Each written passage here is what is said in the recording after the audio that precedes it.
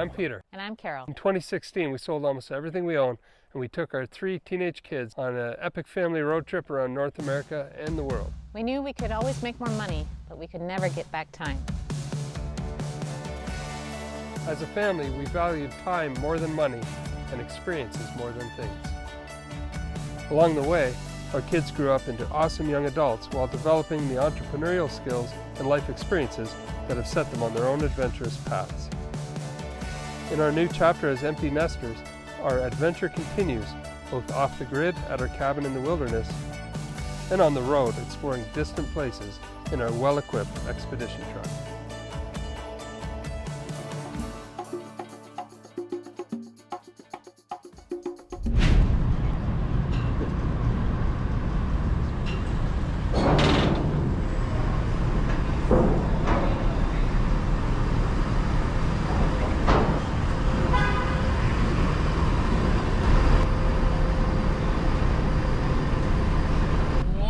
Wow, that is tight. We made it on. Oh, that was the close one. The guy said, oh, I misjudged that one. And he kind of shook his head, and I was like, oh, I hope they don't turn us around. We made it. Made it.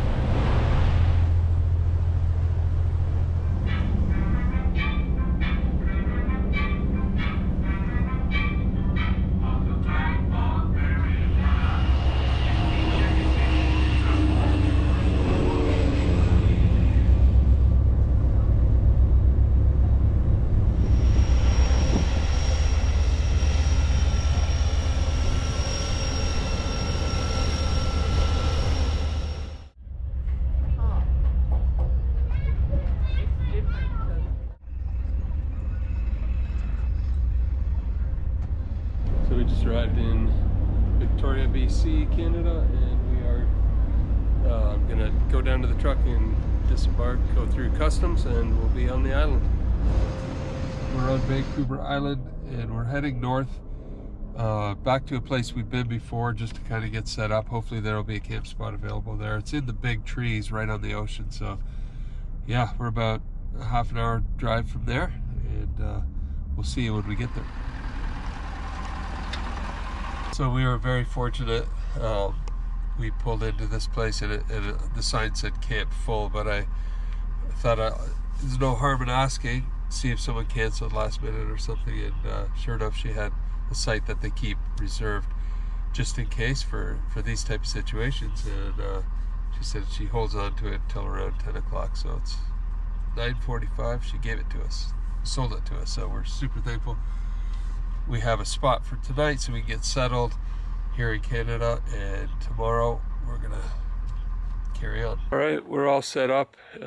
It's been a long day. We've come a long way in the ferry and the border crossing and all that stuff, so we're just gonna get an early night and probably not even make food. We'll maybe make a quick snack and then hit the hay, and we'll see you guys tomorrow morning.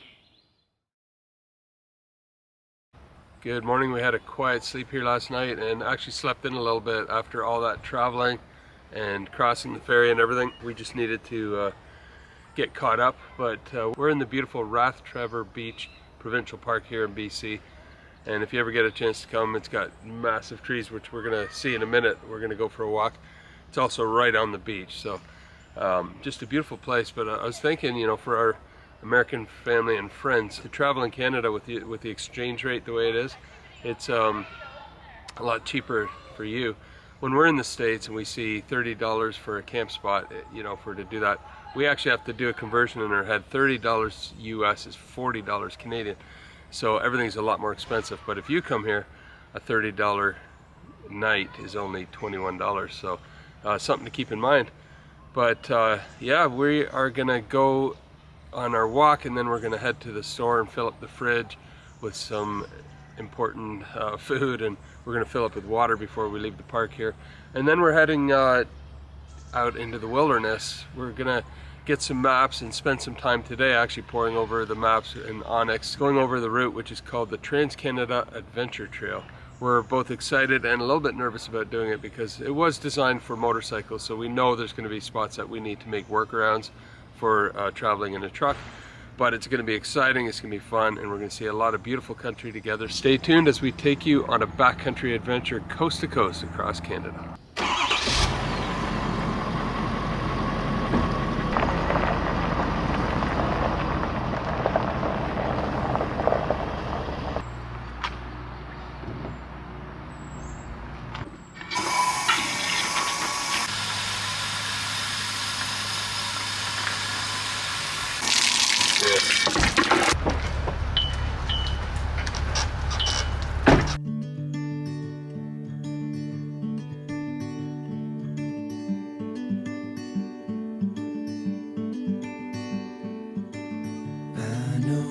Place where we can go and be alone. So $258. Wow, ouch. I forgot how expensive fuel was here in Canada.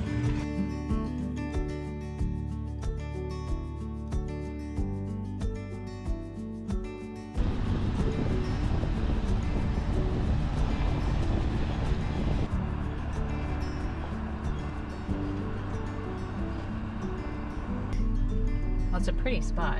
Quiet. Sure is, yeah. That's what they said on the map. And then there's the small Elk Creek right here that you walk to. Okay. It has a pit toilet and then trails going to the creek. Really pretty. Should we check out the other one and see if it has more clearing for the Starlink? Yeah, this is pretty, but if it's not far up the road, we might as well check it out.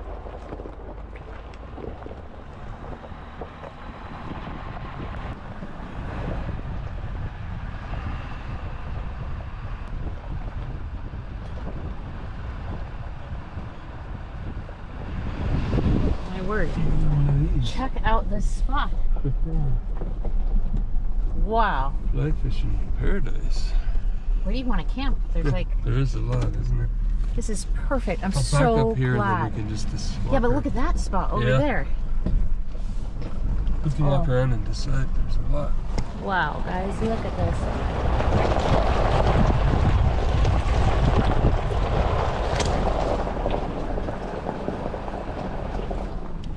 Ooh, I like this spot actually. Yeah. Look at the view. Let's get out.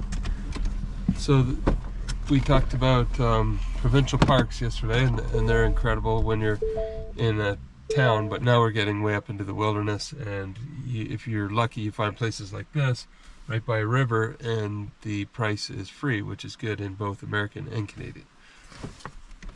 Right? Right. Oh, I love this spot. Should we turn it around to face the river?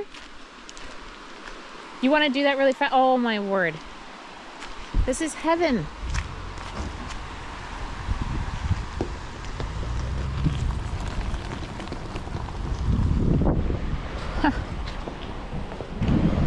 Wow.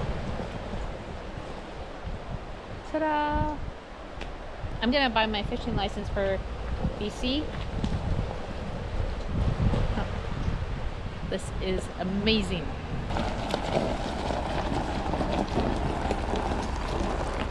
Our door will open up to this. Went into you. Yeah. Oh dear Lord. That's bad. Oh. I hope it's not too rusty. When was my last tetanus shot? Oh, I think Haiti. No, really? Yeah, that was a. It Let's hurts. get some. Drooping now. Oh, I'm gonna do here. any Let me get you a polished chair, bone and or I'll get you. I'll get the medic bag. Let's just get you sit down.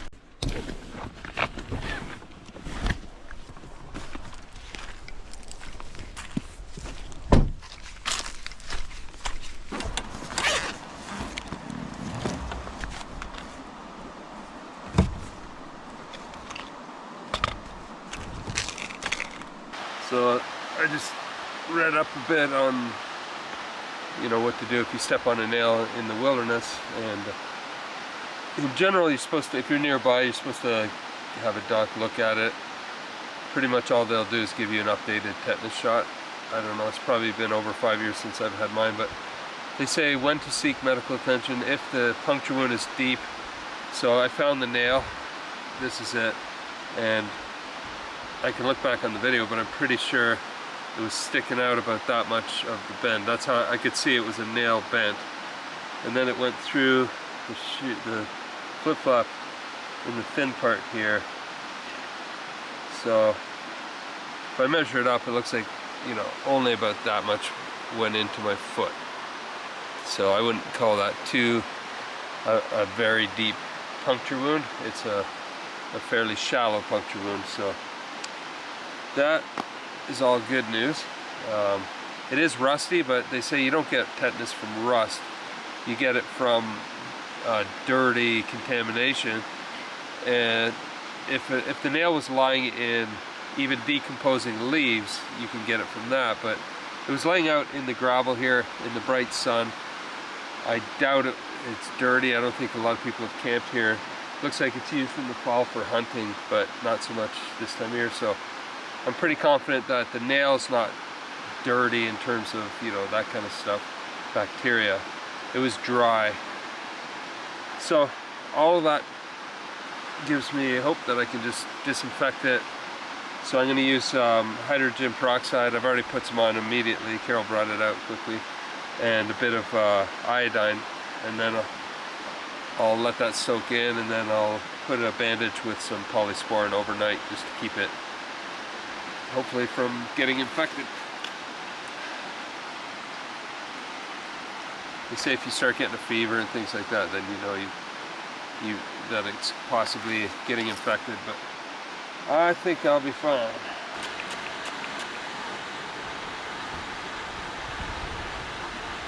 That's where the nail went in. I'll get you a paper towel. Love this first aid bag from Fieldcraft Survival. You just clip it on right here, and it's just easy. It can turn into a backpack. So we have stuff like if we have to hike in, or even Lando. But Lando's bag is right there. So it's really easy. I can just tear it off, and it has all his dog first aid kit. I place his here because then it's just easy access if he were to get hurt while running, which has happened before. Anyways, always good to have first aid.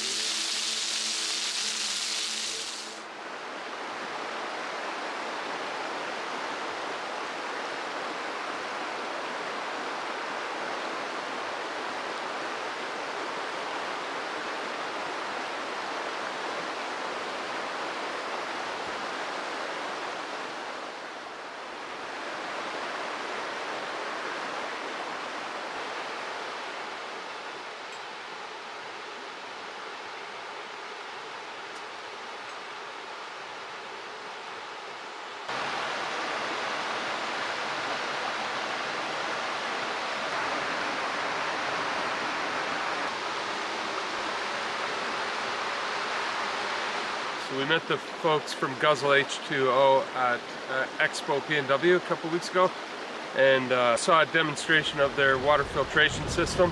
So I think this thing's going to be a game changer for us.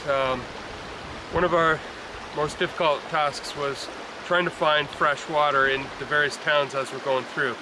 And sometimes you have to pay for it, it's quite expensive. And you just never know the quality of the source. So with Guzzle H2O, you can put that filter in the water. There's a whole filtration system in this box, and all you do is turn it on. It's battery, rechargeable battery operated, so you get pure drinking water coming out of this side. The cool thing about this is it has a 30-foot hose, so you can run it directly from the river up to the truck. So they say it'd take about 40 minutes, 45 minutes to fill 30 gallons, maybe an hour, but that's something we're gonna do. We park by a river, hook this up, just start filling it, and we'll have unlimited source of pure drinking water. So we're really excited about the Guzzle H2O.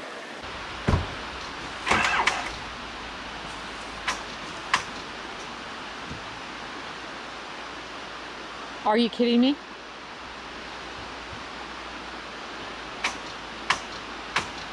Those people just left. What happened? But why was it like that? I think because I was charging a bunch of things off of here last night. Oh, the H2O. Those people literally just pulled out. Yeah. Is there any switch that you can go to another battery like Vandy? That's a good question. We have power in the back, but there's no way the cables would reach. Wow. I haven't heard a car all morning. You know, we should probably carry a battery charger we could plug into the back. Right. Wow. I can't believe those people literally. Just left, like, I mean, I wish I had a bike. I could race. That's why we need to carry a bike. Oh. Wow. Something we never thought about. Now we are thinking about it, and it's something we're gonna have to figure out. Do you want me to stand at the end of the road? There might be one or two, hopefully. Otherwise, I haven't seen any yet, but there has been a white truck pass yesterday. we might be working here today until someone comes in, if they do. Stay tuned, we'll let you know how it goes.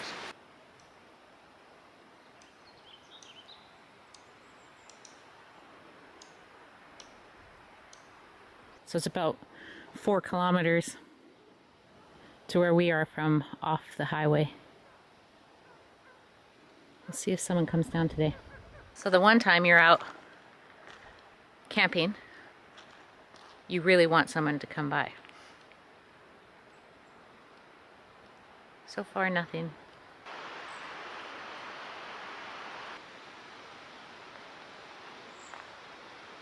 Of course, we picked the most remote place, like down the top. Rooney Lake, Maine.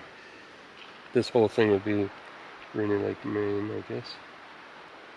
We need like an electric bike or a dirt bike. But this is Rooney Lake, I don't know. Yeah. We need a few things.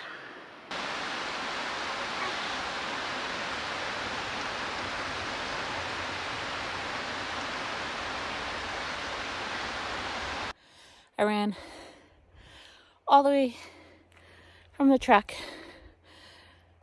thinking there was a car, but it was an airplane. Well, at least I got my sprint in. We're like, it doesn't really matter, I guess, because we were thinking to stay and just edit today, and those people that were next to us was in the spot that I wanted to fish, because it's where 2 rivers meet. But I just hope someone comes this evening for a camp spot. I mean, we're remote, but not that remote. And we're talking about, we have a bug out solar panel, beautiful solar panel, and it's at the lake, not in the truck. That would be good to carry. We've had to use it before with the Jeeps where we killed both batteries, but oh well, we've learned a lesson. On to go fishing.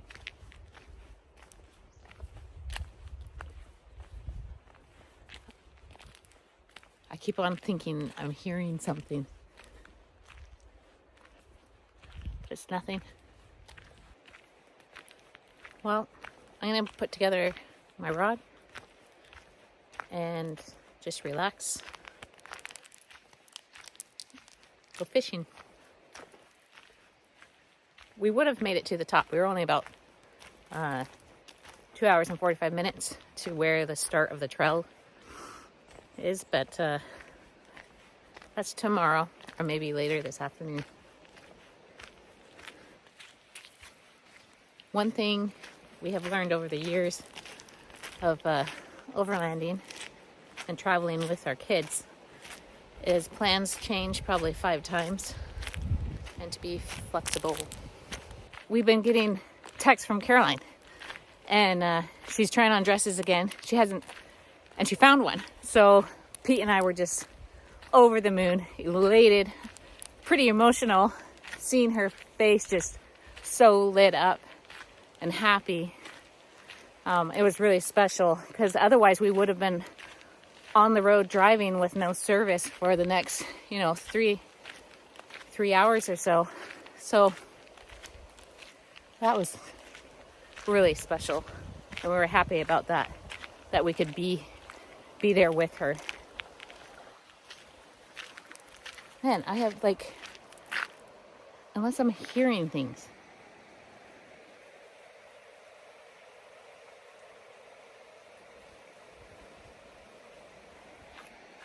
Anyways, Pete and I were just talking that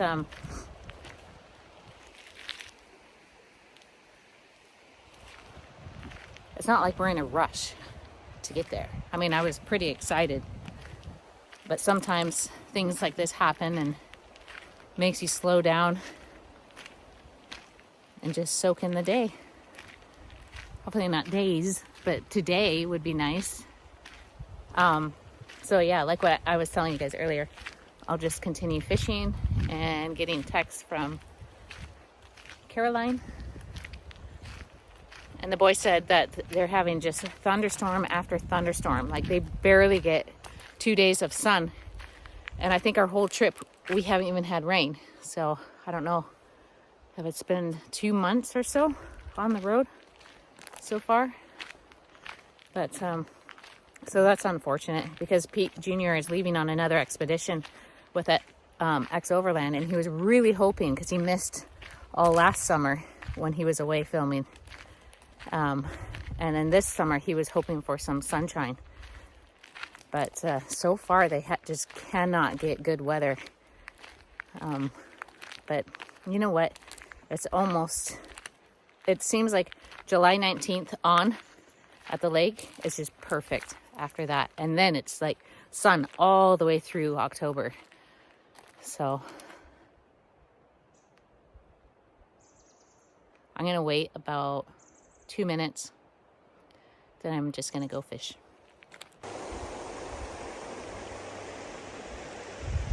So Carol's out fishing, but thankfully a truck pulled in, and some folks with their dogs were going to go swimming in the river. It's such a beautiful day. They're locals, and they boosted us. We're back in business. So we're just going to let that run and charge up, but it illustrates something missing in our kit here. What we definitely need is either one of those booster packs that we can charge from the back, or even a trickle charger, or maybe a charger, because we have lots of power in the back of the truck, in the cab, and the solar's going, all our batteries are at 100% there. Just if we ever needed to boost ourselves, I think one of those packs would be probably the best bet. But I'm thankful for those folks. They took care of us, and we're back in business. But we're just going to hang out here today because It's such a beautiful day. I'm editing back here, Carol's fishing, and there's no downside to staying here by this gorgeous river.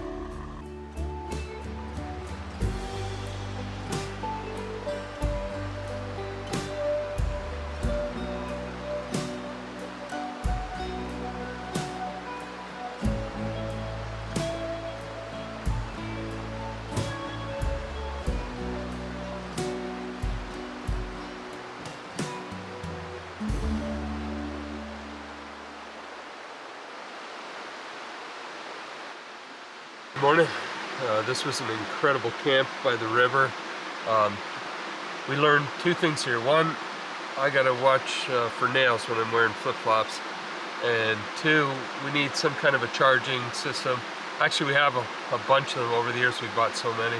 They're back home in the Jeeps, but for this truck we need to get something in case we wear down the battery. But really what I learned is not to charge, you know, a big battery off of the truck battery when it's not running. So anyway, what that did was forced us to stay an extra day, and I'm awful glad we did, because it's just it's been a wonderful 2 days here by the river. It's extremely remote and quiet and peaceful, and thankfully somebody came by just for a short visit and got us going. And impressively clean, the whole campground. All the campers, any campers that have been here, you've done a great job of cleaning up. There's absolutely no trash or anything. The one thing was the nails. I picked up all these just in this one area, and typically I guess that happens because there might be snow on the ground and you're burning skids, or you know, those crates, wooden crates, and so once it burns, the nails fall to the ground, and there's no real easy solution for that. Other than maybe if you can find the fire pit and burn there, then all the nails will fall into the fire pit. But we see that everywhere. It's kind of I can understand the problem, because you know, if there's snow on the ground, you can't tell where things are. But anyway, look at all these rusty nails. That was just in walking distance here, and that one I think went in my foot. My foot's doing great, thankfully. There's no swelling or anything like that. Carol gave me polysporin and a couple other things to me right away, and I got them on it and kept going overnight. So that turned out great. And the last thing I want to say is, if you're putting up tarps around trees and you wrap a cord around the tree, always cut the cord off, because especially nylon, as the tree grows up, it also grows out, and the nylon won't give, and so it eventually kills the tree. So that's it. All right, let's try this again.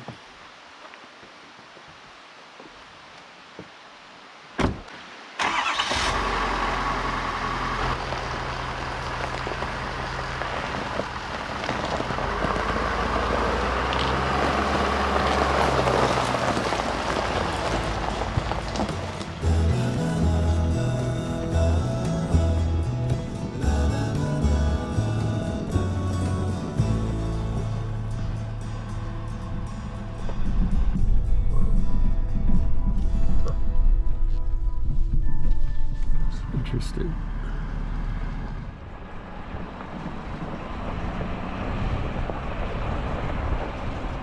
Right, we're off pavement now, and we're heading to the west, the far northwest of the island. Really, really remote place, and there's a small provincial park up there, which we're looking forward to seeing. And I think you can walk right out to the ocean and all that. So this road is pretty bumpy, and if it gets much worse, we're probably gonna have to stop and air down the tires. But it's beautiful country out here, very, very wild and remote. About an hour and a half of this kind of road, and it is pretty rough, so we're just gonna go and air down a little bit, maybe take 10 or 15 pounds or 20 out of each tire, and get back on the trail. 60.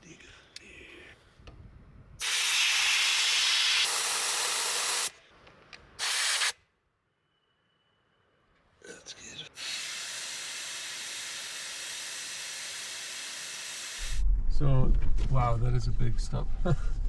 We're in the middle of, on our way to Cape Scott, of the middle of the island here, and there's a little camp, or not quite a town, but it's a logging camp They have a tiny store. It's really a neat looking place in the middle of the wilderness here. But now we're heading back onto the trail and working our way up there. The roads here are logging roads, so it's a good thing we aired down. But they're in pretty good shape. So yeah, we'll take you with us. We're heading to the coast.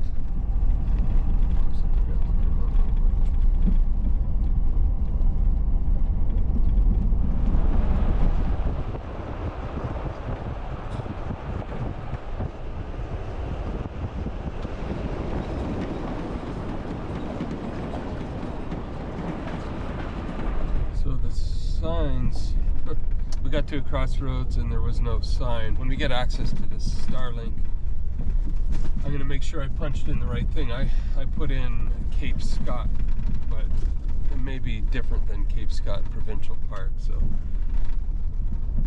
in the meantime, we're just going down some pretty narrow backcountry roads. So it looks like we're going in the right direction, but what's throwing me off is on my GPS it says it's only 15 kilometers ahead, and it's saying an hour and a half travel time. So that's what's kind of confusing me a little bit here, but I think we'll just carry on.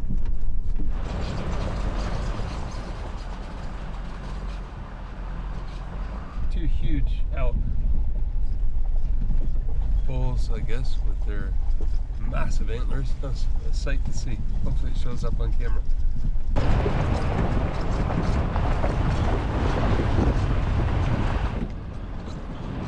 Every 50 feet or so, we're seeing a massive bear poop.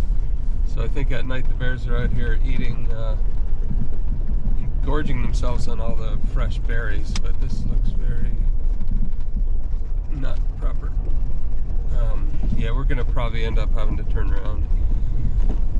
But yeah, it's definitely bear country out here.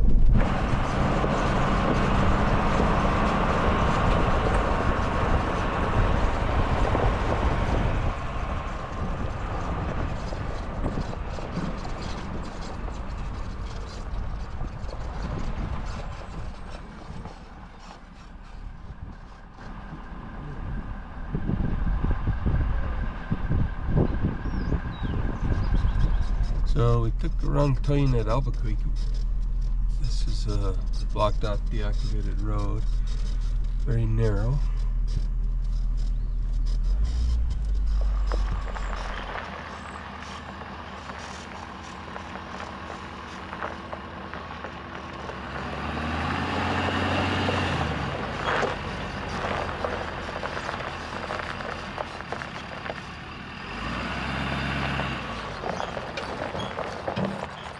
Turned around, but it looks like we made a wrong turn.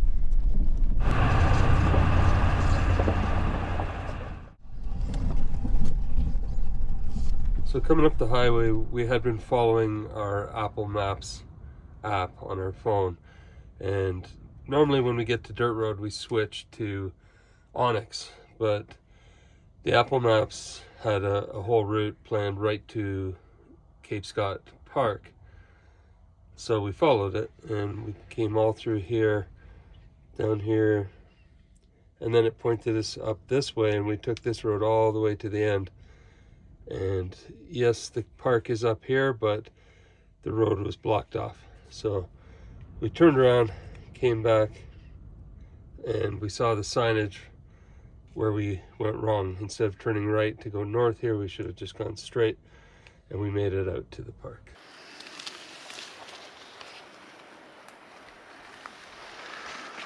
I don't think I've ever had salmon berries before.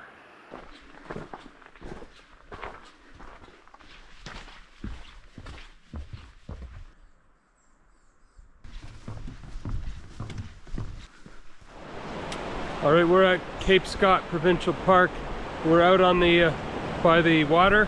We did a little 4.5 kilometer hike to get here through beautiful rainforest, but the weather's been amazing. Carol and I did a lot of exploring here a couple years ago in the winter, which is the rainy season, and that too is beautiful, but this can't be beat. And the temperature's pretty nice. I'm a little hot now, but compared to what, 3 days ago we were in 100-degree weather.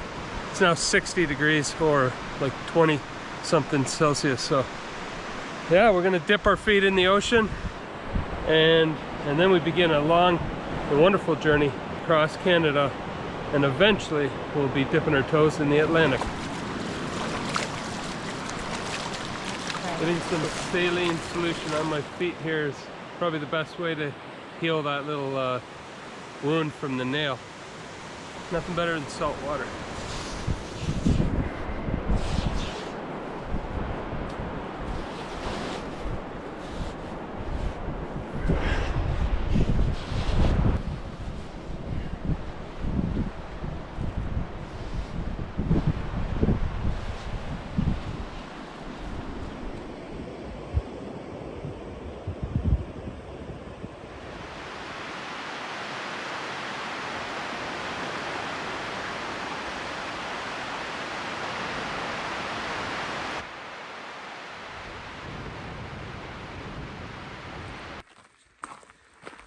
This tree is suspended.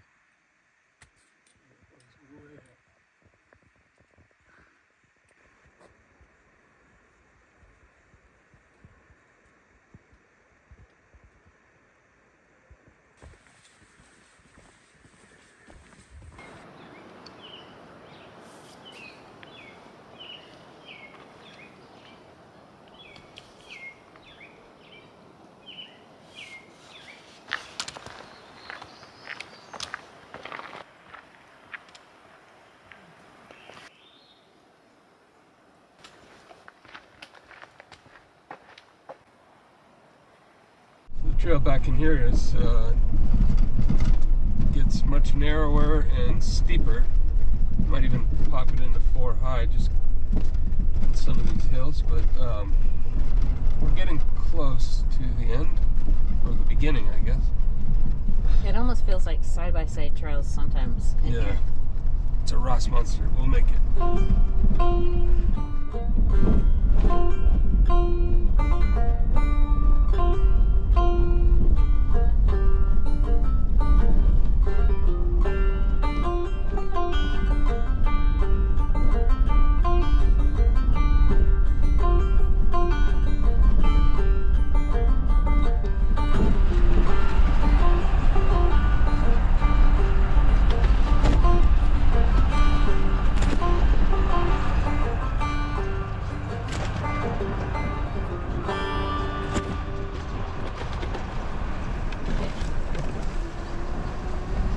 This is crazy. This guy is reversing so far.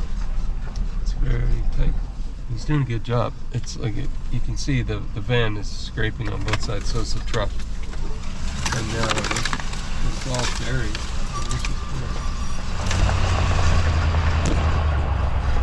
That guy's awesome.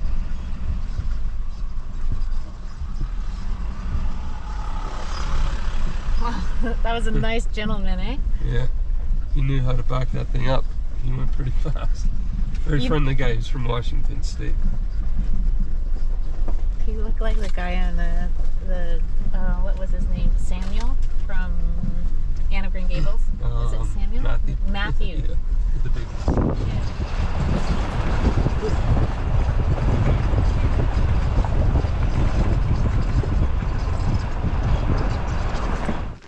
I can hear the ocean. This is crazy. It really feels wild out here. It's not even a park, it's just wild. It's amazing.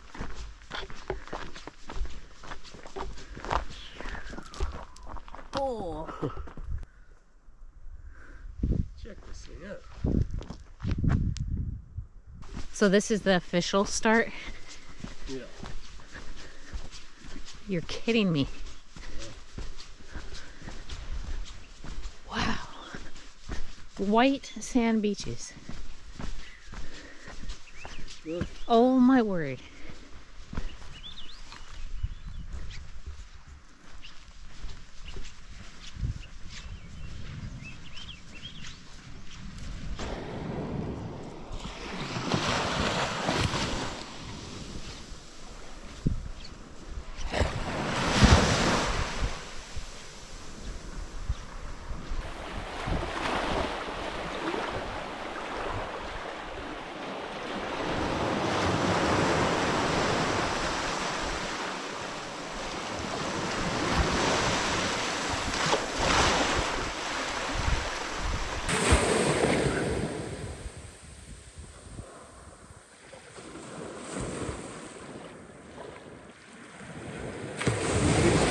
walk through the beautiful forest, some old growth stuff in there, amazing. And that takes us out to Grant Bay. And you have the beach to yourself. There's one or two tent campers just kind of hanging out. It's such a peaceful, remote beach. It's hard to believe that these places exist. You can hear it, you can see it. It's amazing. So when we first got here, we thought, well, since we're way up at the north of the island, why don't we go to the provincial park? And we did. And you could do that too if you want, but this pretty much gives you the same experience, but even more remote. The beach is just as nice, not quite as big, but just as nice. And the walk through the forest is incredible. So this is the beginning of the Trans-Canada Adventure Trail. And after we enjoy this place for a little while, we're going to be heading all the way south and all the way east. So it's going to be an epic journey. That was so much fun to go out and explore a little bit before making dinner and just kind of look around. I can't wait for tomorrow and really explore the beach. And there was a couple that went swimming. So Pete and I are like, well, I guess we're gonna have to go swimming tomorrow. It should be fun. Kind of like when you go up to Tuktoyaktuk, you have to jump into the ocean. So I think it would be a great start to our trip. And we'll jump in at the Atlantic as well when we're in Newfoundland.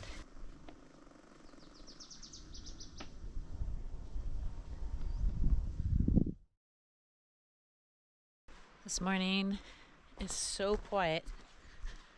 I decided to go and take a walk on the beach, get some exercise done. But this place is unreal. So pretty. Looks like this morning I'm all by myself on the beach. It's kind of neat.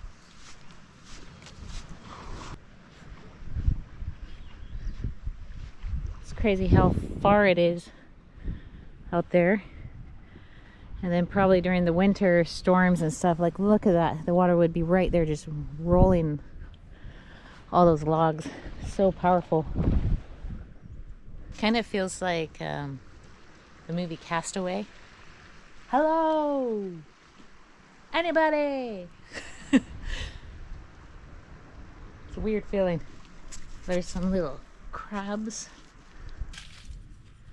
When Daniel was little on our road trip, he'd get driftwood like this, carve it out and make a little fin and glue it in there and make little surfboards and then do decorations with his wood chisel. Really cute memory. So now whenever I see one like this shape, always makes me think of little Dan back then.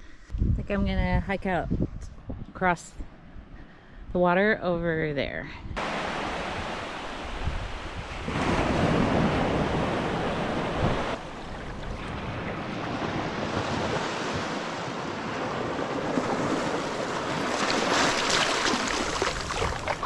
This is kind of a special place to be.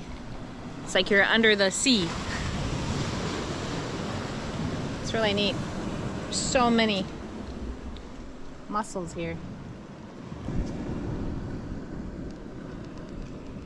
It's beautiful.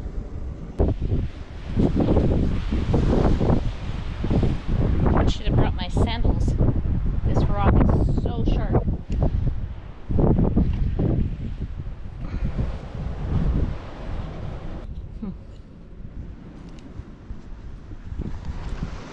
This has me so excited for Pete Jr. learning to sail.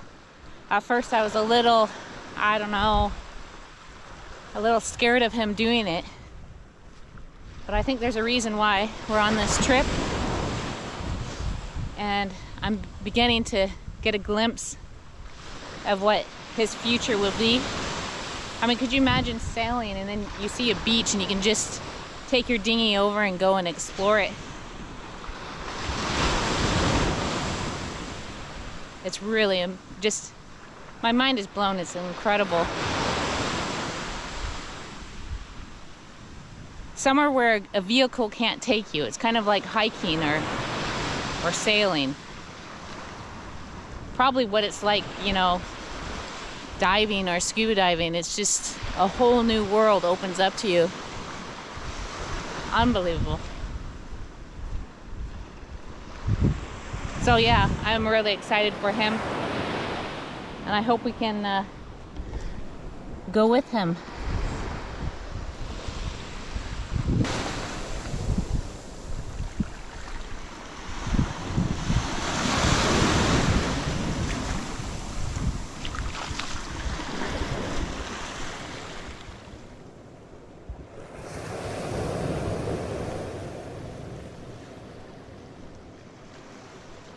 Oh, that was fun. I wish Pete was here so you could just really push me out there. Ah, blast.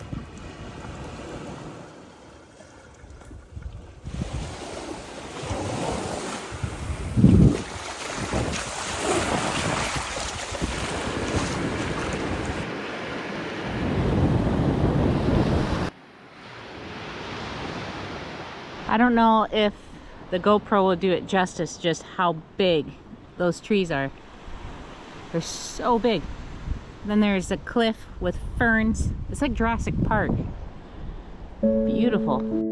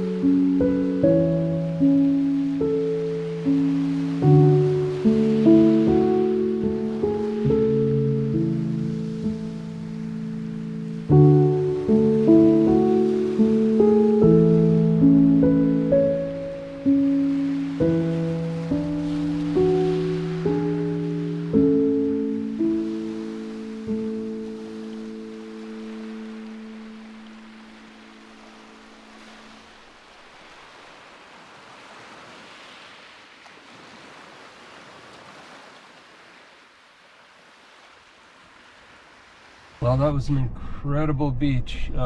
It's so far back there, it's so remote. Obviously not too many people make the long journey back in there on the rough road and everything, but that makes it so you have a beach almost all to yourself. Well, it's just an incredible way to start the adventure trail. It's a little dangerous because that place is so beautiful, you don't want to leave. And we've got a long journey ahead of us, and we have to get back, obviously, for the wedding. So we have to pry ourselves away from that little piece of paradise. But it was great having a swim, and we're all refreshed. Now begins the Trans-Canada Adventure Trail. Let's go.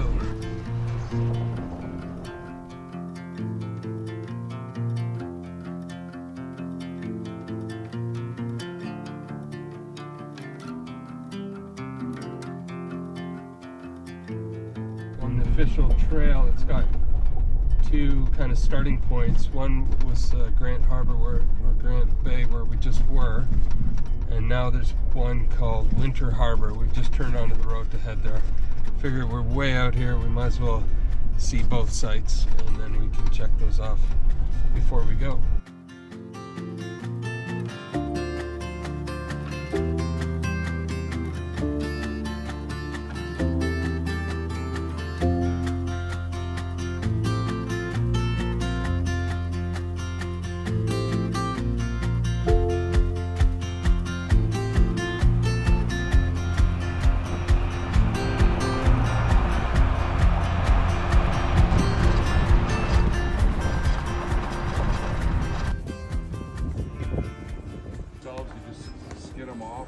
So that the meat's white. Sorry. And cut them into rings. Yeah. But yeah, the guts pull out easily. You just stick a finger in there and it's fine. So cool. Love it. Nice thing is there's a little store here too. We were in need of a few things, and everything was here. Tiny little, it's called the Outpost. Little grocery / hardware store.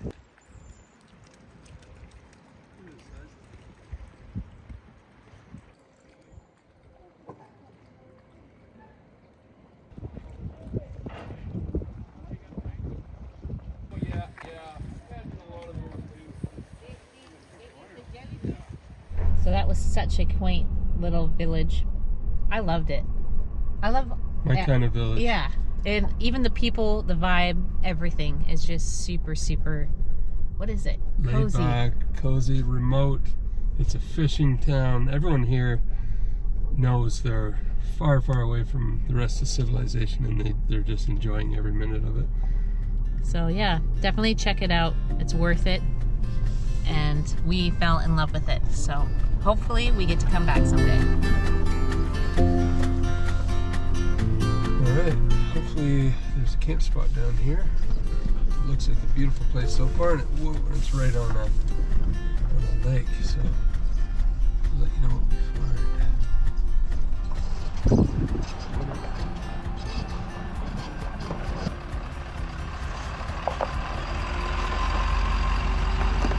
Anywhere that's level, how's that? It's sloping back, but I'll find a log or a rock. Okay. Look how big that thing is. There too. Oh man. Oh, that was a monster. Be some good fishing in here. Beautiful. So many lakes and rivers and massive forests. It's mind-boggling.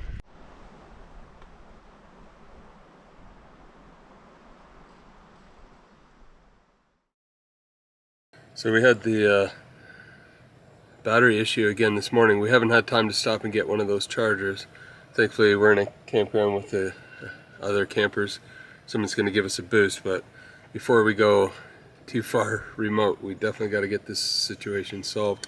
If there's a store nearby with the equipment, we'll get one of those boosters so that we can boost ourselves. The gentleman's coming to get us boosted here. So these two gentlemen trying to help us, it's been, I don't know, probably pushing a half an hour to 40 minutes, and they stopped everything with their kids in their camp to come over and help us, and we actually interrupted their coffee break, our morning coffee. So super nice guys, and they're just trying to work out everything. So here we go, let's try again.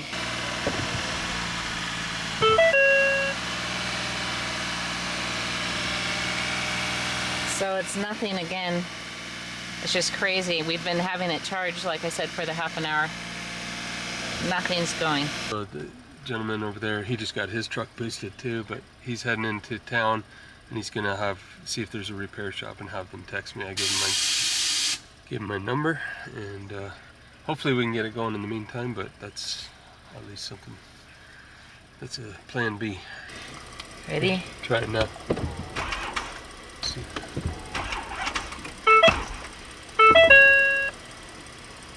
Press 2 knobs twice within 3 seconds.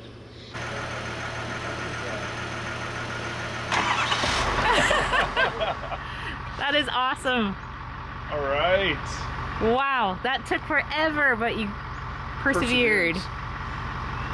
Hey, my pleasure. Yeah. We'll go straight to town. Yeah, it's a good Yeah, just idea. don't Do turn not it off. So Miles and Brian spent the entire morning, I'm sure that wasn't in the plans. They're here to go camping, but they spent the whole morning boosting us and getting us going, so thanks a lot, buddy. Hey, it's what we do. Appreciate it. Absolutely. Oh, it's Thanks, fun. Enjoy Miles. the rest of your trip. Yeah, Hope to see you on the road somewhere. awesome. Well, we've got it temporarily solved. At least we can get into town, and hopefully it's nothing major. He had all the tools for checking the amps and everything, and he seems to think just from a quick inspection that the battery on this side is shot, which is weird because it's brand new, but if that's all it is, that'd be easy. That'd be an easy fix. Those guys were awesome. They're friends, neighbors actually, and they're camping together. So just make sure everything's good. They saved the day. They did. So it's Saturday, so I don't know what's going to be open in terms of shops, but we'll find something. So we're just at Napa Auto Parts, and he's testing the batteries, and one of them says bad, replace, which means you typically have to change up both of them, which is fine. But it sounds like that's probably the issue, which would make life very simple. We love the Napa batteries because they have a 3-year warranty, and you don't have to come back to the same place. It can be any Napa in Canada and the US, which is super handy for us. And then keep this battery as a spare. Oh yeah. Then that way, yeah. That's smart. Yeah, we can do that.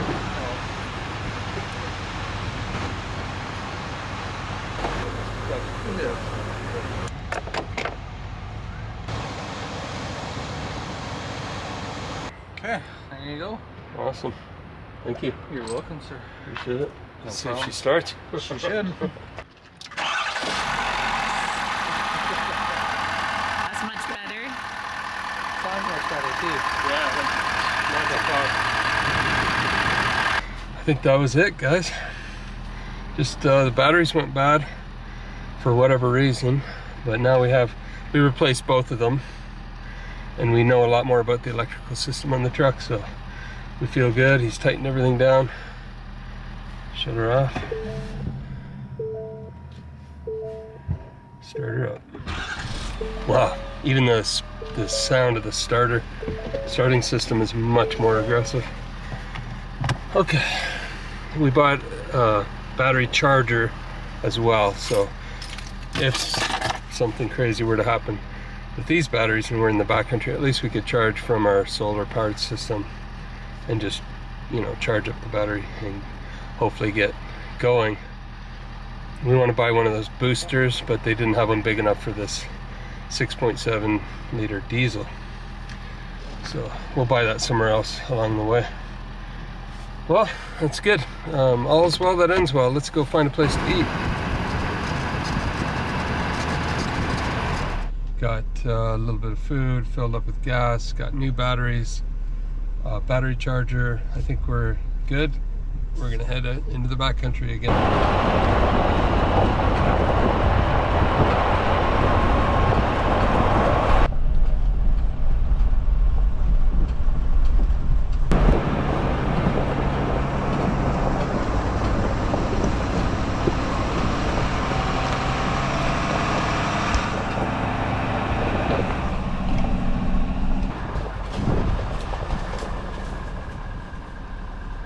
Well, let's just see if it's a short section.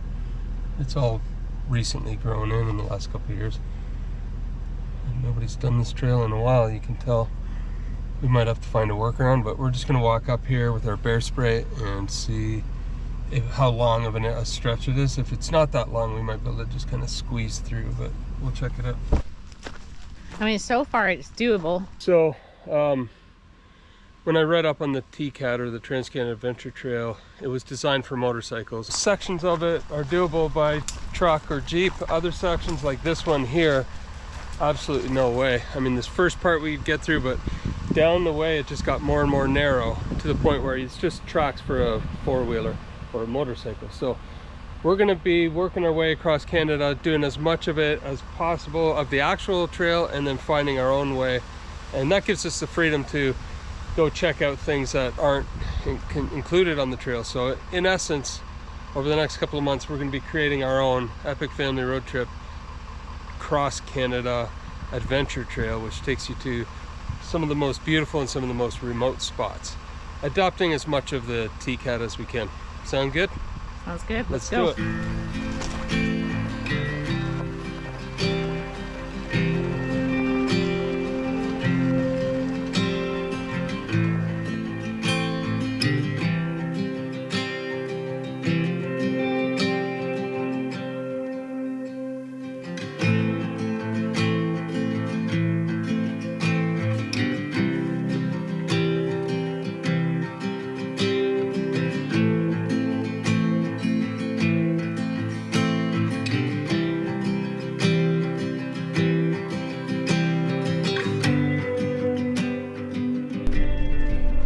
here with the kids with the 2 Jeeps probably 3 years ago, and there was a full abandoned wood mill there, I guess it was, or a pulp mill or something, and now it's completely taken down and they're restoring the land, which is amazing.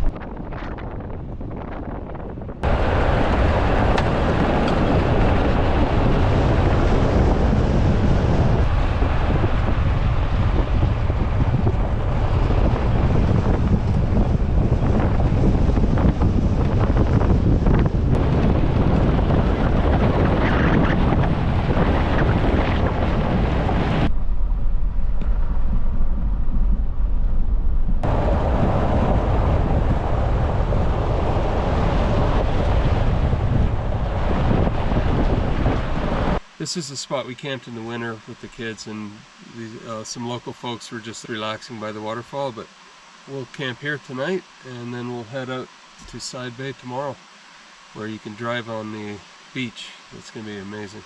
So check out this camp spot. Pretty amazing.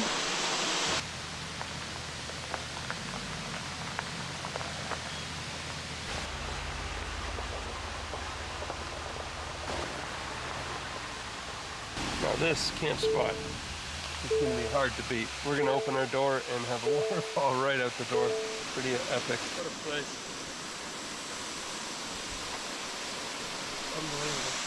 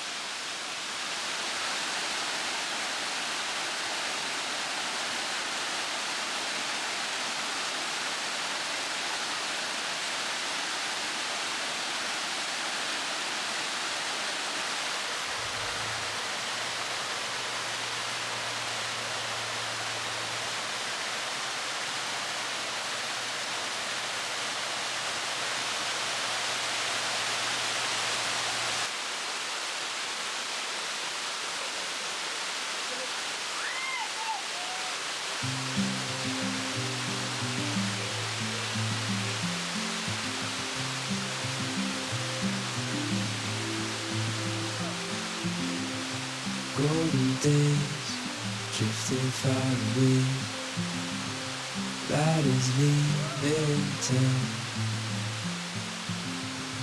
Colors fade, but I'm thinking we stay just for a little while.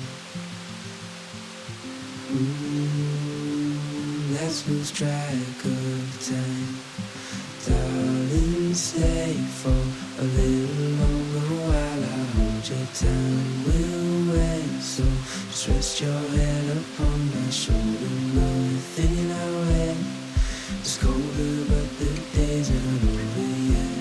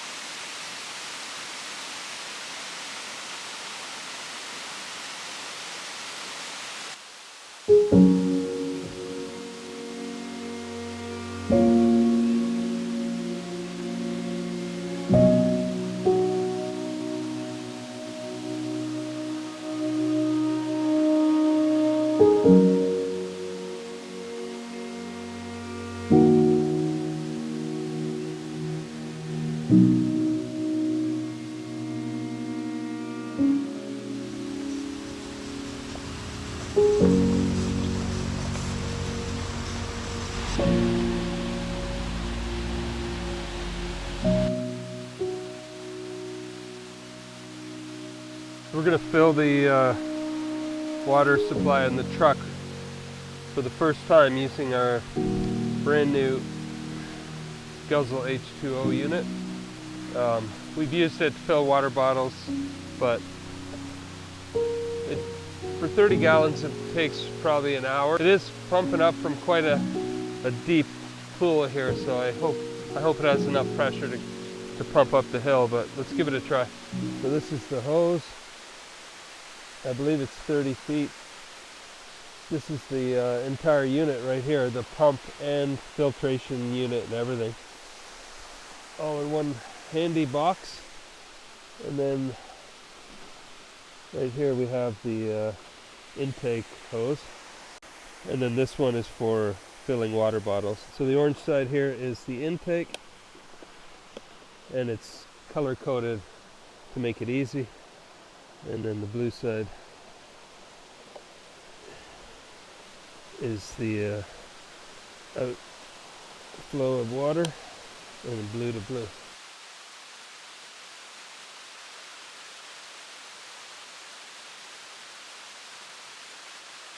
So that's incredible. Despite the drop and everything, it's pumping away. I'm going to take a look at it here. So that's good cold drinking water, purified. Well, that is a game changer for us. I mean, we could get unlimited water here. That little unit runs off of a battery pack, which is built into it. So it's just, you grab that one case, an intake hose and an outflow, and it's all you need. Pretty incredible. So we're gonna let that fill up our 30 gallons. We're at about 20% water after doing dishes and taking showers. We'll let you know when that's full. But now that we don't have to go into town and look for water, we can stay out in the wilderness a lot longer. What an amazing system. Thanks, Guzzle H2O. If you guys want to check them out, I'll put a link below. It's a pretty neat unit.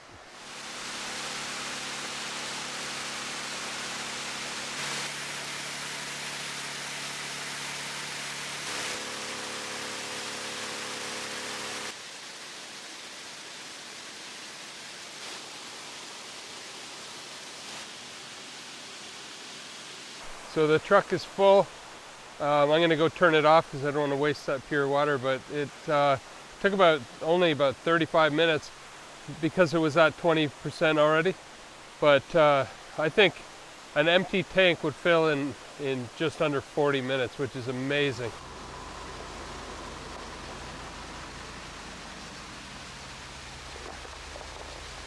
Fully loaded up with water, we are now heading out to Side Bay. There are two ways to get there. The most common route, which is a wider and less rough road, although still challenging, is indicated here on the Onyx Off-Road app. This route can take over 2 hours, traversing some pretty steep and winding logging roads.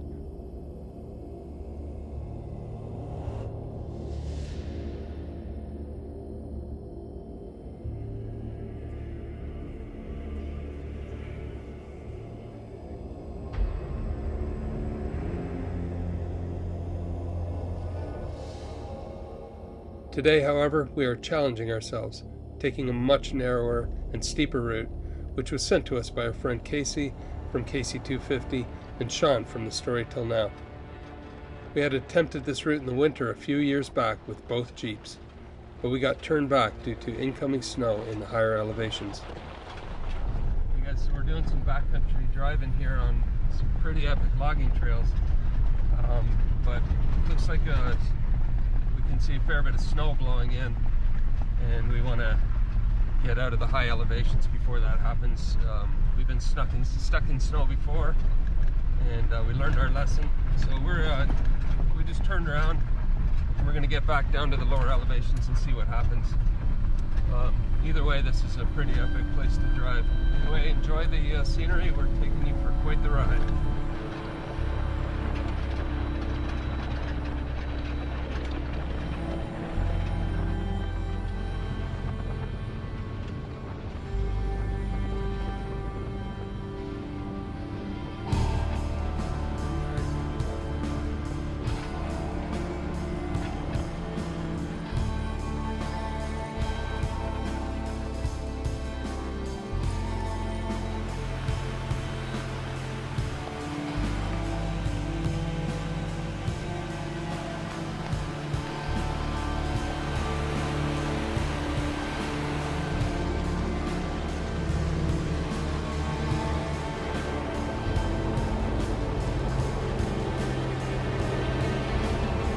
This time, we are determined to put the truck to the test and go all the way through to the coast.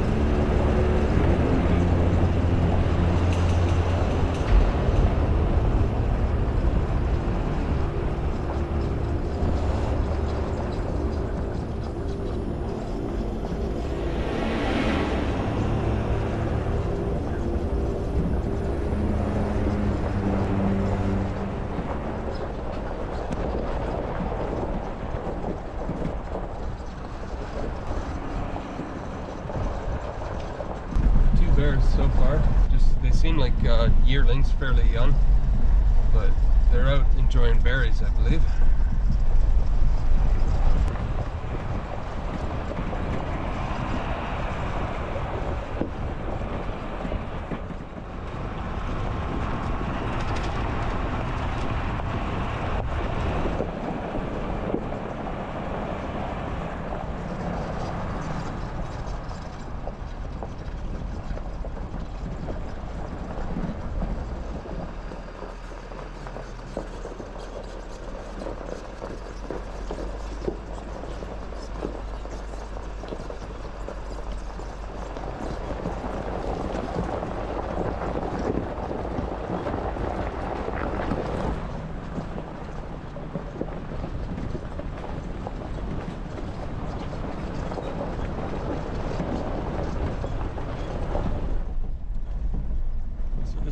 Is along some pretty steep shelf roads and tight corners, super high climbs and descents.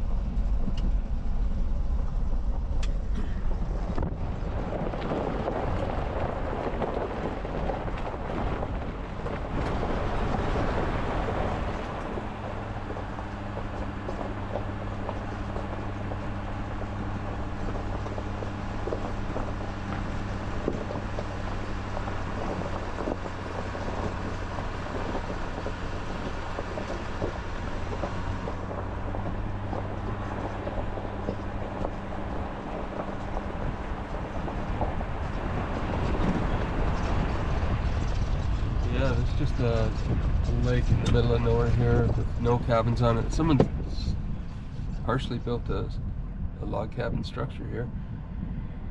We're just gonna walk around. It just looks so beautiful.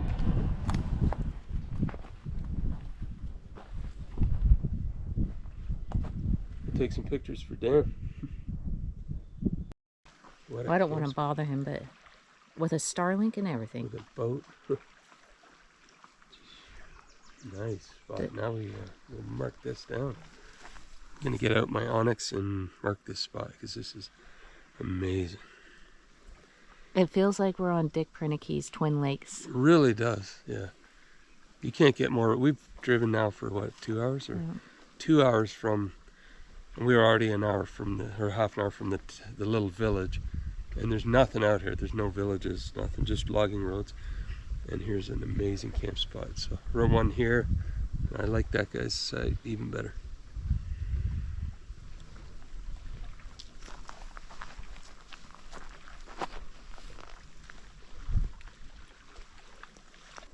We just gotta go past the lake and then we're on the...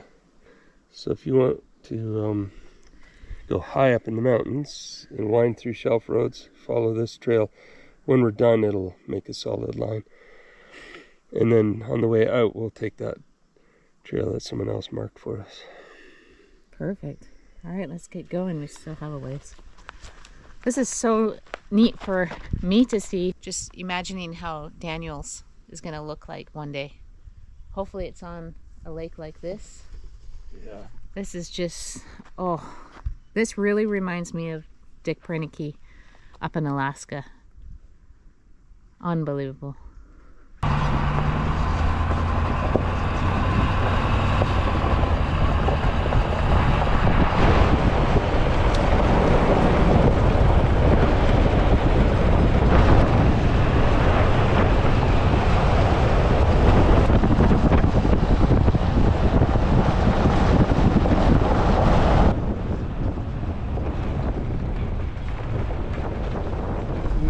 There. I guess this is the way onto the beach.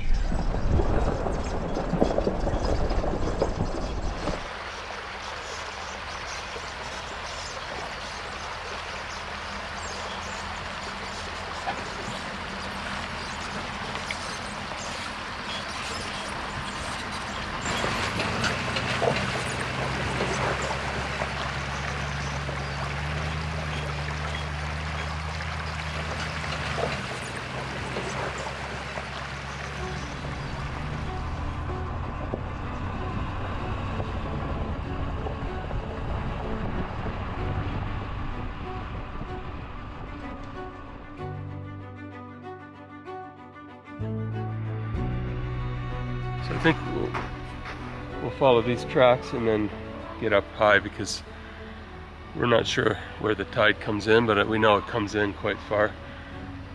We don't want to be camped in the water tonight.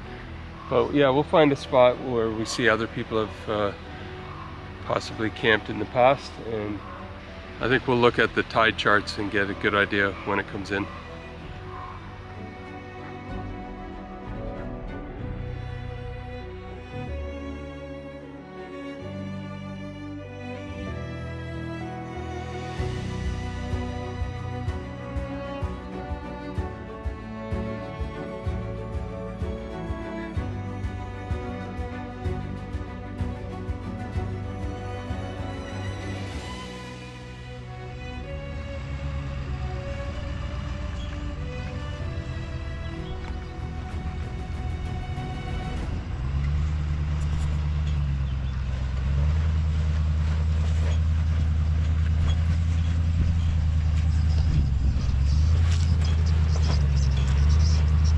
That's a beauty spot. You can go back quite a ways too. It kind of levels out. Yeah.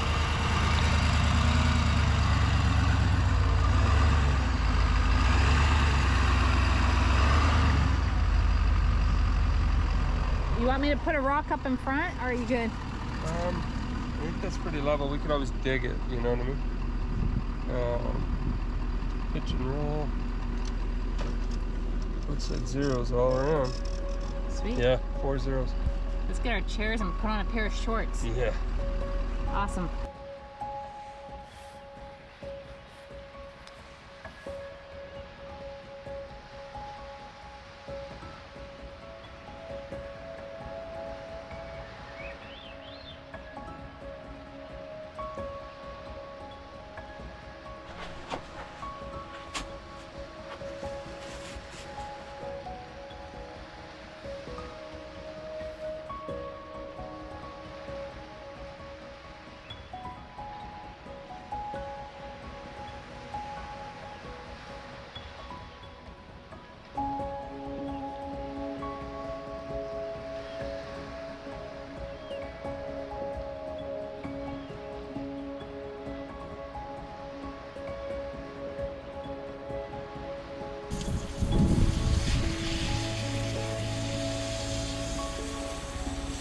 about 4 guys on adventure bikes. Seems like most of them are Husqvarnas, but they were just whooping it up when they arrived here. They're so excited. One guy hit the soft sand and fell over, but made me miss the boys. And I'll tell you what, we are going to give them these GPS tracks on Onyx. They have to come here in their bikes. This place is absolutely magical.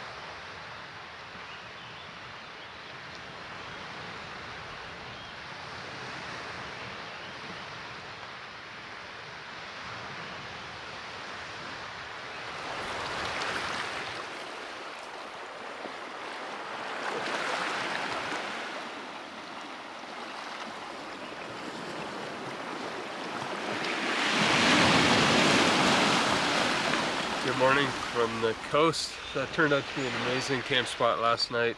We were definitely far enough away from the tide. I think the tide came up to about somewhere about here last night, and then it retreats to where it currently is. So we just fell asleep to the sound of the waves, and some fog rolled in. It was absolutely beautiful. We're gonna spend the day here because it's so peaceful and quiet, and make some seafood, Carol's famous seafood sandwiches, and that'll be on Simple Meals. And if you see the meals that you've been watching on our videos, to see the entire process of how it's cooked and baked and put together and the recipe and all that, go to Simple Meals. I'll put a link below, and follow Carol's new channel.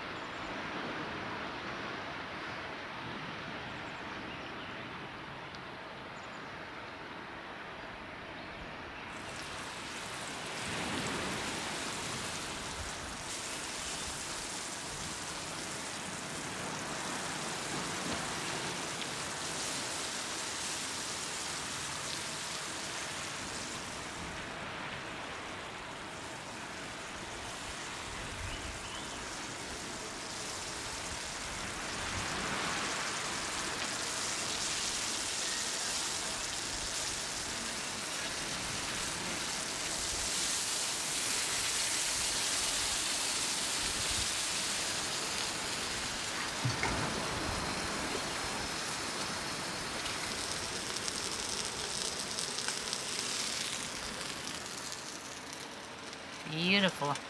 Nice and flaky.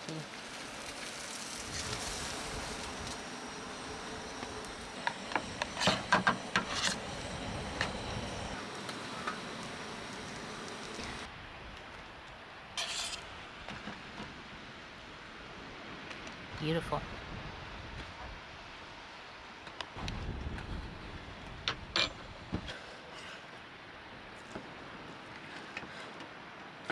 Just perfect.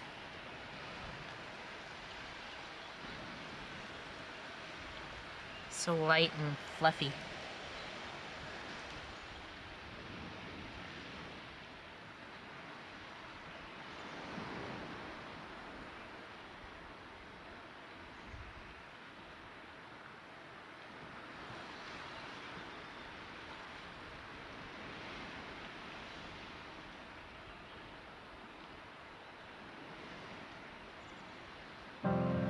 Well, there you have it, a fresh cod sandwich on sourdough with dill and lemons and capers, a shallot, and a perfect homemade aioli sauce.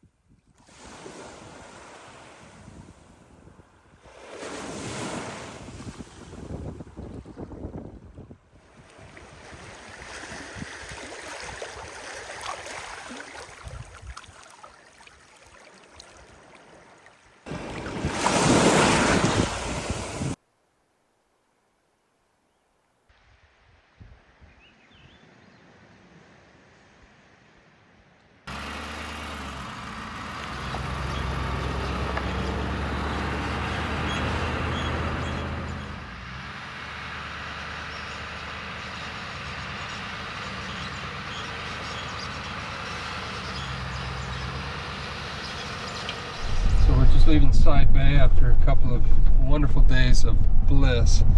What an awesome place. So excited to share it with the boys so they can come on their bikes one of these days. But that's a 3-hour drive from the nearest town through, you know, decent, sometimes bumpy, but pretty decent logging roads.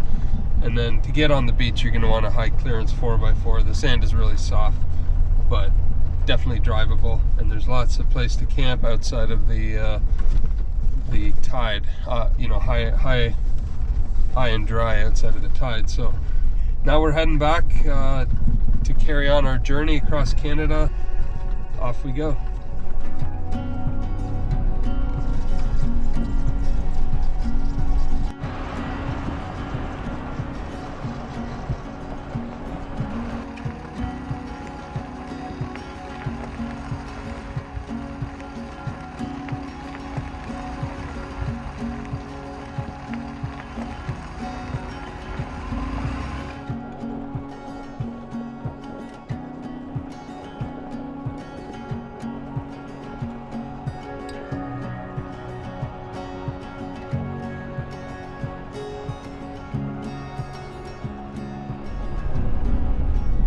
Past the cutoff where we came out of the mountains on the way here.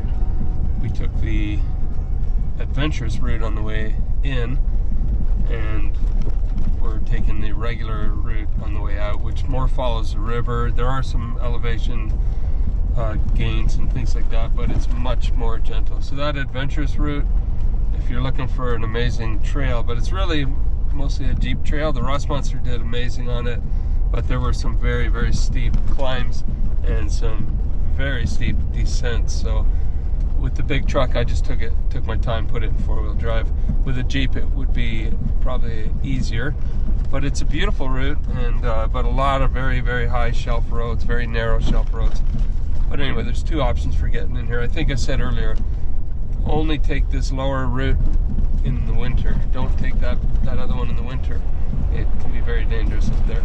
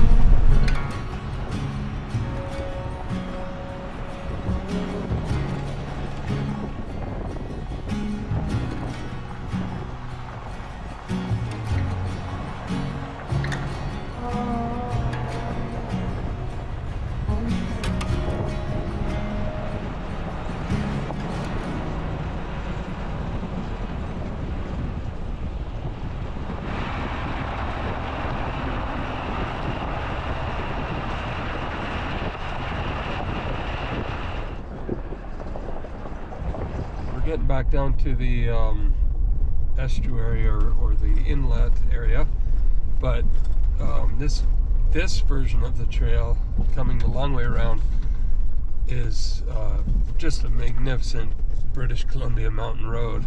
You go to some pretty great elevations up there and some steep descents, but it is a wider road than the trail we were on and a little more well maintained, so it's very doable and pretty exciting ride.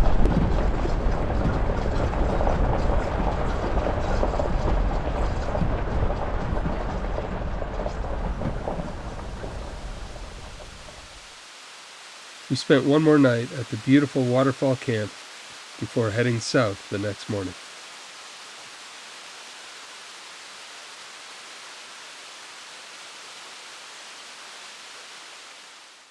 Good morning, everyone. We are having a coffee on the road this morning. We just want to get a jump start on about a 6-hour drive to the little town of Tofino. That's our plan, is to get out to Tofino today. One of our favorite places on the coast as well. We're going to take you over there with us. We spent a winter out there, and now it'd be super fun to go in the summer and just check the place out. We're not going to stay too long, but it's one of those places we want to make sure we don't miss as we go on our big overland adventure across Canada.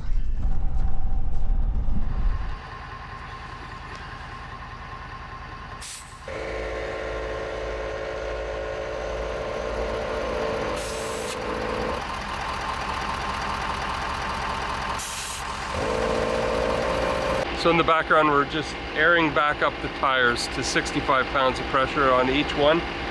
We had them down to 40, and the reason we do that is when we're on those bumpy back roads with all kinds of rocks and potholes and everything, it makes the ride a lot smoother, so all your stuff inside isn't rattling all over the place, or your brains aren't rattling out of your head.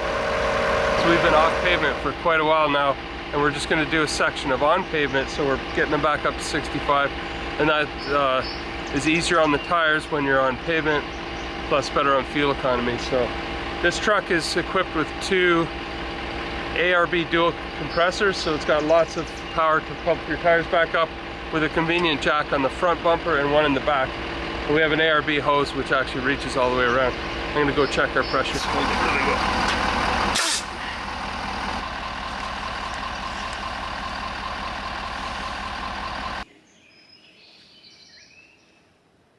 Wow, that's crazy.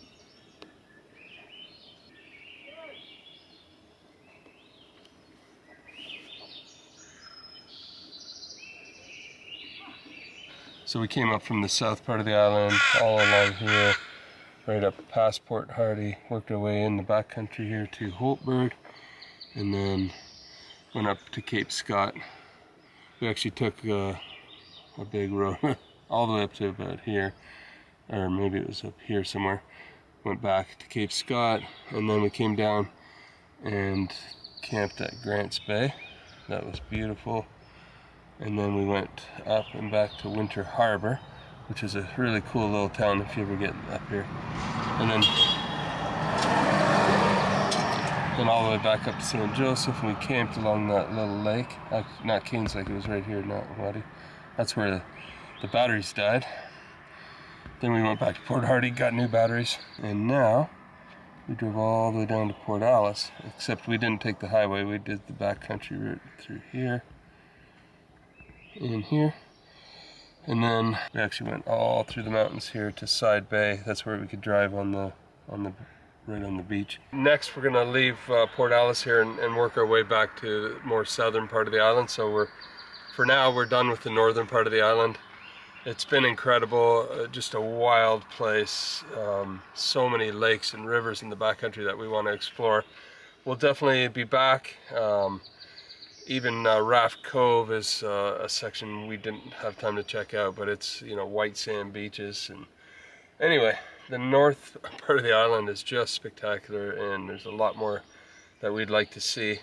Tons of eagles, and we saw, what, 9-10 bears just on that one drive in there. Deer, bull elk, wonderful, wonderful trip. So thank you, North Island, for your hospitality. And now we're heading to the South Island before making our way to the mainland. So the Great Canadian Overland Adventure continues.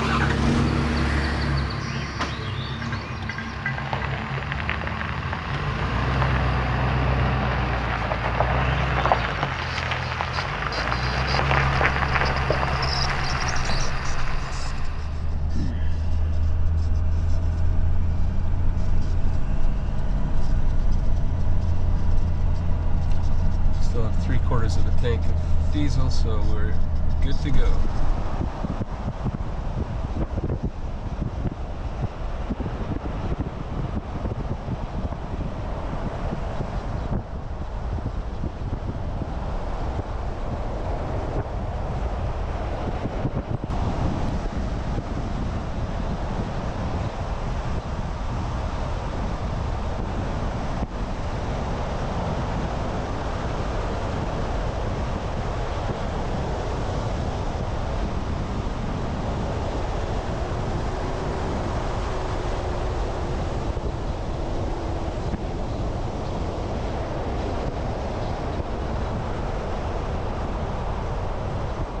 We didn't get far, as always happens up here. We're on a 6-hour journey. It'll probably be 12 hours because we keep seeing these wreck sites, and you know, we just want to stop and check them out and mark them down for later usage. And for you, if you're in this area, this is called the Marble River wreck site, and behind us is the Marble River, and there's beautiful camp spots. Whenever you hear of a BC recreational site, what they are is little campgrounds that are free. It's pretty much dispersed camping, except they usually have a picnic table and a fire pit, and they're in beautiful places. So if we weren't moving on, this would be an amazing camp spot right here. We just drove through the loop, and there's tons of camp spots. So check this place out, Marble River Recreation Site. Beautiful places that are on the west coast of the island. You definitely can't drive between them. You have to go all the way back to the east and take a route south, and then go wind your way all the way back out to the west coast. But that keeps them remote, and that's just the way the lay of the land is. I mean, as you saw what we were traveling through, you get yourself into the mountains really quick.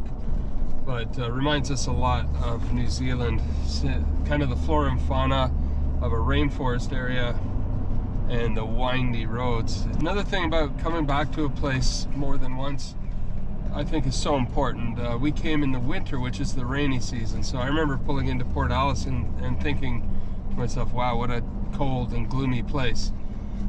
But that is not the case coming back in the summer. It's been nothing but bright sunshine, beautiful lakes. The weather is just perfect.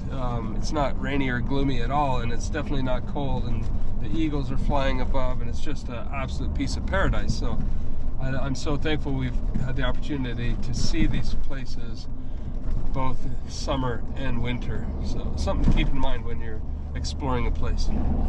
So just to give you an update on the battery situation, we had one dead battery, and we don't know what caused it to fail, but what we did is replace both batteries, even though the other one was still fine. The truck of this size needs both batteries to start. So we put in 2 brand new Napa batteries, and we haven't had a problem ever since. That looks like we solved the problem. We kept the other good battery, and we have it in the back just in case we can use it as a booster, something to boost from if we had to. But so far so good. The truck starts easily every morning, and we're back on the road.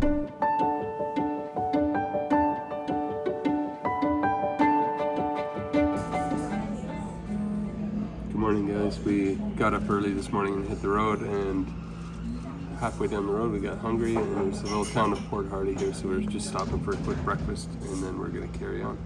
Port McNeill, that's where we are. Well, that is a really cozy breakfast joint. So if you're ever here, Bon Appetit family restaurant. They take good care of you.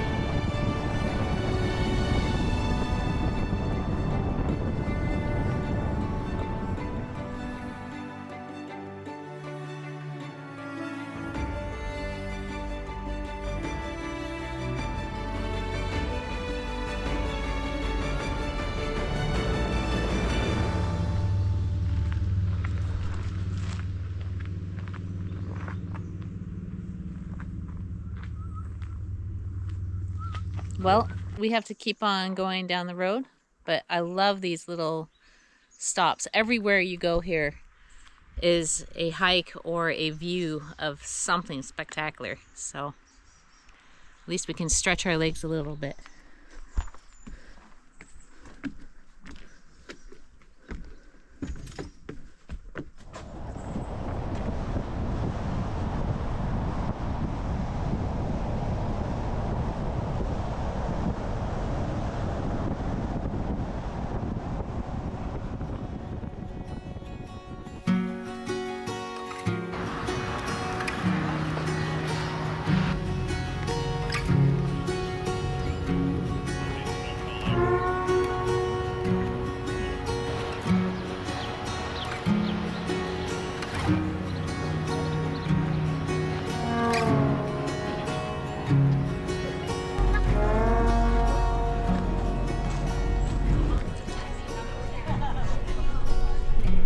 Hey guys, we're here in Tofino and we're just driving around town remembering this beautiful place. We spent the winter here in 21 and it was a lot quieter and a lot fewer vehicles, that's for sure, than now. This is a popular place. We're going to a little barbecue joint, I think it's on the beach, called Little Ronnie's, and on their Instagram account they show the most delicious looking brisket and all that stuff, and we really, since we've been out of the south, we haven't had a good barbecue meal, so we're looking forward to that. I hope you guys are hungry.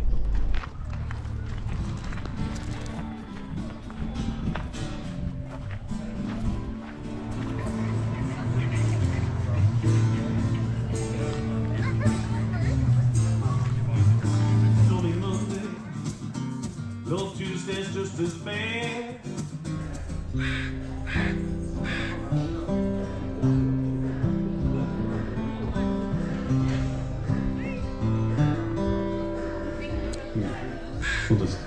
So after a long day's drive, nothing better than some awesome barbecue. We've got brisket, ribs, and coleslaw, and it's time to dig in.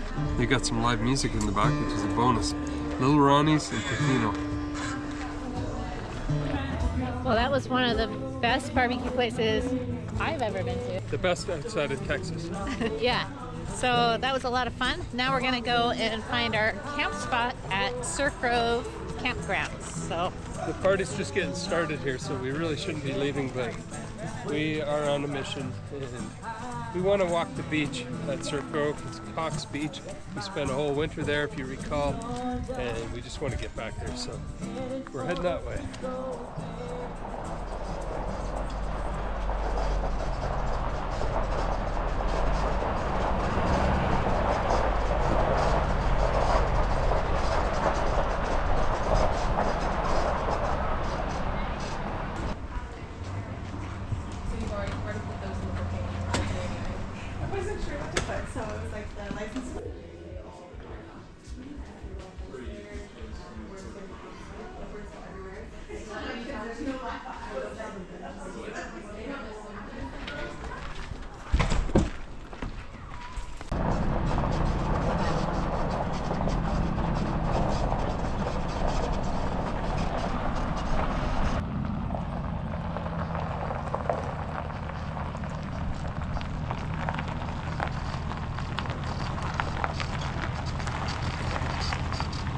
As you know, we don't stay in campgrounds much, but when it comes to Surf Grove on the famous surf beach, Cox Beach right here, the campground is an amazing place. And we stayed a whole winter off and on in 21, and they've continually improved this place. So if you're looking for an amazing place to stay right in Tofino, check out Surf Grove Campground. It's amazing.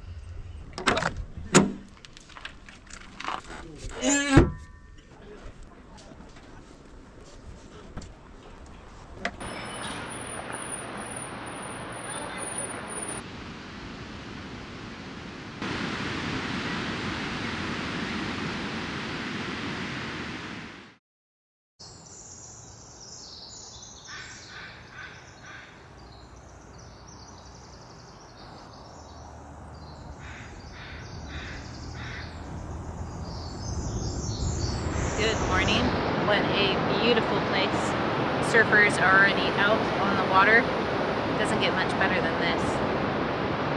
There's something about this whole town. It's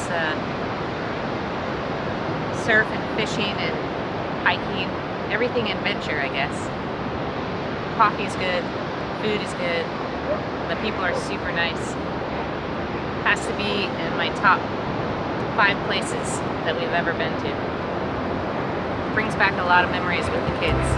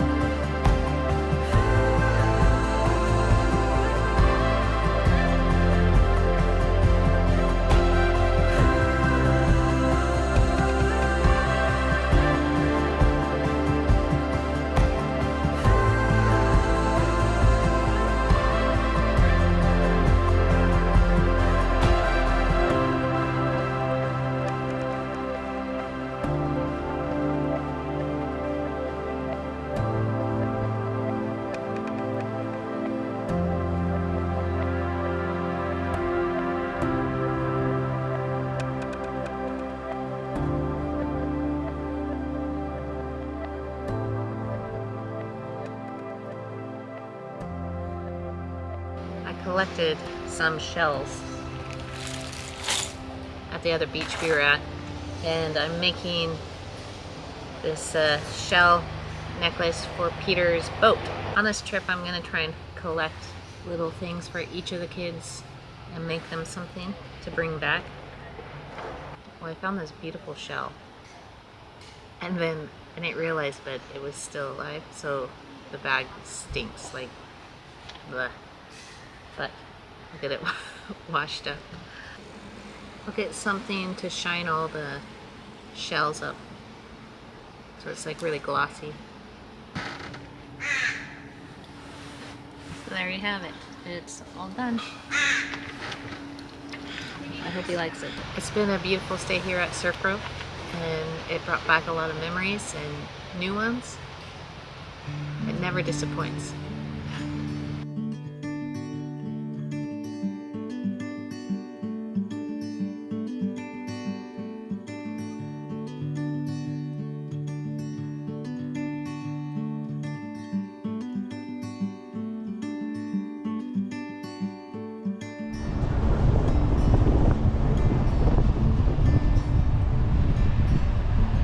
Alright, so we left Tofino. We had a great time there. It's such an amazing place.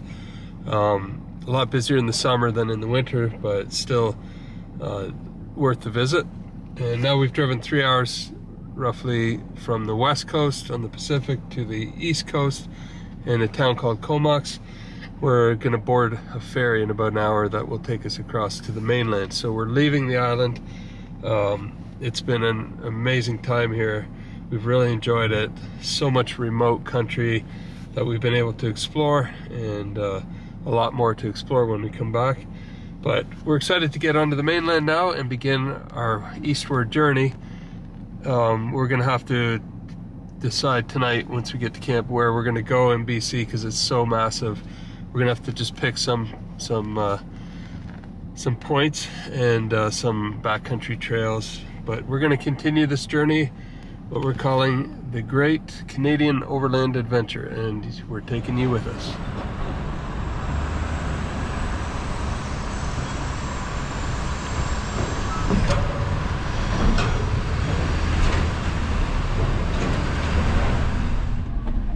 All right, we're on the, what's it called? The Orca, the Salish Orca, I believe. Looks like a pretty big boat. It's got 2 layers of vehicles. And we're crossing the Powell River. It's a small community in BC, which is only accessible by ferry.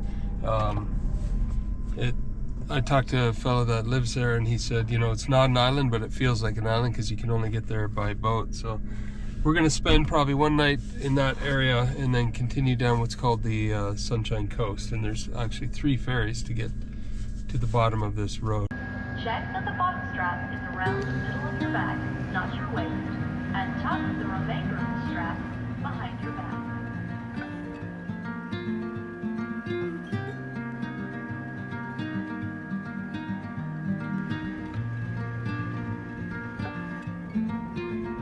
We are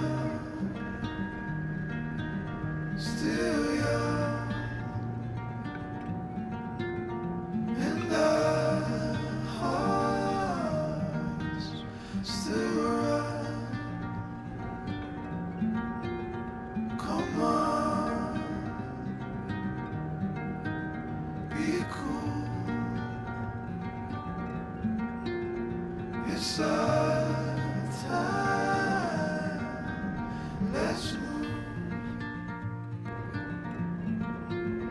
We are still young, and our hearts still run.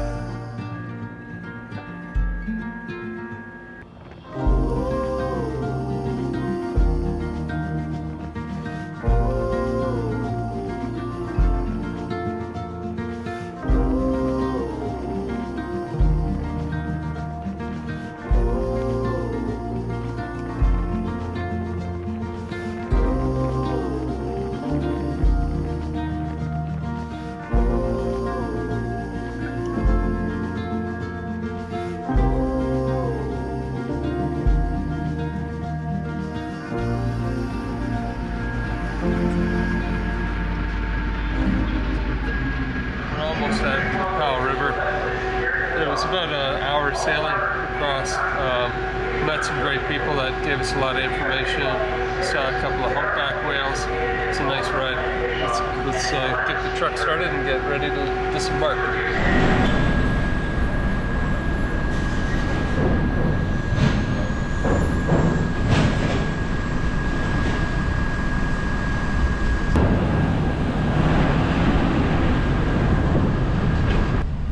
We are in Powell River.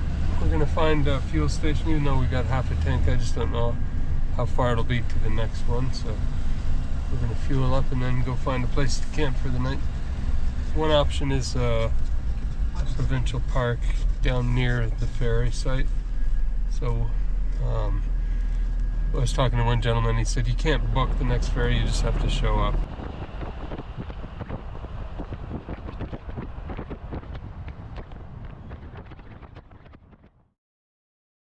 What is it, 5:50? So we camped in the, there's a little trailhead just up from the ferry terminal, and we just parked there last night. Had such a good sleep that, wow, I slept super heavy, but we've got to get lined up. Looks like they're already lining up for the ferry, which runs at 7:30. So we are going to get in line and see if we can get on the first crossing. Second crossing. Second crossing. Actually, one went at 5:30. I didn't realize, but yeah, that's what we're doing. We're right by the terminal now, so hopefully we'll get on and we'll carry on down the Sunshine Coast.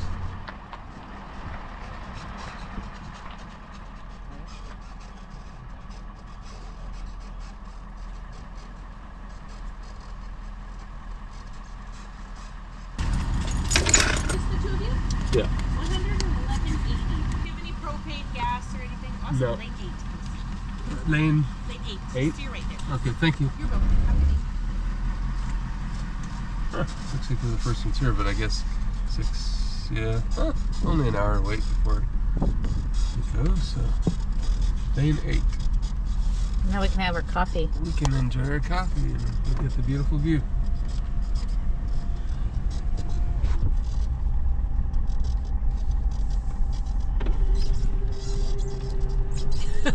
We must have really learned our lesson that one time. Now we're the first ones in line.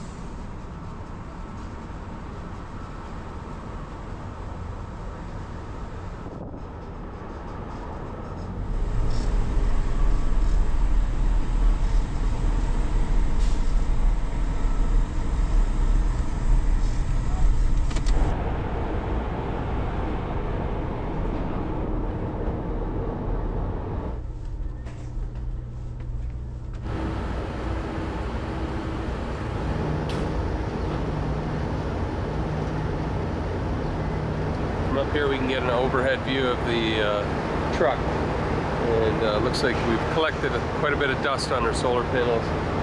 So we'll have to find a place to wash it when we get a chance.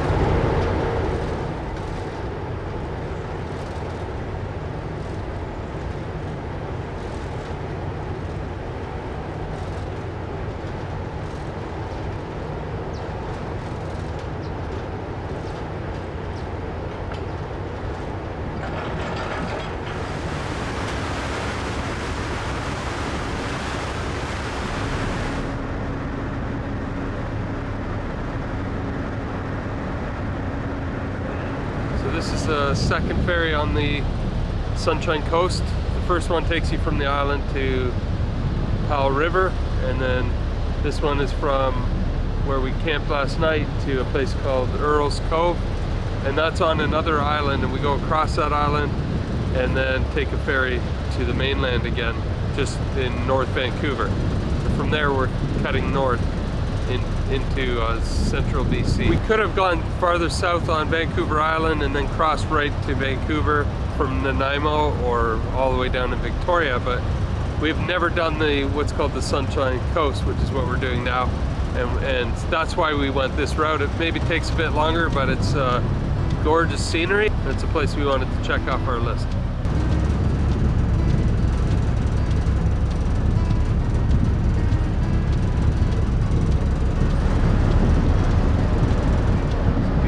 Go through all these islands.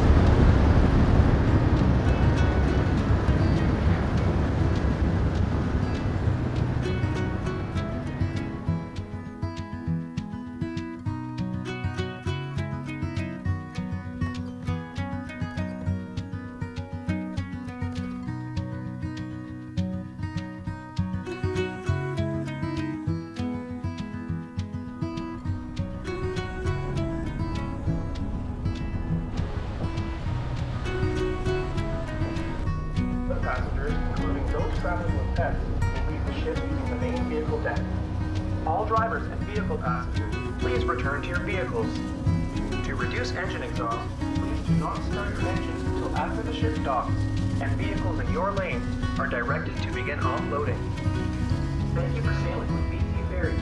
We look forward to seeing you again.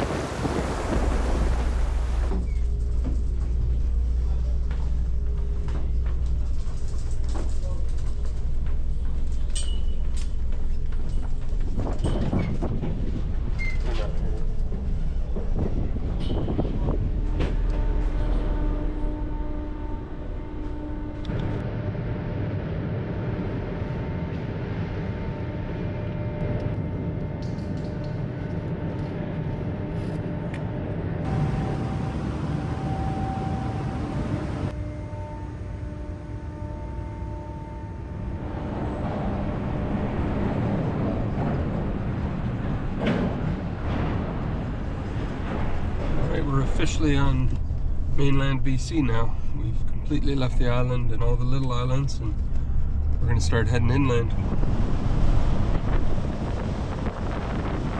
This is called the Sea to Sky Highway, and it's all along this absolute epicness. It's a beautiful drive. We've actually never been here, so we're loving it so far. You can see white-capped mountains and glaciers in the distance, and then this huge waterway, which we follow up for a couple of hours at least.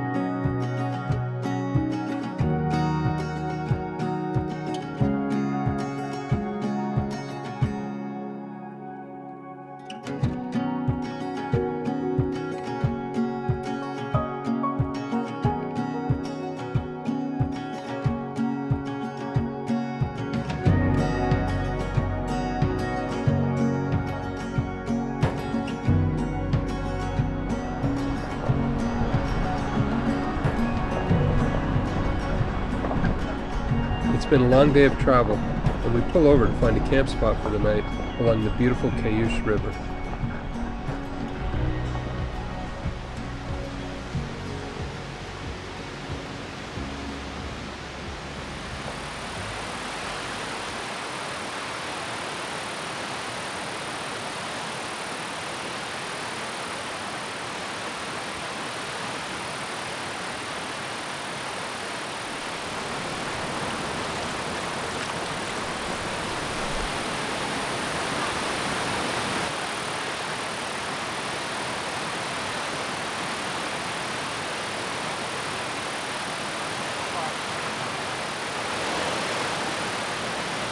This is our first night on the mainland, and we are excited about the road ahead.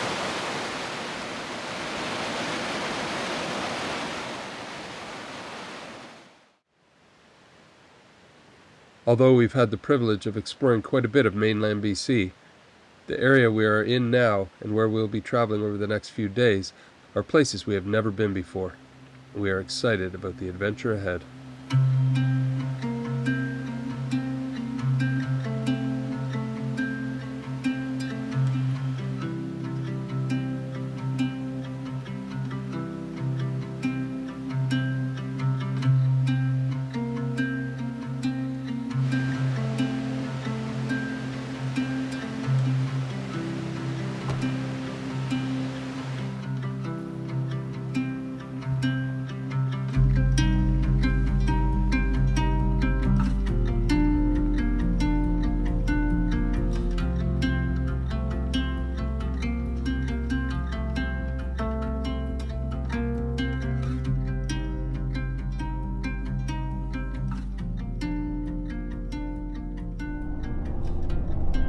Good morning. We're back on the road pretty early this morning, wanting to keep heading north.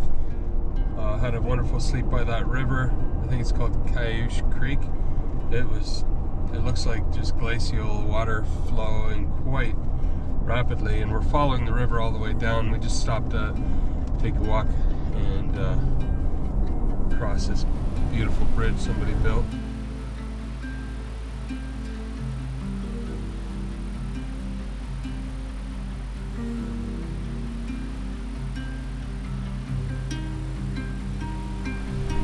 We're heading north towards Williams Lake, and then from there we're going to start heading back west, the opposite way of where we're ultimately going. But there's some folks we met along the way that told us one of the most wild places in BC is, if not, the whole place is wild, but one of the most remote and wild places is called Chilkoot Lake.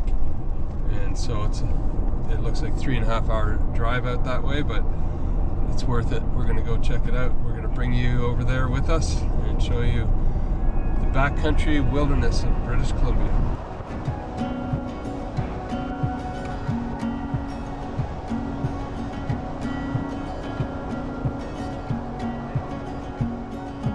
I see forever when I look in your eyes. Love that is deeper than the blue in the sky. You are my heart. You are my heart. You are my dream. Come alive. My everything. My like no other. Yeah, I could stay here with you for forever.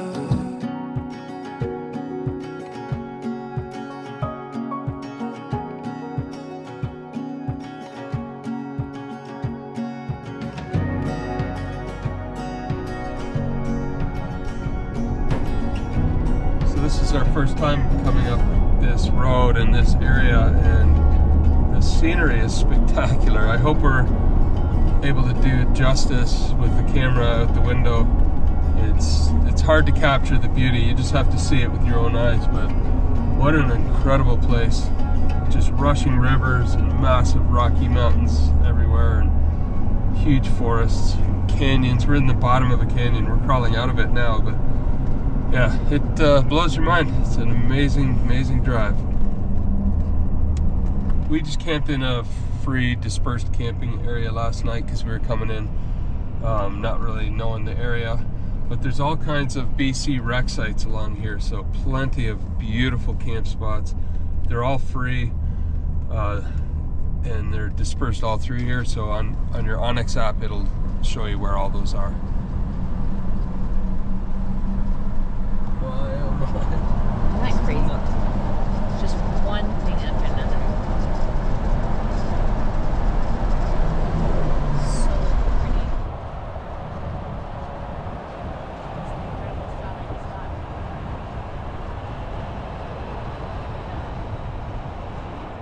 We're winding our way through the stunning Cayush Canyon, which follows the path of Cayush Creek.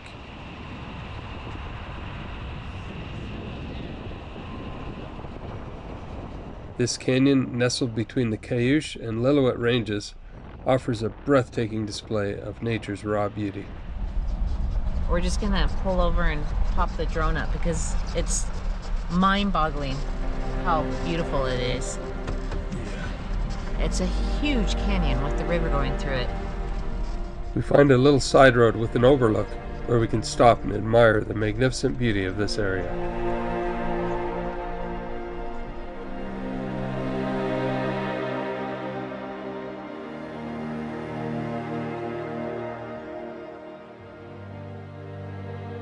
Towering rock walls, cascading waterfalls, and rugged mountain peaks, some soaring as high as 2,900 meters or 9,700 feet, make up this incredible view.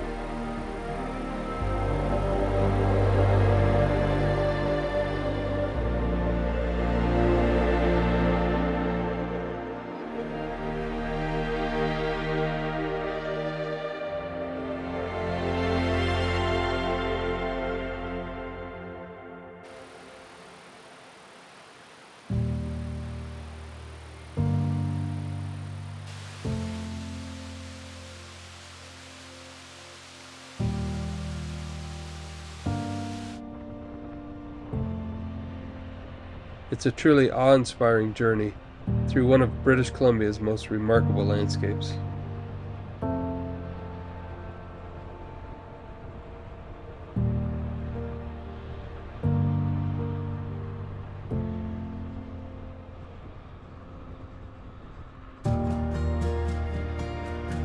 As we make the steep descent back down the canyon, we pull over to read some historic plaques which share stories of some of the people and the railway which helped to open up this part of British Columbia.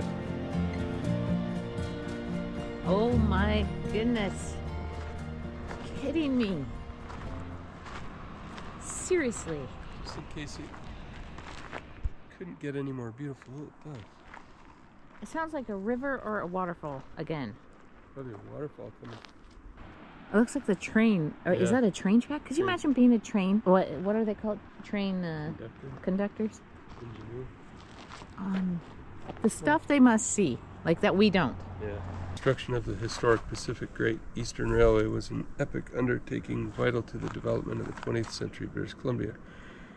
Promises it would transport endless stands of timber to Howe Sound, open up vast caribou ranch lands, and join the Cross Canada Trail system.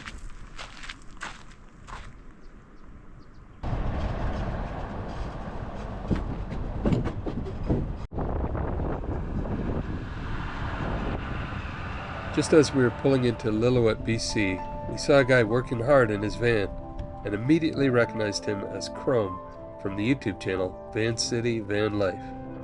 So we hopped the curb and pulled up beside him to say hi. What's up, you guys? Hi!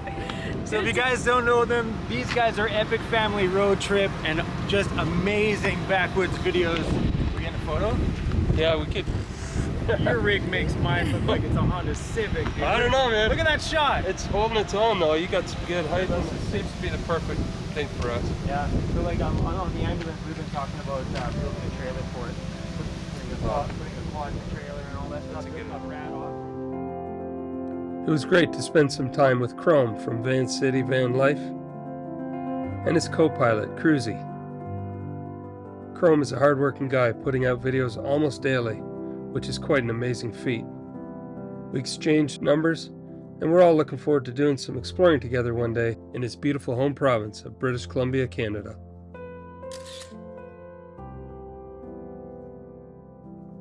See you later, man. It was nice to meet you guys. See ya. Likewise. See ya. Bye. Wow, that was so cool.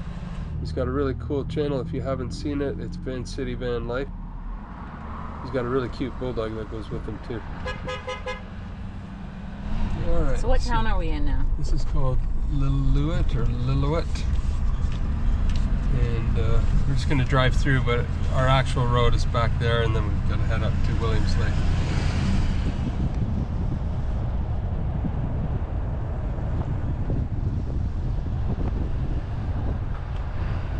Yeah, so as we're getting farther north, we're kind of going through a very dry section. It reminds me a lot of the Okanagan Valley area. And I think this may be all connected to that. Fewer large trees, much drier, big canyons, more sandy land around here, it seems.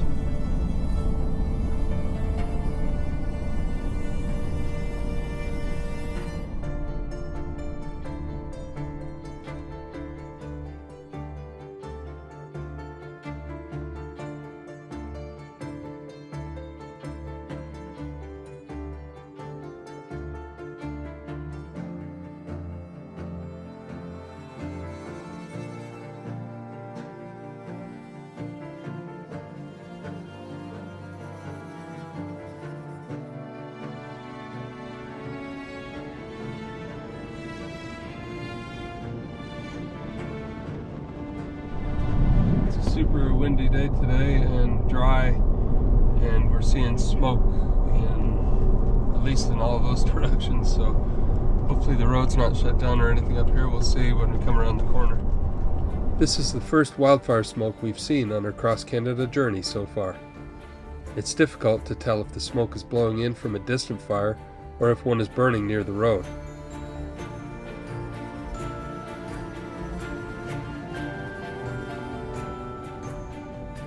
We pull over to consult the wildfire map and to see if we can get a little more information. The only fires indicated on the map are burning quite a distance from our location, so we are going to continue on ahead.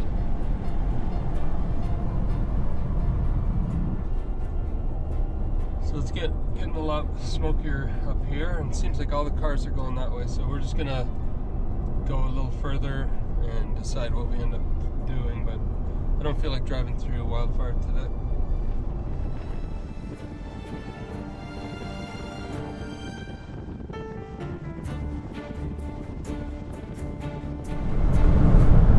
Thankfully it's blowing out that way. I thought, could you imagine driving for days and smoke?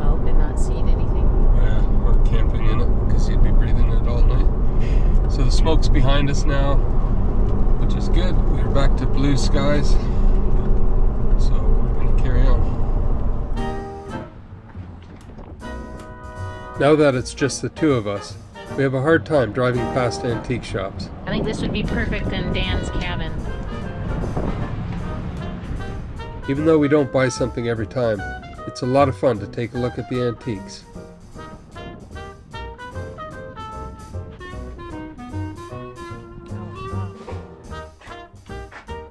Dan would love this. Look at all that. Each piece has a story to tell about the history of the area we are driving through.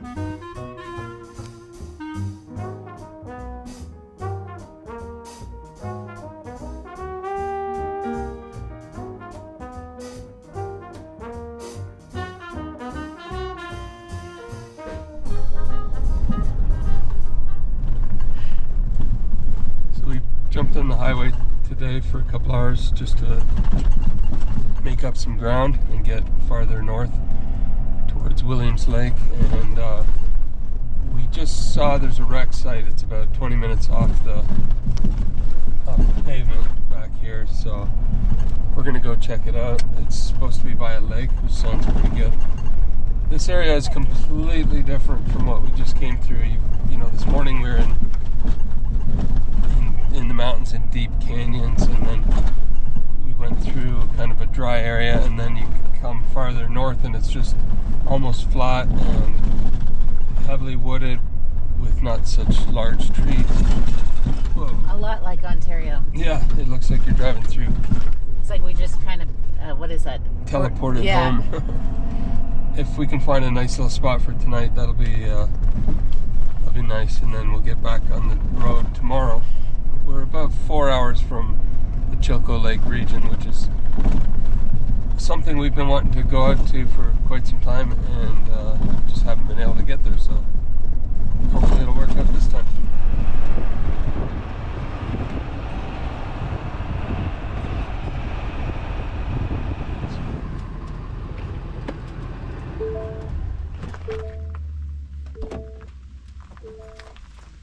Nice, found a spot by the lake. Let's get camp set up.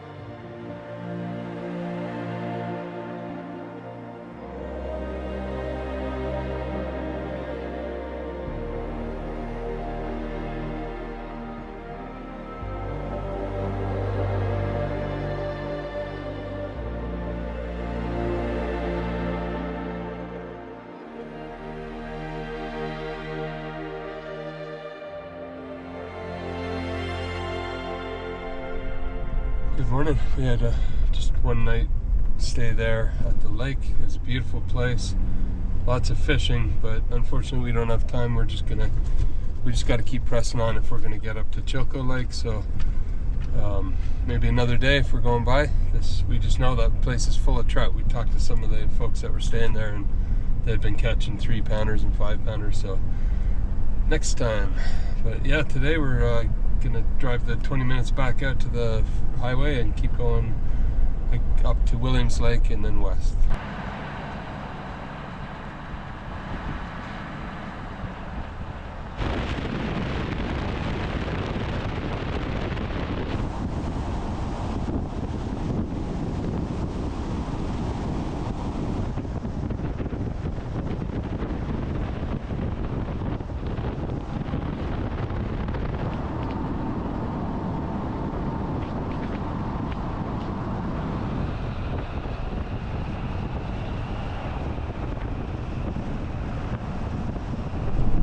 Well, that sure changed quick.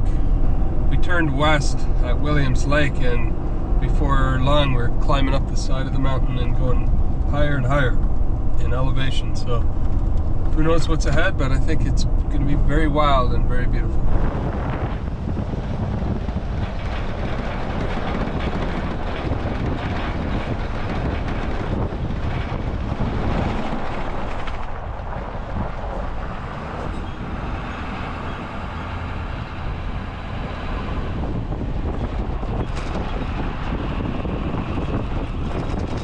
Going to air down.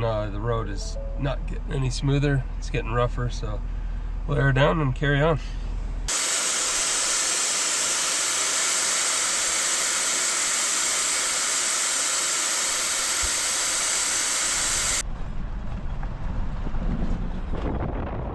As we head into the backcountry, we take a moment to check our satellite communication devices.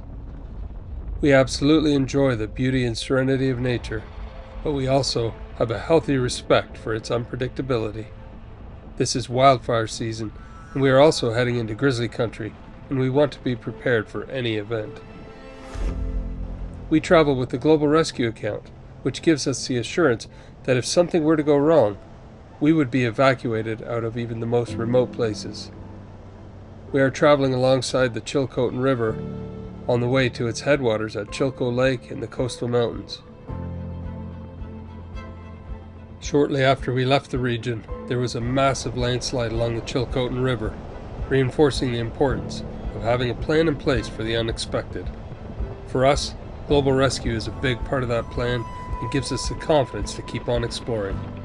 On the Silkatee Nation, they're bracing for what's to come after a massive landslide dammed the Chilcotin River in BC's Caribou. An entire empty cabin washed away in the fast-moving river. A reminder how powerful Mother Nature is. You can manipulate Mother Nature.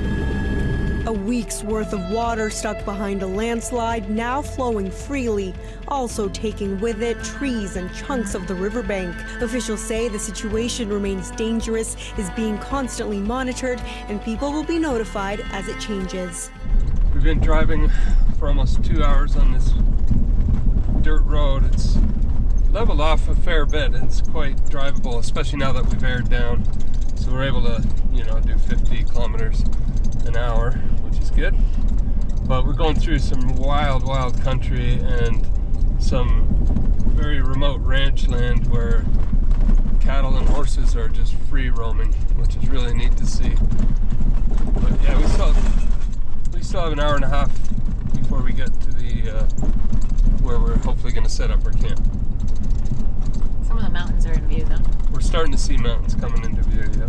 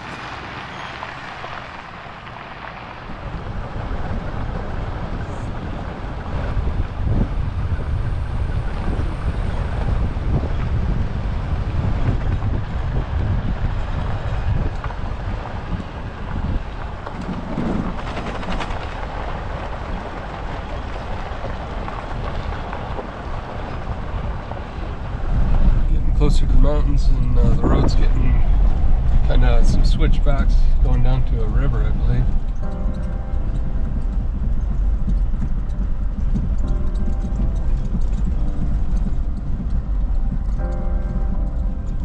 The road takes us along the beautiful Chilcotin River.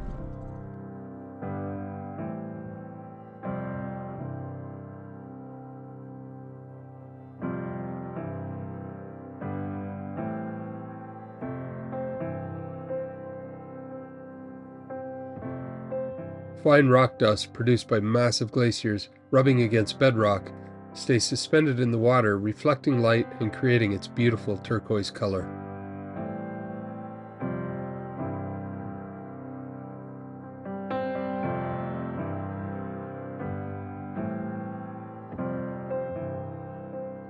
In August, sockeye salmon, chinook, and coho make their way from the Pacific Ocean up the Fraser River and into the Chilcotin River here to spawn in Chilco Lake.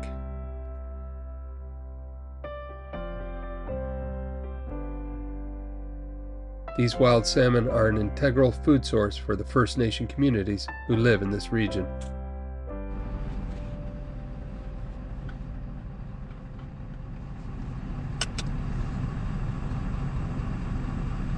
We have to contact them. Is there that phone number there? Yeah.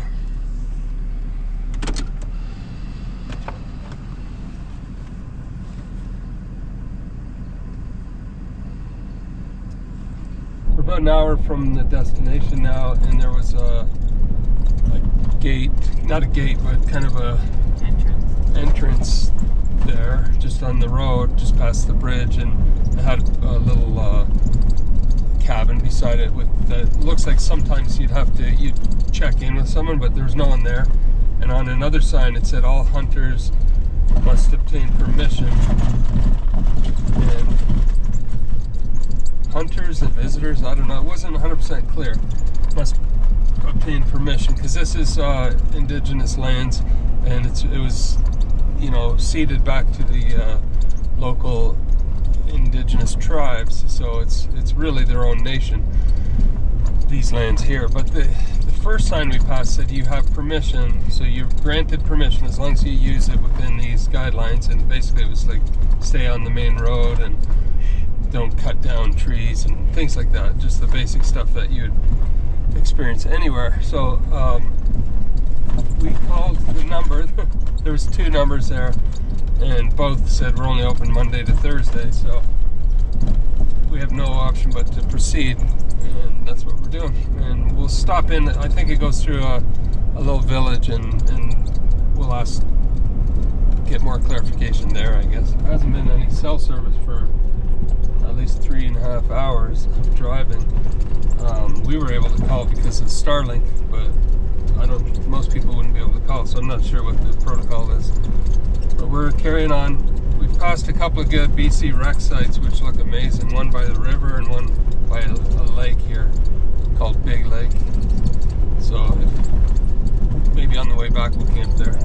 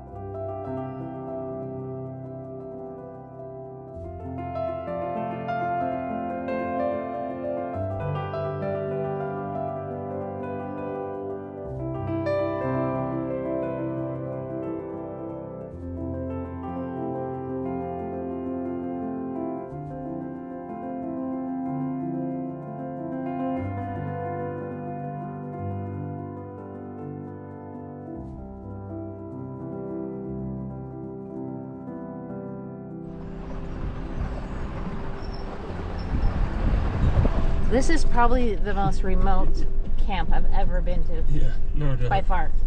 The road just keeps going and going and getting smaller and smaller. We just finally saw a sign. Oh, and here's the sign, so we feel like we're on the right direction now. But for a while there, I was like, this can't be right. It's so remote. But here we come. Look at this. I think we should pull over the road. Coming in.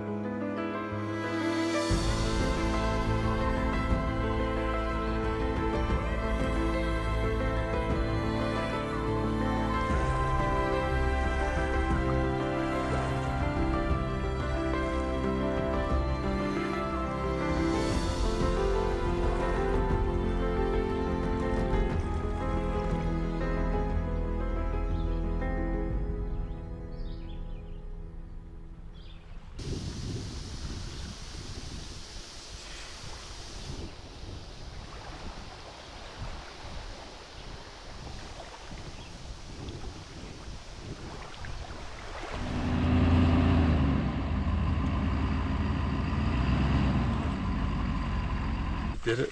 I had my doubts, but we're here. So that's great. We have a really nice camp spot. With the mountains in view and a beautiful lake. Time to set up camp.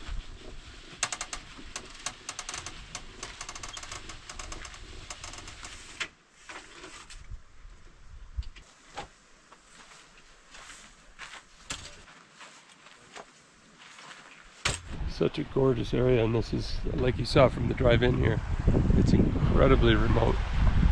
So come down and take a look.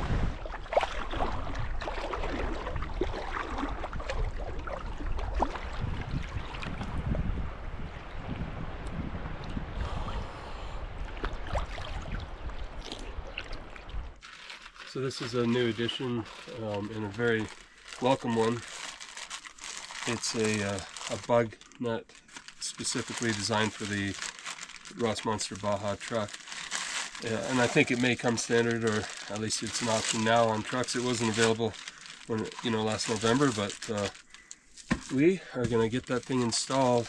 There's no bugs here, or very, very few at this lake, which is amazing.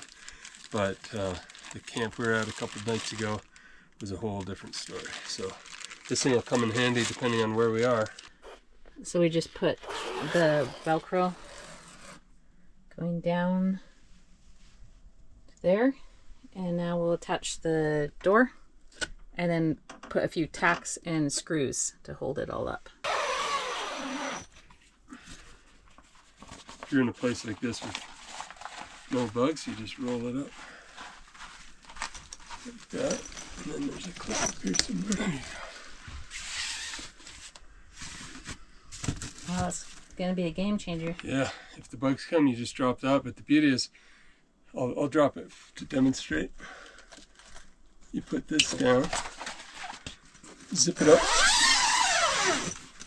and then come in and out. It's magnetic. Boom! That's amazing. We should just leave it like for flies, because that's just so easy to come in and out. Even Lando can learn to push it. Oh, that's going to be awesome. That is amazing. Nice. Well done, Ross Monster. Well done.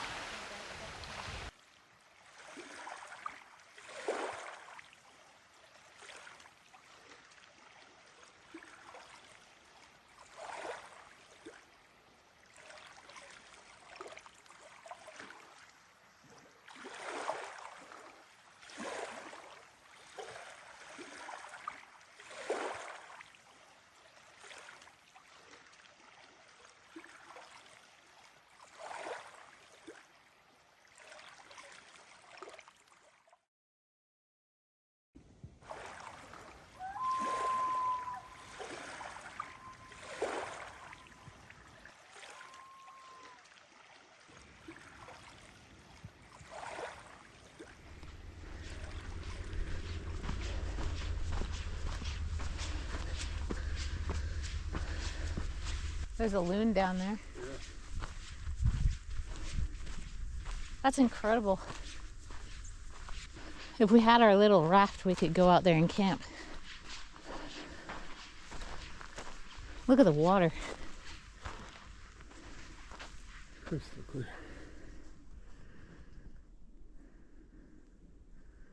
You hear that river? Yeah, I think it's over there.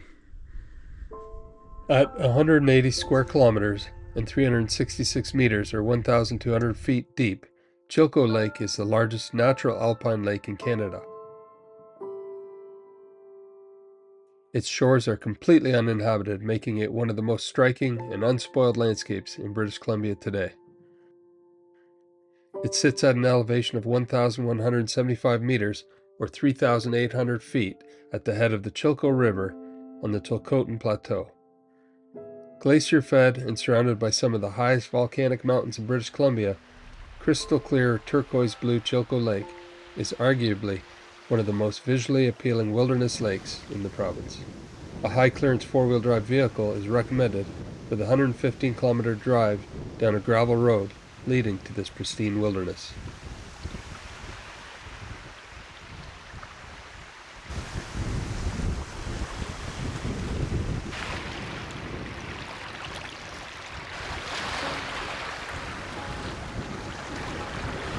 It's Monday morning, and we are completely alone, except for the loons and a family of mergans or ducks swimming in the waves.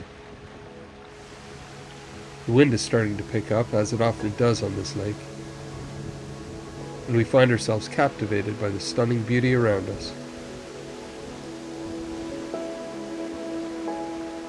A profound silence and peace has settled over our camp.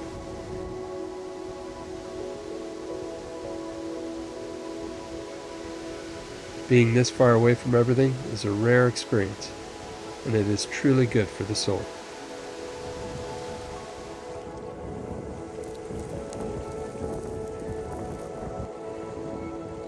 Our plan for today is to embrace the simplicity of doing nothing. We'll just sit here, a stroll along the lake shore, and immerse ourselves in the solitude and natural beauty of this magical place.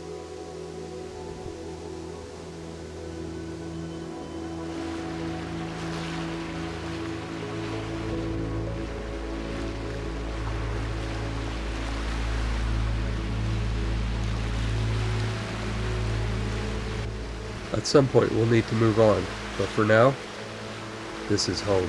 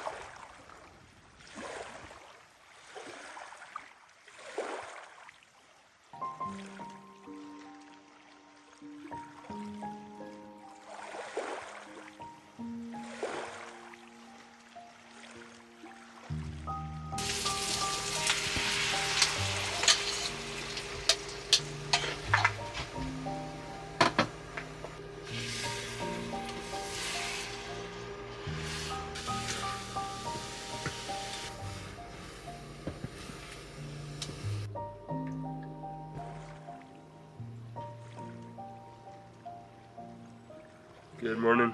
It is so quiet and peaceful here.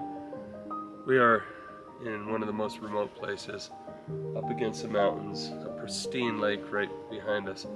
It's going to be hard to pry ourselves away from this place. This is, every day we stay here, we feel like we want to stay here longer. It's got a feeling about it. I don't know how to describe, but anyway, if you can ever get out here to Chilko Lake, there's a bunch of little provincial parks, and they're just self-serve. There's nobody here. You know, they have a couple of picnic tables, fire pits, and that's about it. You just fill out a form and park wherever you want. We just happen to be right on the lake. It's one of the most ideal camp spots, but we could stay here for a month, but we've got to carry on. We're on the Great Canadian Overland Adventure, and we have thousands of kilometers ahead of us. So we're going to start making our way east, try to avoid some of the fires that are in the northern part of BC. We're going to take you with us.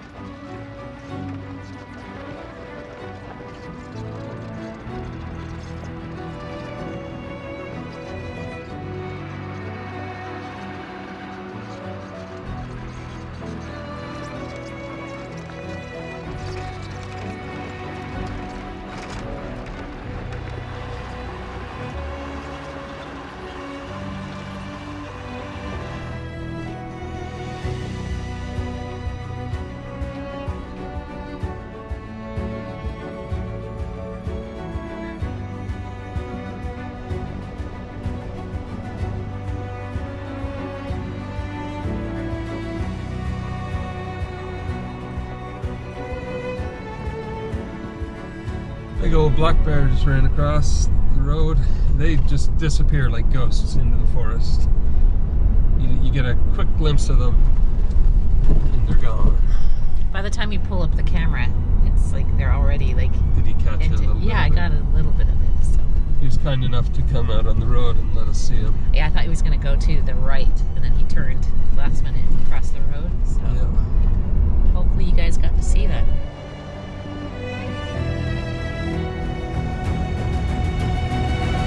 Every once in a while along this trail, we'll see a herd of wild horses. This is a huge herd right here.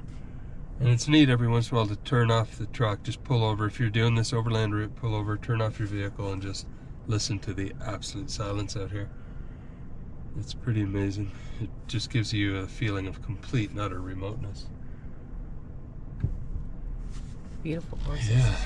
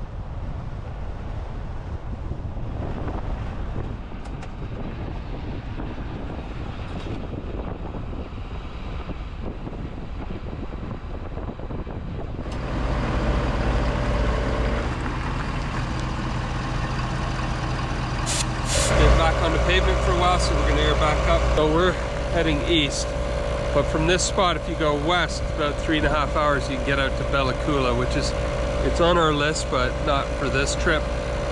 Bella Coola is a really neat town right on the ocean, on an inlet, and it's I think what we're going to do is we're going to visit it, but on our way back from Alaska. And if we get up to Alaska, we'll take the ferry route back to Bellingham, and along the way they stop at some of these villages, including Bella Coola. So that's the plan.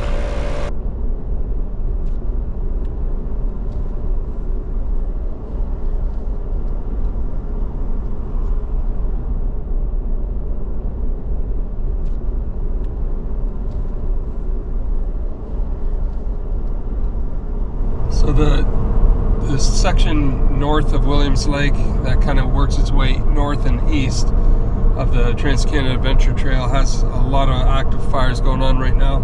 In fact, there was one in town. We just went through town and got some groceries in Williams Lake, and there were helicopters and water bombers had just put out a fire. They lost a building right on the edge of town, so it looks like they had that one under control. But just looking at Onyx here, there's a lot a lot of fires in that area. So we're heading south, and then we'll go east through the Okanagan area. We'll be passing Kamloops, but a little north of there. We're going to make our way to the east side of BC now and explore some of the backcountry there.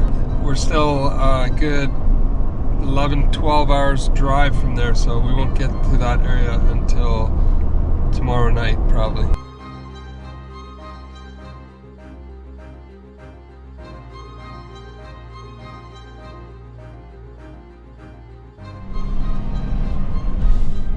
We're just cruising down the road and heading east, but we saw a sign at the last minute that says Bridge Lake Ice Caves. That sounds interesting, so we swung around and we're gonna go in there and see what we find. No idea what to think.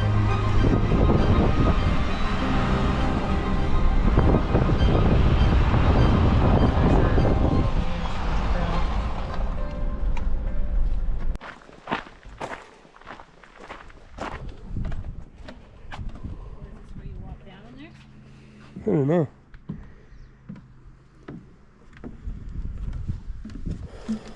The Ice Caves have no ice. I guess down there there's ice way at the bottom. It looks like people climb down in there. Yeah. Kind of neat though. Like yeah. Right on the lake.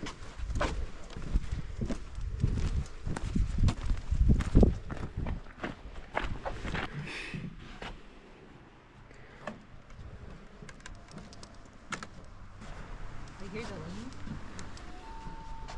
Oh, that's how people get down. You can feel the cool air from down there.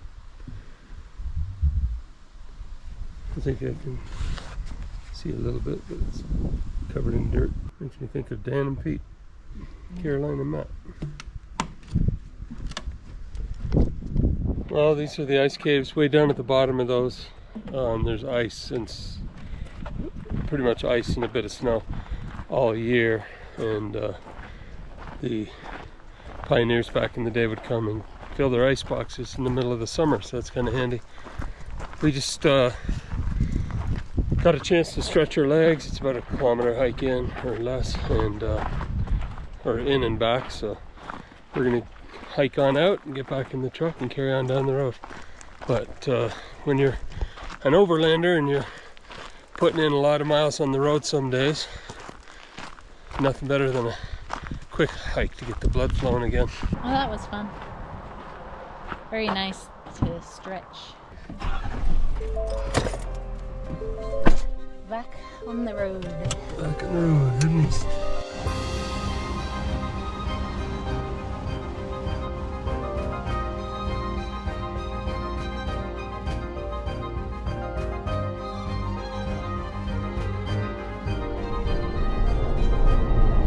Yeah, you can see a lot of smoke now. It's kind of obscuring the view, even though behind those layers of smoke there's a huge mountain with snow on it still. I think there's a fire pretty close to here, so we're gonna scoot on through, because you can see the white misty smoke which is blown in from elsewhere, but then there's a big cloud of dark smoke on top of that mountain which looks like an active fire. So hopefully they get these all under control. They have we've seen a lot of helicopters and water bombers doing their thing, so yeah, it's fire season.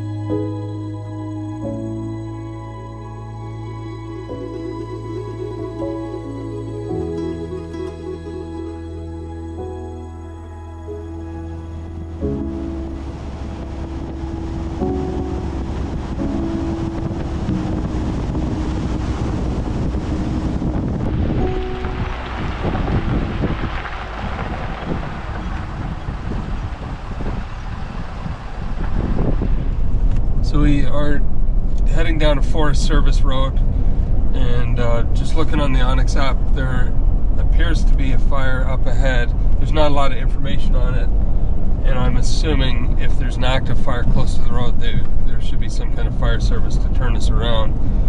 So we'll just proceed in the meantime.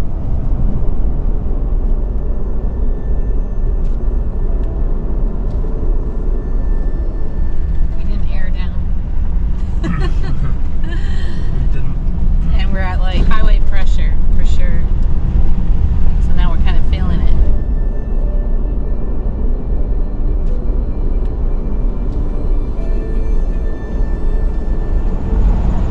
That was a big rock slide. Yeah. That's why they say you can't come up here when it's raining. I guess because they had a fire go through, which makes the ground unstable. So then if they're getting lots of rain, it becomes very unstable. And we're perched way over top of the lake here. What lake is that? Adams. After a forest fire, the risk of mudslides increases because the burning of accumulated organic matter in the soil creates a water-repellent layer known as hydrophobicity. This layer prevents rain from soaking into the soil, leading to erosion and unstable slopes. As a result, mud flows and landslides can occur suddenly and move rapidly. The road we are on passes through an old burn area where much of the vegetation was destroyed and hasn't yet regrown. Carved into the side of a mountain high above Adams Lake, this road has been prone to landslides since the fire. Signage warns travelers not to stop along the way and not to traverse the road during rainy conditions. With no rain in the forecast, we decide to carry on through.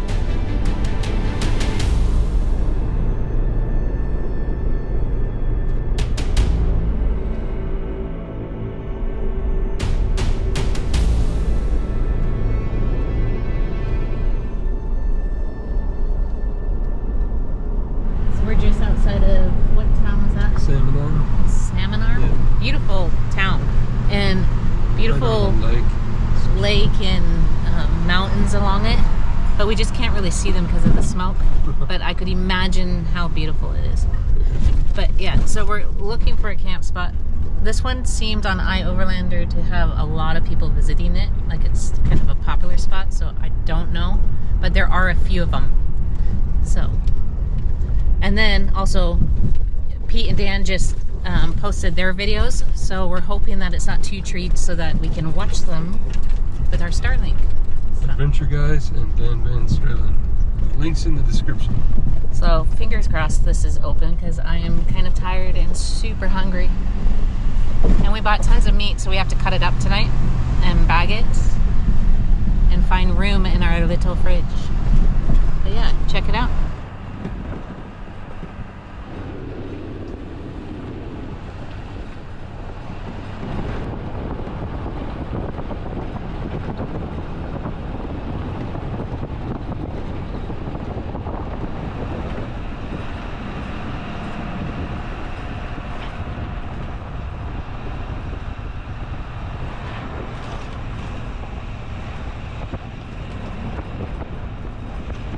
So there was a, what do you call that, like a side-by-side parked, and I think they were just looking at the sunset because it was quite spectacular in the camp spot. So hopefully they've moved on because the sun has kind of disappeared now and we can set up camp. We'll see. There's also another spot that's down the road, another 2.5 kilometers, and it's a trailhead, which is fine too because it's wide open. It doesn't have the view. Really, I don't care where we go tonight. So this is just a stop, a one-night stop on our way east. And I want to wake up super early tomorrow and then get on the road by 6. I think that'd be great. So sounds good to me. Fingers crossed they're gone. I don't see anyone. It's not the prettiest area, camp, but the view is spectacular. Yeah, overlooking the lake. It's basically just a pull out, like just on the side of a logging road. Hopefully it's not as steep as this, because there's no sleeping on an angle like this. They did say you have to have rocks or something, and so a lot of people in the description said that they moved down to the trailhead and camped there because they were like, yeah, it's pretty, but once it gets dark, yeah, you can't see it. We could maybe. I'll probably be dreaming all night of like our brakes failing or something. Yeah. I hate when that happens. Or you just wake up and you think you're moving. Yeah. Oh, never nice. I don't know, that one kind of sketches me out. Yeah, there's definitely people there, but watch for nails. Yeah. This looks like one of those spots people come up to hang out.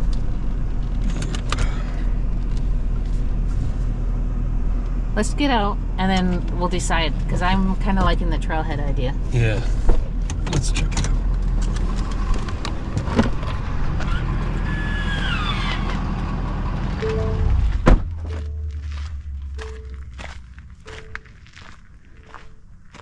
It is a pretty view though.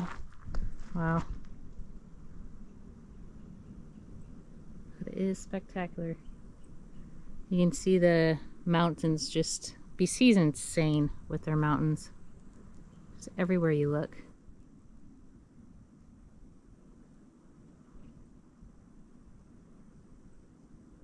What a place. So we decided we're gonna go to the trailhead and camp there for tonight because really we're not gonna be outside at all. And it's just a place to sleep and hit the road first thing in the morning.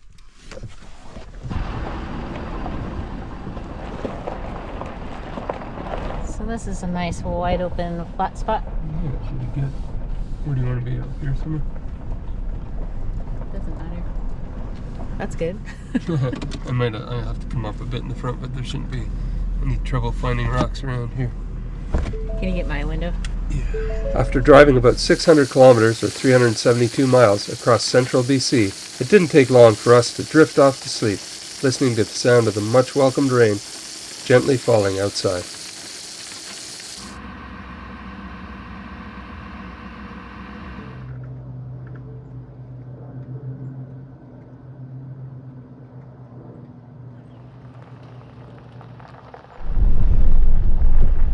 What a really quiet spot last night, and it rained a little bit, which was really nice to hear because I don't think on this trip we've had rain. No, I don't think so. So that was it was kind of really cozy. And there's a bit less smoke this morning, so maybe the rain helped out the firefighters. Yeah, hopefully. So now we're heading to Radium area, somewhere in and around there, and hopefully doing some laundry today because, yeah, I'm down to my last of everything. And we're going to find some water because we ran out of water this morning. So Radium Hot Springs is about 4 hours drive from here, so just a good trip today.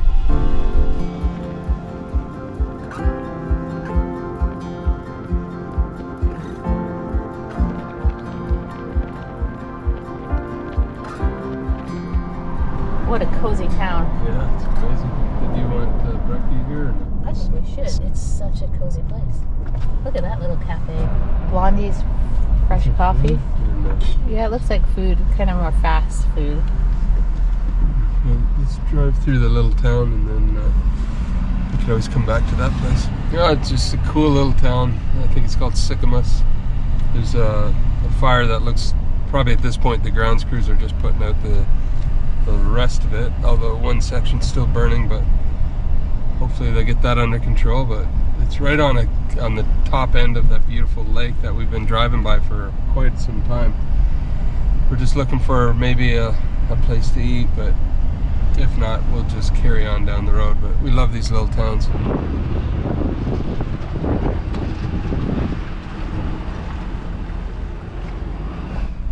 Breakfast is served.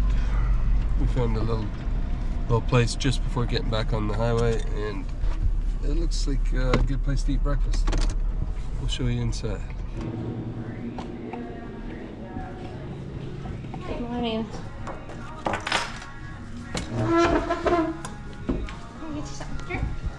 Water and black coffee? Sure. Okay. Thanks.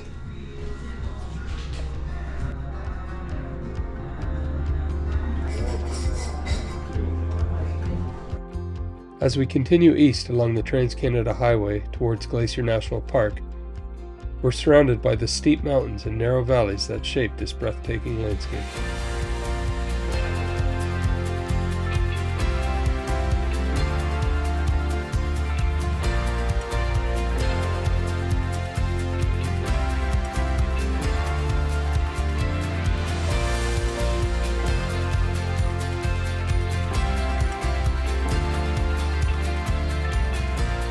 In the winter months, this area turns into a prime avalanche zone with an average snowpack of 3.5 meters or 11.5 feet at tree line, and total annual snowfall reaching up to 14 meters or 46 feet. Even higher elevations receive even more snow, making this one of Canada's snowiest regions. Parks Canada and the Canadian Armed Forces collaborate each winter using artillery to control and manage the avalanche risk. Additionally, 7 permanent concrete avalanche sheds protect motorists traveling through this stretch of the Trans-Canada Highway as it winds through Rogers Pass. Construction of this section of the highway began in 1956, and it was officially opened in July of 1962. I need to buy a sticker for our door. Poor Pete. I always make him stop at all these information centers so I can get my stickers and patches. It probably costs more money than anything else on our trips. It's a great way of remembering places, though. It's worth it. I like it. It makes me happy. So let's go check out this one. Plus, history of the area you're driving through is always way better because then you have a more fuller understanding of what you're going through. The worst we learned on our first trip around was we kind of fly through places without learning the history of it, and then later you're like, oh my goodness, we were there and we didn't understand, the area we were in. So let's go check it out.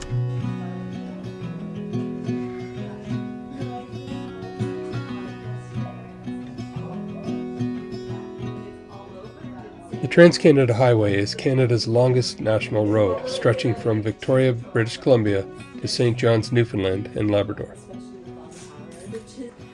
Spanning 7,821 kilometers, or 4,860 miles, it passes through all 10 provinces and links Canada's major cities. Built over some of the world's most challenging terrain, this monumental project took about 20 years to complete at a cost of around $1 billion. The highway opened up Glacier National Park and made it easier for families and friends across the country to visit one another.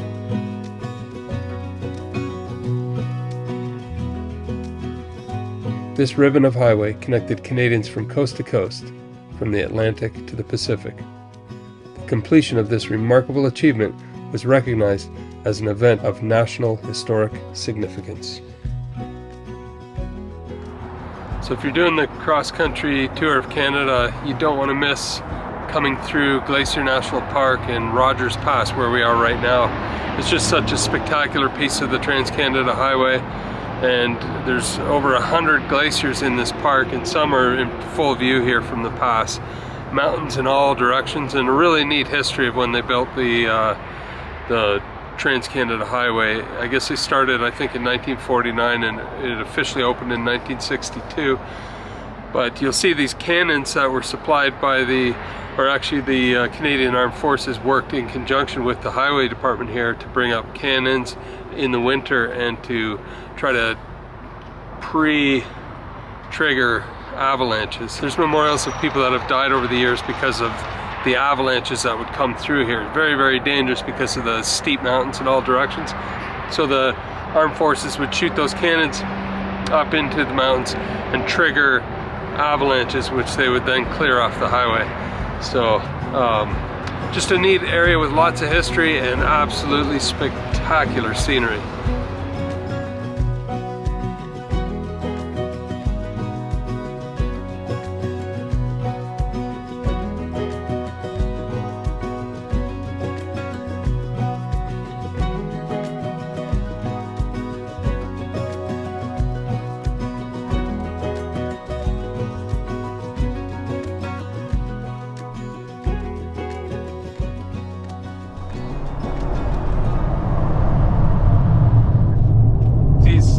camps. They're actually shelters for snow avalanches. They're in the winter where the area is very prone to avalanches. They built these coverings. Pretty neat. There's one after another. Yeah, there's quite a few of them here. What an incredible pass this is. Just so many waterfalls, glaciers, and jagged, rough peaks. Quite amazing. I think one of these times we should meet the kids and then just book like a week or two and then just do all the hikes.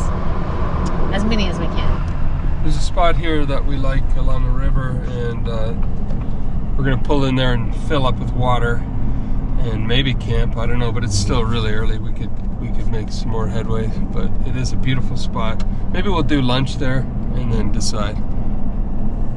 We've been here in the fall, and there's often salmon swimming in there. So there is a campground or like a wreck site, right? Yeah. Further, but I like the one that's over here. This one. Yeah, it's just dispersed free camping.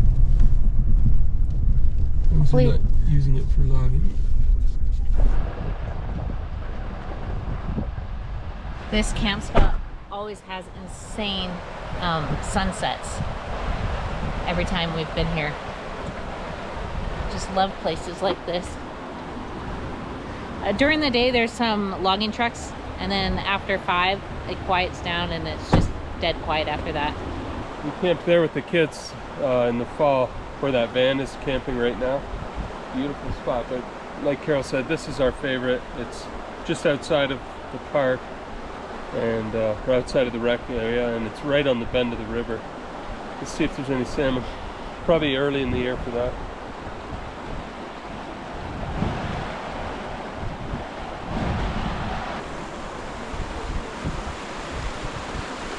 This spot's kind of cozy. Yeah, maybe go get the truck. I like this. Last time the water was super clear because it was fall time, and you could see the fish spawning. Pretty special. I think we should stay here for the night or day, get caught up on videos.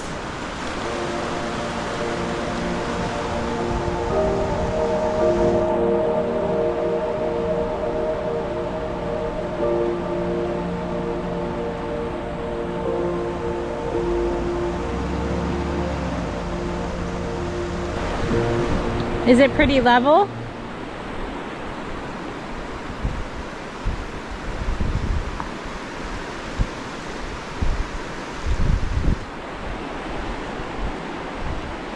I wonder how cold the water is. Could go swimming. With the water, can we fill our water from here? I think that'll reach. It's glacial water. This is probably cold, but refreshing.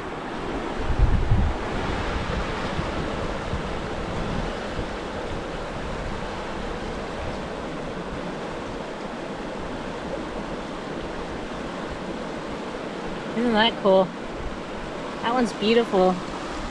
We see these often when you arrive to a camp, and when the kids were young they just loved it, and sometimes they would paint one and leave one.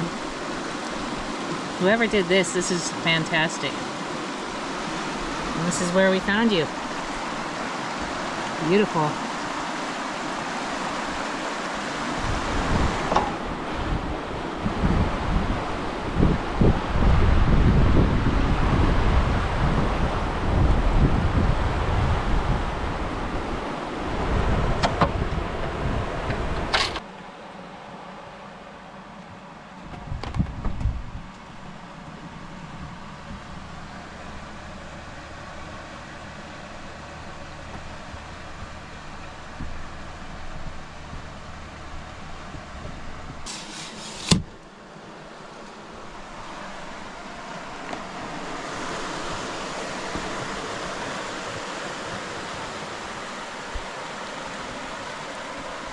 What a perfect spot.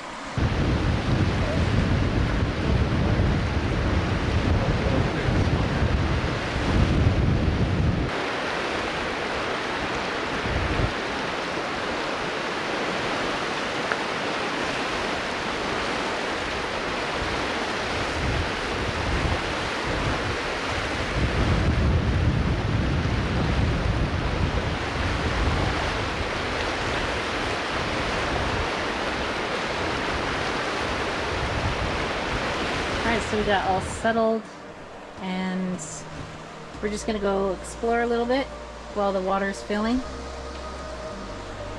There it is down there, and that should take about 45 minutes. But this is a beautiful spot. Can't wait for sunset. But time to put on some new stickers.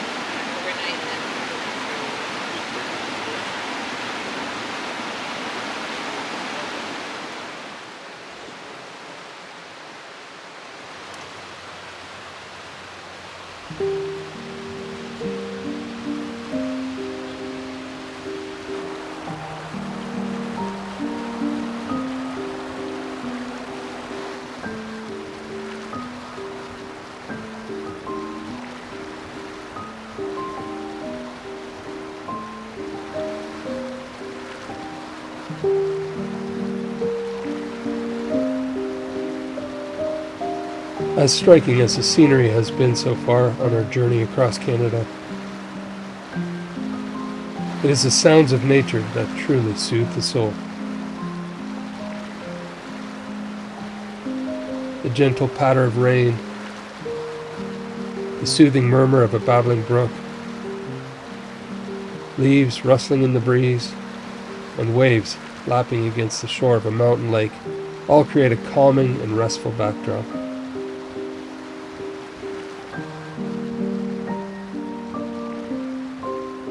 As we settle in for the night, we review our maps and plan tomorrow's route. We'll be leaving the pavement behind to venture into the backcountry of eastern BC and making our way eastward into Alberta.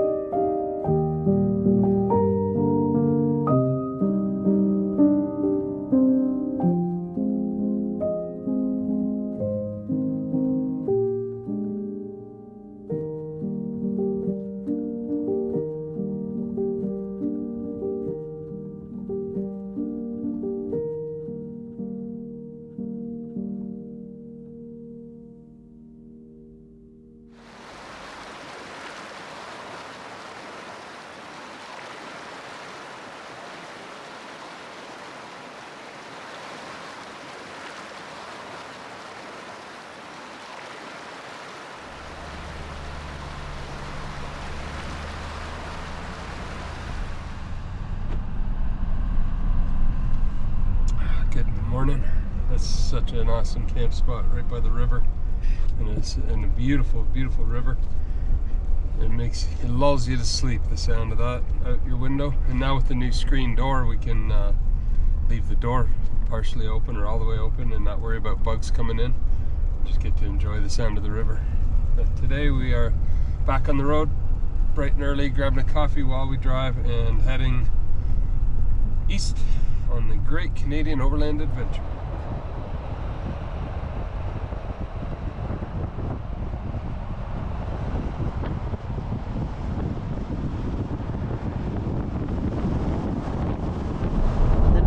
Here are normally so pretty and you can't see them. Well, you can kind of see the shadows. You can see the shadows, but apparently a big fire broke out, unfortunately, in Jasper, which is just over this mountain range, so we're getting all the smoke blowing this way.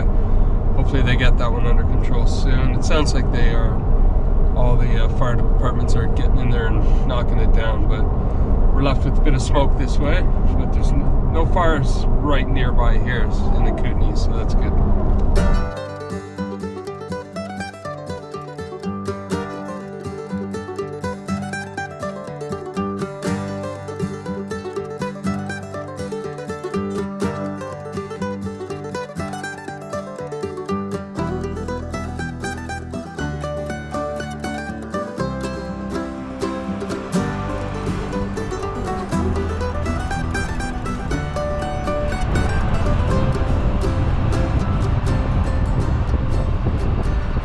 We made it to Radium. It's always nice to be back here. Brings back a lot of memories. But there's a coin laundry and also a car wash, which we desperately need. I don't think we've washed the truck, well, once in Joseph, the town of Joseph in Oregon. Yeah, it was a while ago. Yeah, it's been a long time. So much needed wash to do. I'm down to like wearing my windbreaker. The reality of being on the road. But yeah, so I'm super happy to get some laundry done so I can wear different clothes.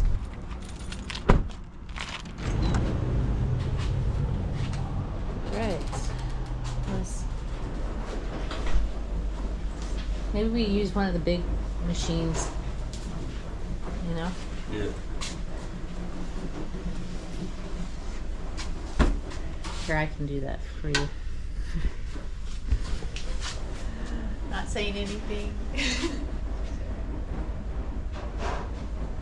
Is there a dollar machine that we can...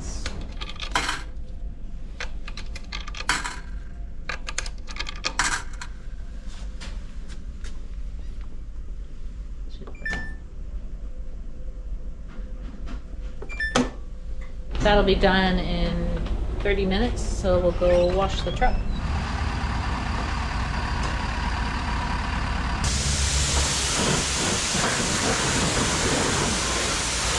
So I found using this first will get all the bugs off, like it was taped on there. That's pretty good. And same with on the mirrors.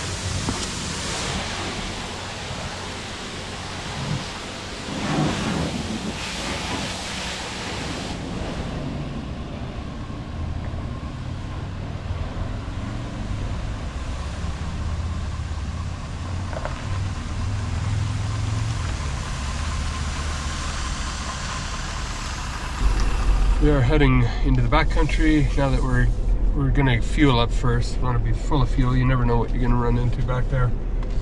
And I think we have lots of food and other supplies, so that's it. A bit of diesel. I think we're about 3/4 full, so we'll fill up and then head back on the trails. Radium Hot Springs, or Radium as the locals call it, is a beautiful village of about 1,500 people nestled amongst the mountains of the East Kootenay region of British Columbia. The village is named for the hot springs in the nearby Kootenay National Park. So that was the Radium Hot Springs pools. They were natural hot springs. Over the years they've built pools around them, but we spent a winter here once 5 years ago or something when the kids were younger, and it was sure nice on a snowy day going into those beautiful hot springs. So check them out if you're in the area. Radium Hot Springs, BC. After leaving Radium Hot Springs, we take Highway 93 east towards Alberta.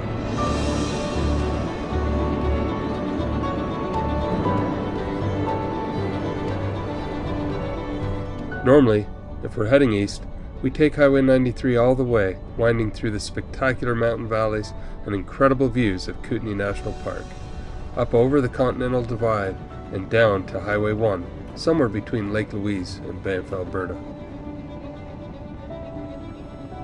This would be the fastest route and a very beautiful one, but this time our plan is to stick to the backcountry as much as possible, and so we cut off of Highway 93 onto a section of the Trans-Canada Adventure Trail.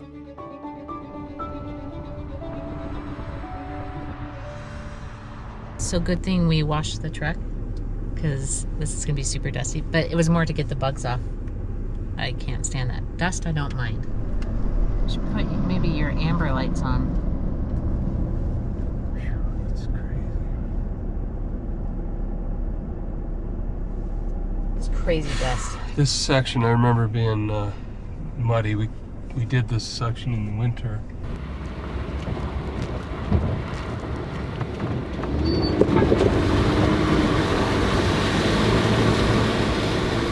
And so that silty mud is now turned into pure dust, but it's clear, and I think I'm gonna go. Hopefully there's not too many more trucks, and then we get past the gravel pit where they're coming from, and we should be fine.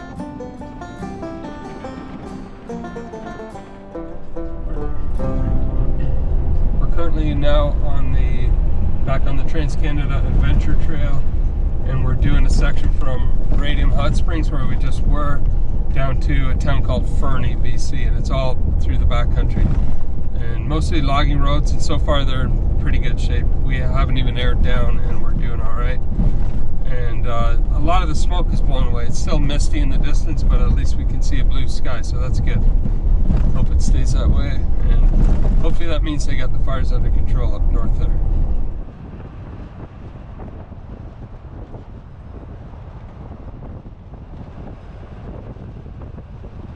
This section of the Trans-Canada Adventure Trail takes us along the backcountry trails and logging roads that run through the Kootenay River Valley.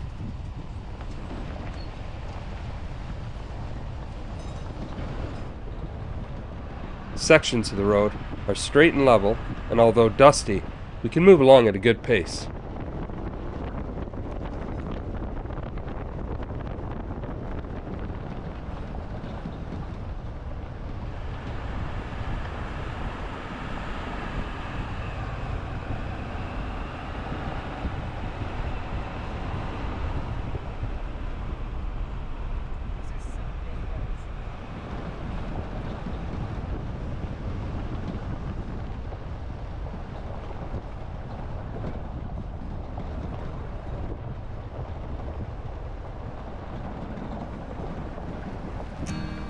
Other sections of this trail follow the edge of a steep canyon wall, overlooking the beautiful Kootenay River far below.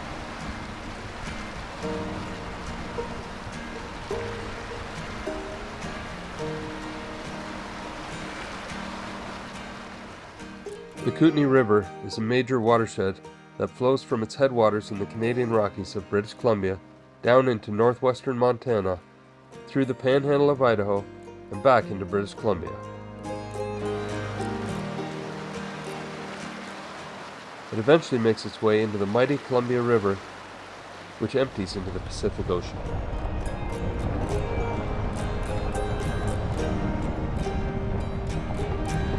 We lost a drone right here crossing this river. probably 4 years ago, and it had our whole footage of the whole week sitting on that card.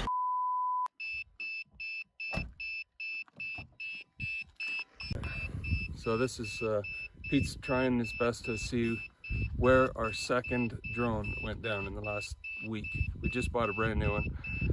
We were flying over, somehow we lost it, and it had to land itself somewhere, and it could be in the forest, could be in the river, it could be hopefully on the road somewhere. We're gonna drive down and check it out, and let's just hope for the best. But that card, the SD card on that, had all our footage from yesterday and the day before.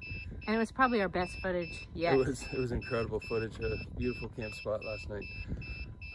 It's just, I don't even know what to say. It's such a bad scenario right now, but we're gonna drive back and just hope and pray we find it.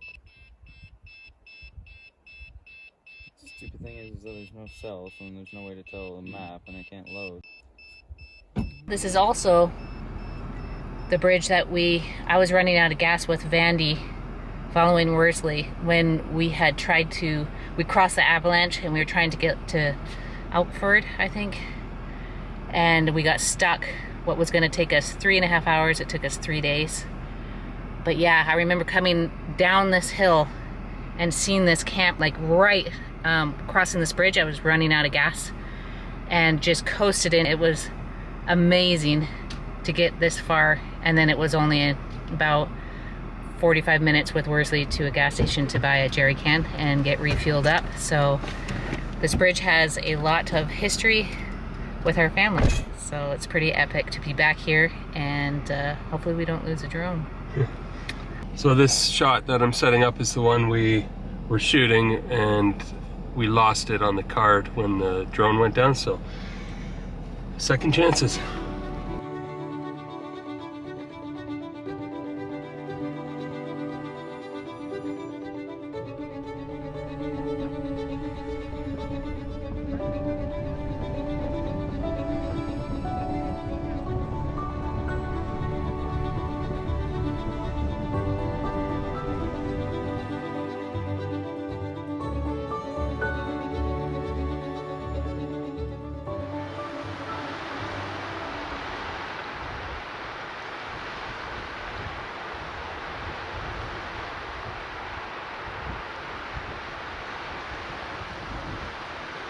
So sometimes if you're on a big epic family road trip, you've got to remember once in a while to just stop and pull out a chair and enjoy the beauty. It's very relaxing, and it's a great way to be present. Driving through all this gorgeous country is amazing too, but nothing like just sitting there listening to the river for a while. By tonight we'll probably be out of BC and into Alberta, so we just want to make sure we are present in the moment and just get the full experience of BC. But British Columbia, you've been good to us as always. What an epic place. We could spend a year just exploring in this province and not even scratch the surface. So there's so much here. But thankfully this time we got to go to some places we've never been, and really, really enjoyed our time. There's just a few, I don't know, 2 or 3 hours more drive through British Columbia, and then we're into Alberta.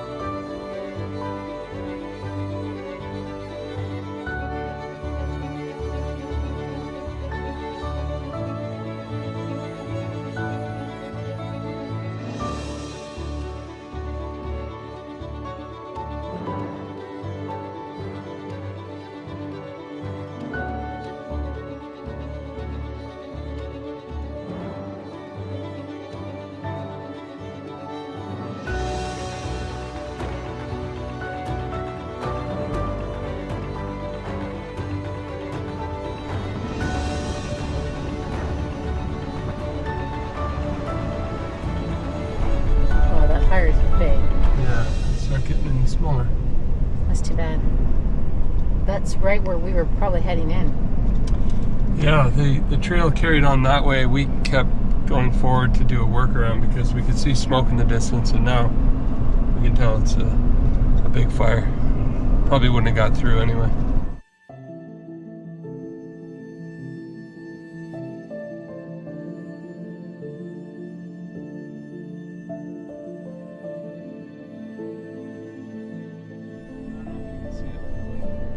Check this out.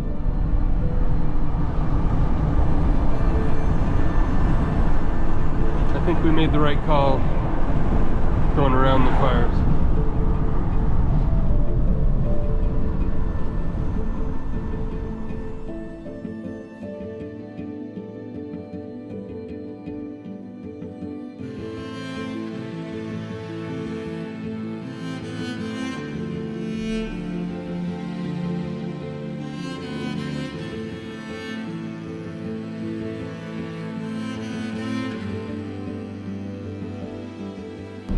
So we're in Sparwood, BC, and we're going to check out the world's largest truck.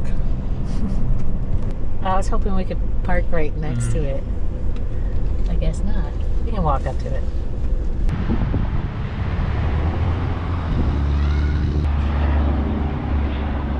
How to back up. Wow. Look at the fuel tank. I wonder how much that would cost. It's the only one of its kind ever built. It was used for coal mining here. There's a huge coal mine around here somewhere. And it worked 24 hours a day. It would take 12 minutes for it to get loaded and then go and dump and come back. And they just shift it on and off. But they retired it. They developed it in 1970, retired it in 1990 because it got too expensive to do repairs. When things started to break, every part was custom made because it's the only truck of its kind. So they retired it here, but while it was going, it was an unbelievable machine. That's insane. We've made it to Alberta. Although BC has been a spectacular journey, we are excited to get started crossing another Canadian province on our way to the East Coast.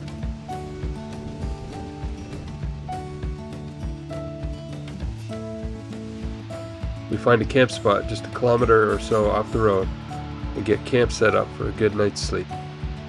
Tomorrow morning, we begin exploring Alberta.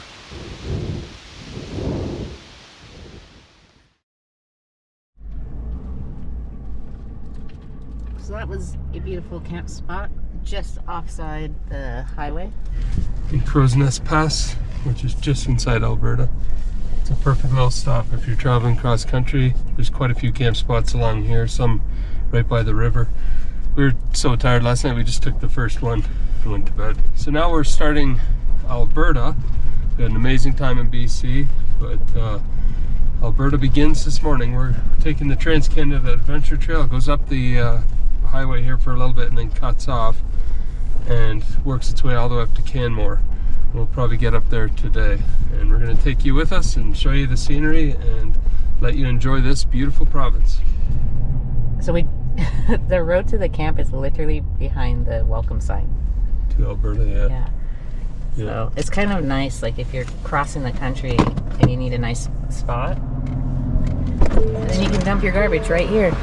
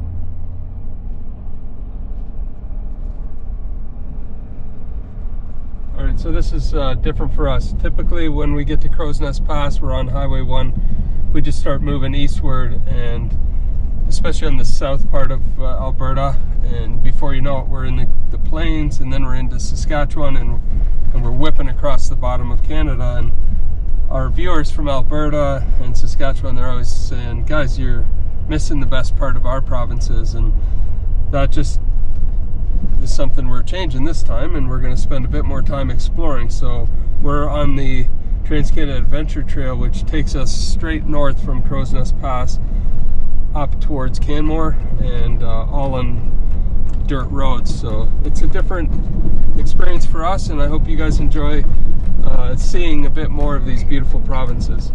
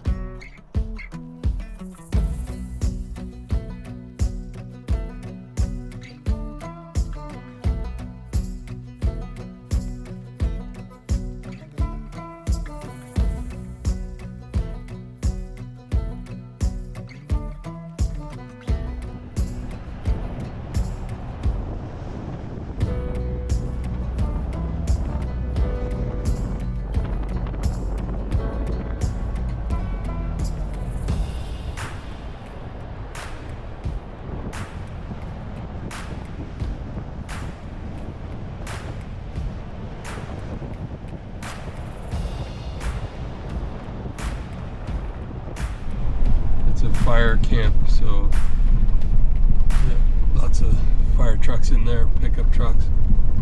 Thankfully there's no fires around here, but that's the base for, I guess, this whole area. If something were to break out, those guys would deploy. It's a beautiful country back here. There's a river called the Old Man River that we've been following, and the signs say it's a native trout area, so we are flagging this one for future reference. But there's camping, dispersed camping all along this road. There's a couple of provincial parks and some Alberta rec areas.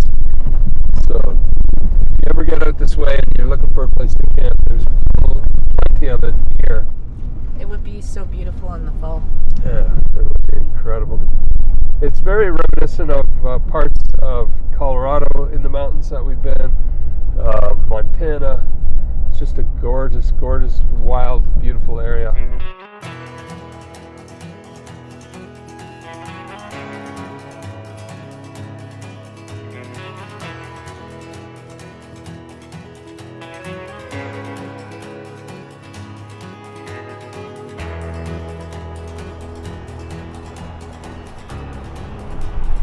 Open range land here. Some of it's fenced in, some is just wide open. Makes you think of the movie Open Range. Yeah, Alberta cowboy country.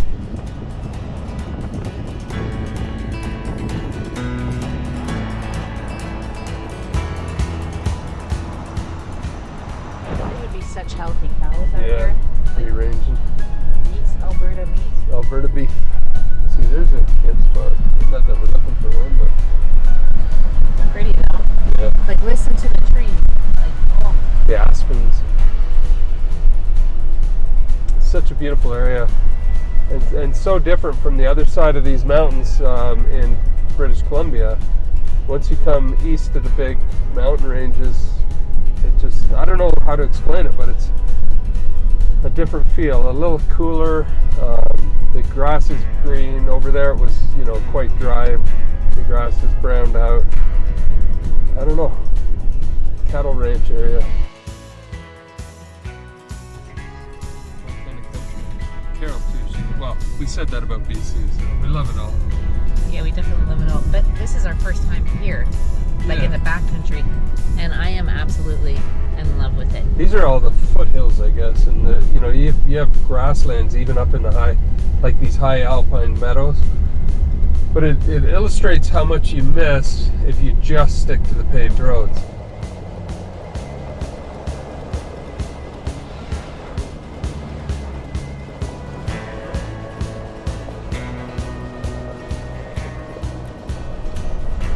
cool. A whole bunch of adventure bikes went by.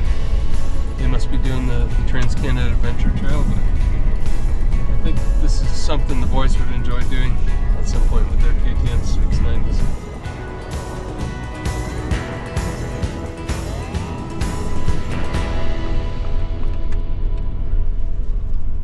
So we just saw a sign to an Alberta rec center called Livingston Falls, so hopefully there's a little hike to a falls. We'll check it out.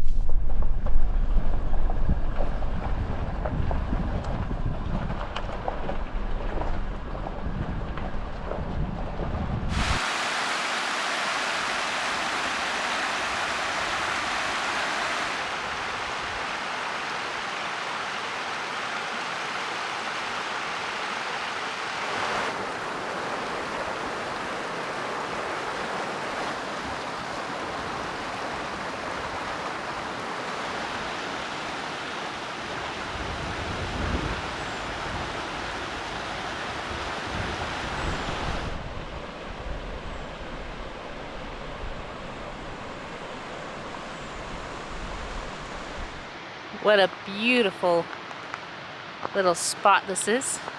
Get to see the river here, or the creek. I think it's a river. But the falls were special. The water is just crystal clear. It looks like you could almost drink out of it. Unbelievable. But we're just walking around. It's just a tiny little hike, but it's nice to get out and stretch your legs.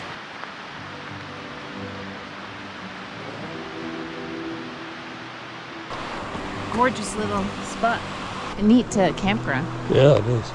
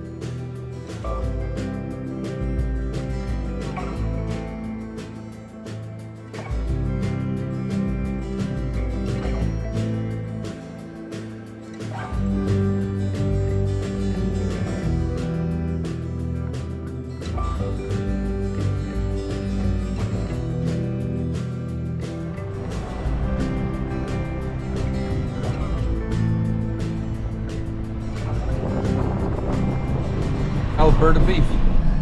Yeah, beautiful cattle. The young calves were freshly branded. This area is stunning. Yeah. I mean, it's partially smoked out, unfortunately, but those mountains just mind-boggling how beautiful they are.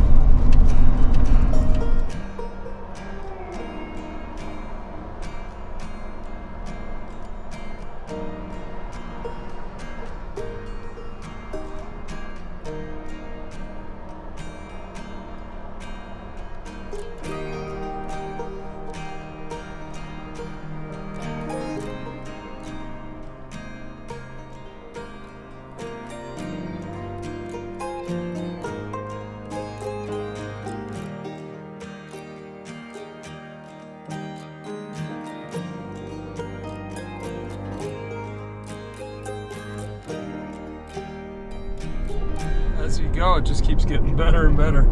We thought, man, we missed a section, let's go back, but we went forward and it got even more spectacular. My mind is actually blown. I'm so happy we're doing this route.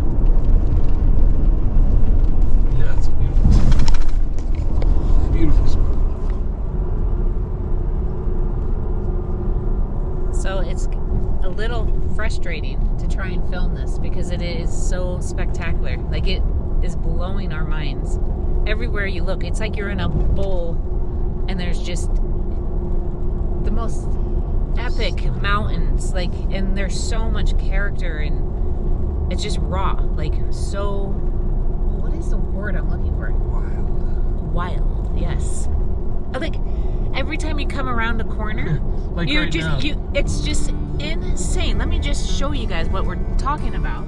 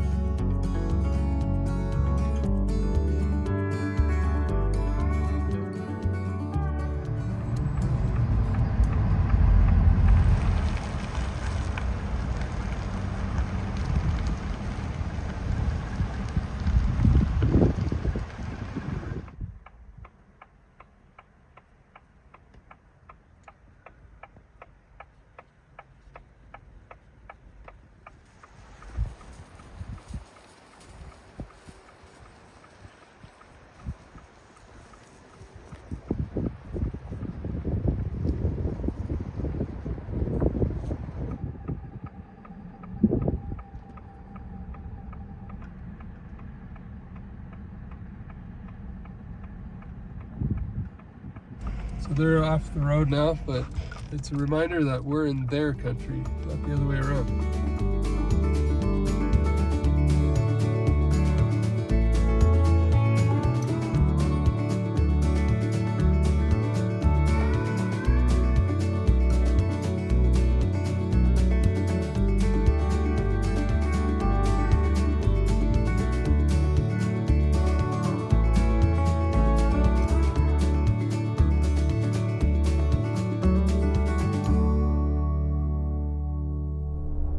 So today's route has been nothing less than spectacular. We started way down in the south by Crow's Nest Pass and headed into the backcountry, and it came all the way up and just came out on Highway 40, which is a highway that's only open in the summer, so I highly recommend you do it. We've never done it before. It's called the Kananaskis country, and it's mind-boggling at every turn. We've been driving now for a couple of hours, and the mountains keep getting more and more spectacular. It's just an incredible route, and it hasn't been busy. Like, we've done the through the parks, Jasper and Banff, and we've done the Columbia Icefields Parkway, which up till now was the most spectacular road we've ever taken, but it was quite busy with tourists. Here there's a couple of trucks and cars here and there, but in general it is wide open, and there's more sheep, more mountain goats on the road, or sheep, than people.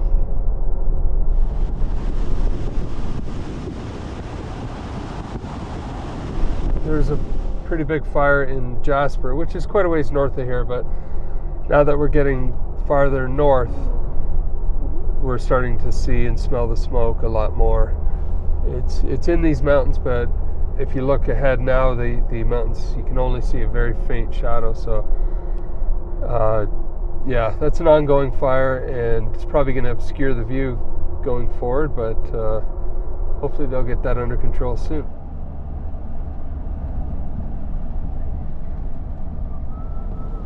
So between yesterday and today, the temperatures dropped about 40 degrees Fahrenheit. It was 98 degrees yesterday, or 36 Celsius.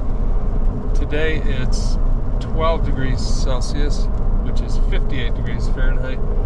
And it's thankfully raining a little bit now here in the mountains. So that is the best news ever for the fire, and the firefighters are getting a little bit of help with this rain. And I hope it just downpours, because that would really, I'm sure, help get the fires under control. So, but yeah, much welcomed rain right now.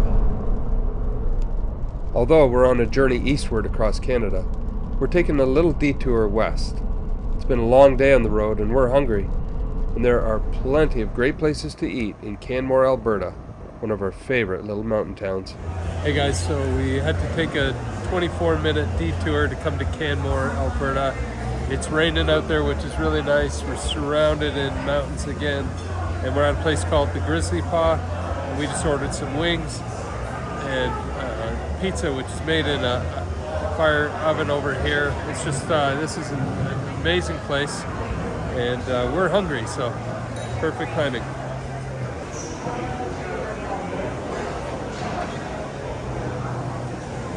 After a delicious meal, we head about 20 minutes out of town to a little campground along the Trans-Canada Highway.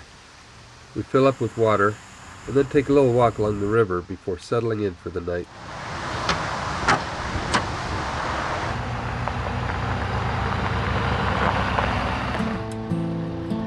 Tomorrow we get back on the Trans-Canada Highway and begin heading east. The scenery is about to drastically change and the mountains will soon be in our rearview mirror as we make our way out onto the wide open Canadian prairies.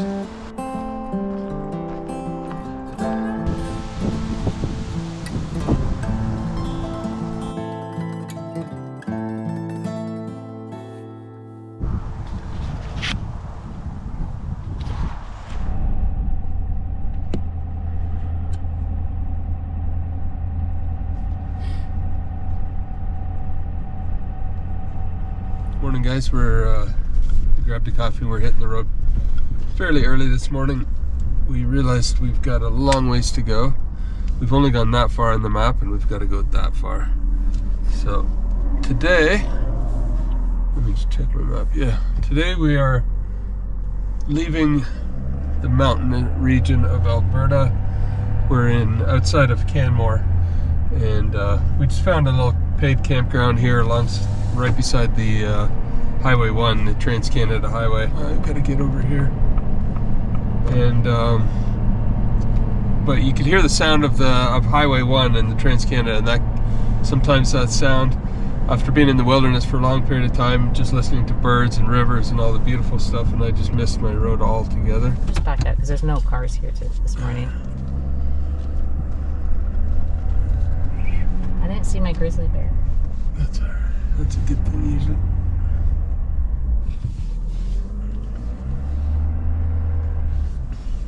Haven't had our coffee yet. Whew, okay. Yeah, haven't had my coffee yet. I almost started going west again. This morning we're heading east, so the mountains are fading into the distance and we're starting a whole new chapter of the Great Canadian Overland Adventure. We're starting to head into the Great Plains area and the prairies and all that. So today we're heading towards Medicine Hat on the Trans-Canada Highway, and then we'll get back on the Trans-Canada Adventure Trail. But we're excited to take you along on the Great Canadian Overland Adventure.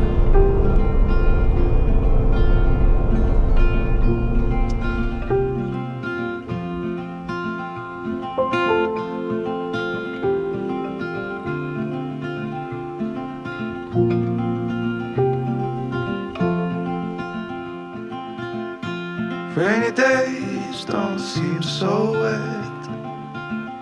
Stormy nights don't stay.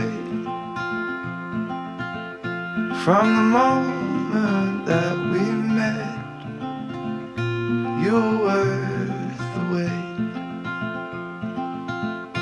Oh, this could be the best thing that I'll ever know.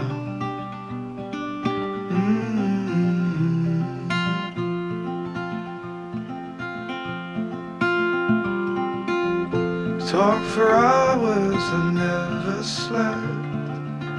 Two silhouettes on the concrete steps. We watched the sun as it slowly crept from the horizon to the place we met. Oh, this could be the best thing that I'll ever know.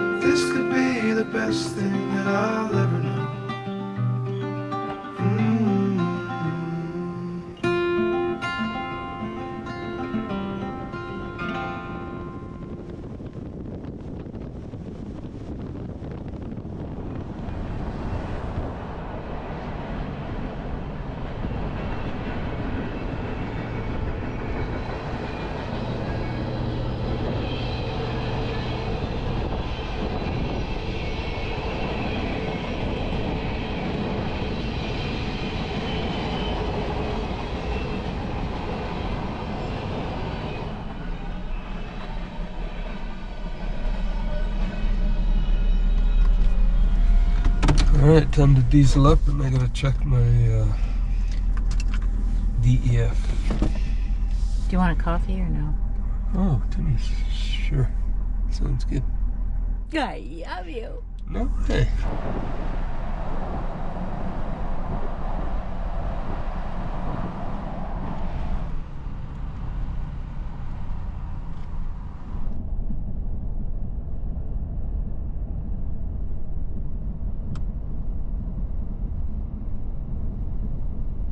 After we fueled up, we headed back a little ways because we could see the adventure trail was there, and we headed south, and then it turned into gravel roads and then very loose country gravel roads, and so we decided to come back to the pavement because we've got an hour of driving that way.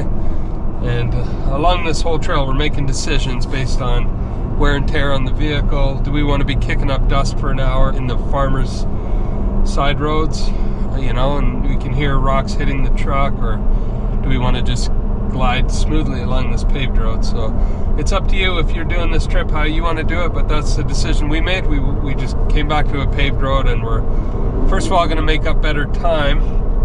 Secondly, should be less wear and tear on the wheels and everything, and thirdly, the view is exactly the same. So on a motorcycle, I can see that's different. You're looking for those windy, curvy roads, and you know, the gravel is not a big deal on two wheels, so yeah.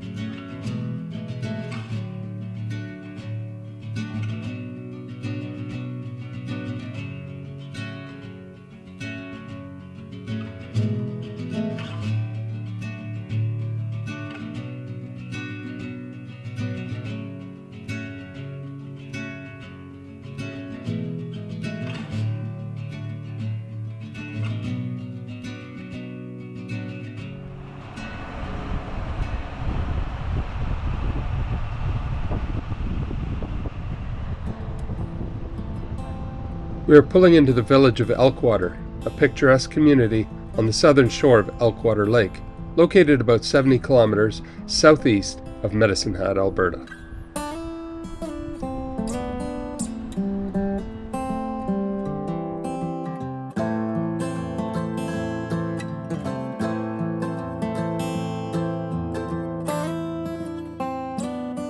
Elkwater serves as the gateway to the Cypress Hills area of southwestern Saskatchewan and southeastern Alberta.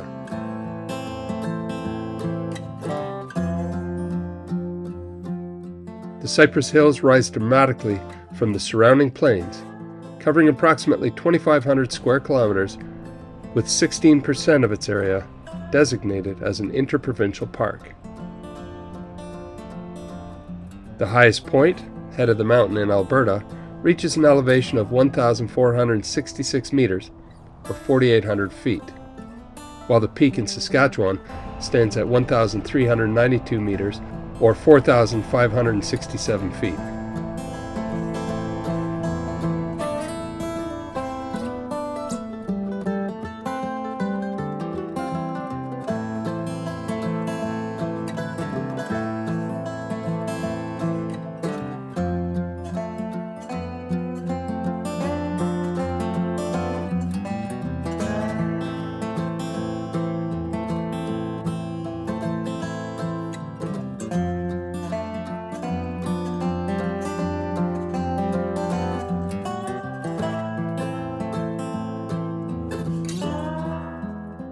The region is known for its diverse landscapes, including forests of aspen, lodgepole pine, and white spruce on the north-facing slopes, contrasted with mixed grass prairie and fescue in the higher areas.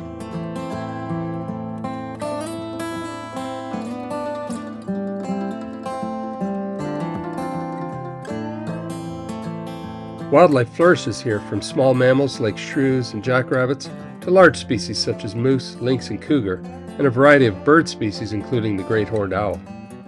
Cattle range freely in the high elevation grasslands as we make our way eastward towards Saskatchewan.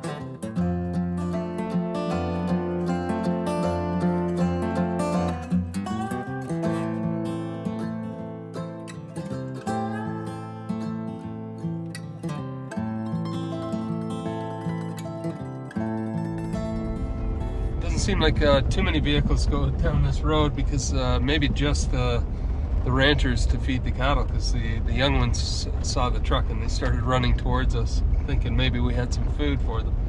Even though there's lots of grass, they probably bring grain or something up to them from time to time. So anyway, we're carrying on. This is very unique. We're just driving through the prairies and then all of a sudden we're in the Cypress Hills, and it's higher elevation, wildland. We're on a little dirt road and there's lots of trees, so something to check out if you're going through the prairies.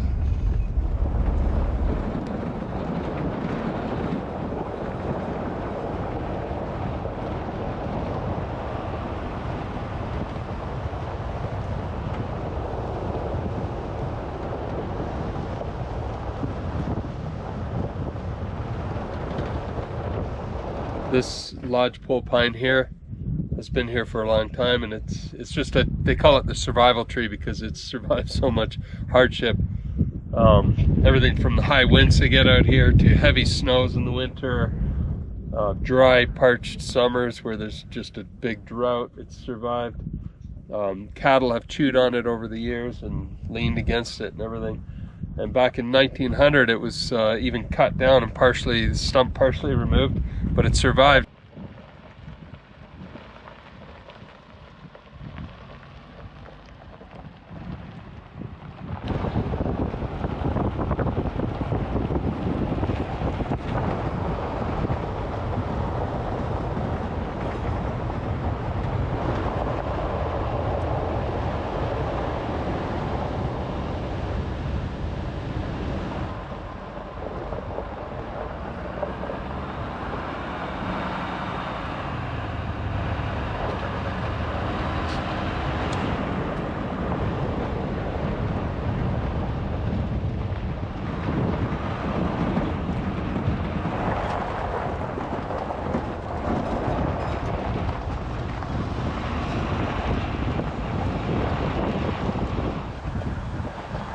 We made it. So we're gonna just stop for a minute and take a picture, but normally crossing from Alberta into Saskatchewan, we're doing 110 down the Trans-Canada Highway. It's kind of different to be crossing into Saskatchewan on a little backcountry ranch trail. And the crossing is a cattle guard. Watch your feet though. Let's go take a picture. Welcome to Saskatchewan. We're in Saskatchewan. We're still in the backcountry and have a lot of gravel travel ahead of us, but we're gonna stop somewhere and find a camp if we can.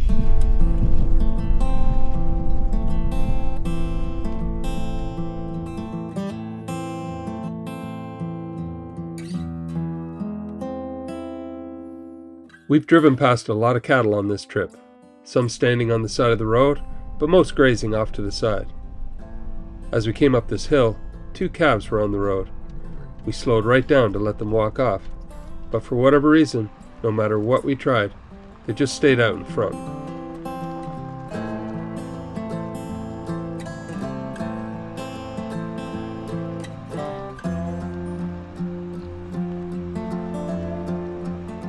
When we would stop, they stopped. When we tried to pass them on the right or on the left, they would speed up and just trot further ahead. These guys might be in front of us for the rest of the trip. They just don't want to go off to the side. Maybe right here it looks like a little trail. Maybe. Oh no, they didn't do it.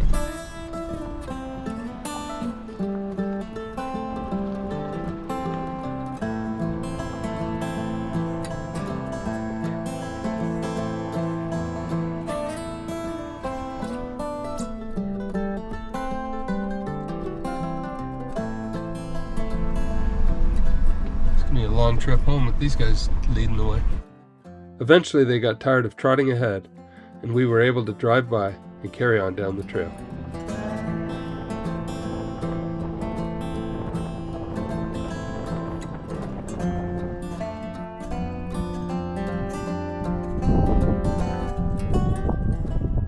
We took a minute to read some of the history of an event known as the Cypress Hills Massacre, which occurred in 1873. All stays of illegal whiskey trade have Faribault's trading post a site from 1873 Cypress Hills. It involved some missing horses, a lot of whiskey, and the death of about 30 men. The incident prompted the creation of nearby Fort Walsh and accelerated the recruitment and deployment of the newly formed Northwest Mounted Police.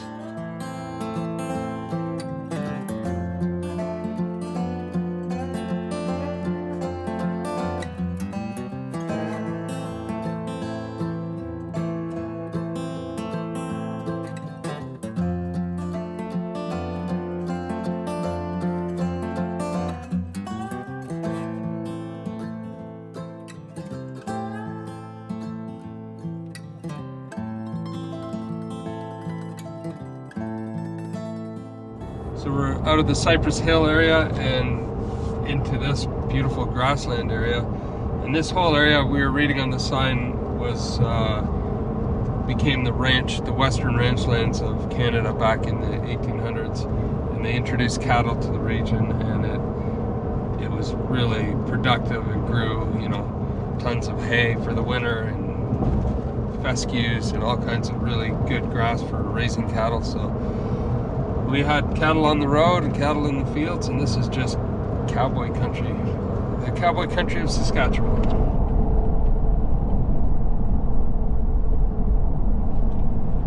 So we just randomly pulled into Maple Creek. Right outside of Cypress Hills. Yeah, which is just outside of Cypress Hills on our way back to Highway 1. Tiny little town in the middle of the prairie.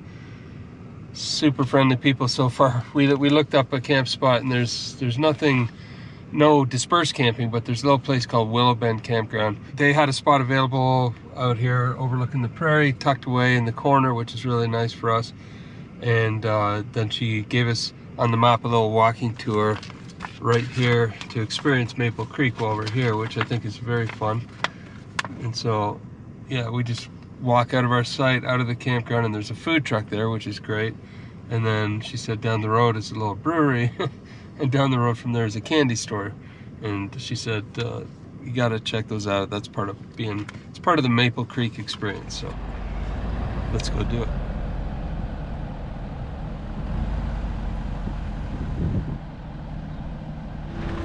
Al, Teresa, Bob. Okay. Oh, I was gonna go for a walk too, but I guess not. Oh. Now, Teresa. Al there, Teresa, Murray, Bob, and Ken Smoke. Perfect, thank you.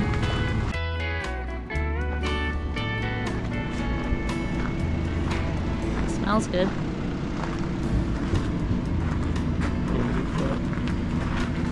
Yeah. 2? Yeah. Or let me see. Everything looks good. Yeah.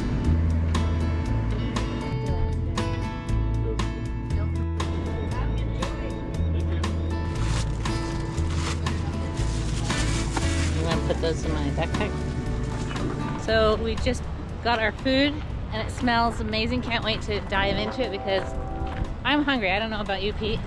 Starving. So now we're just walking down to the next place. They say it's a really nice brewery here, and then there's a candy store. I don't know if we're gonna go there, but I'm sure if you have a sweet tooth, they say it's the best candy, hands down, in all of Saskatchewan. So there you go.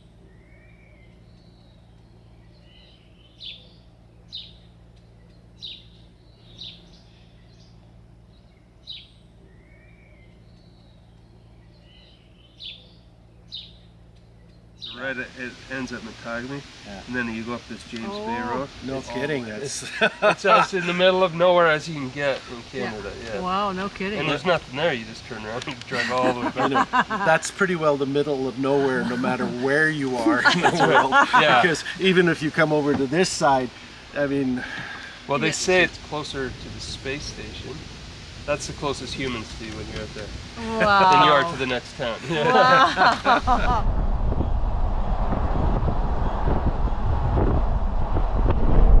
Alright, so we just left the beautiful little town of Maple Creek in Saskatchewan. If you're ever traveling the Trans-Canada and you're looking for an awesome place to stop, that town has a lot of neat stores and shops and restaurants, so check it out. We stayed at a campground called Willow Creek and met all kinds of really interesting people there. So just a one-night stop for us, and now we're heading east on our journey across Canada.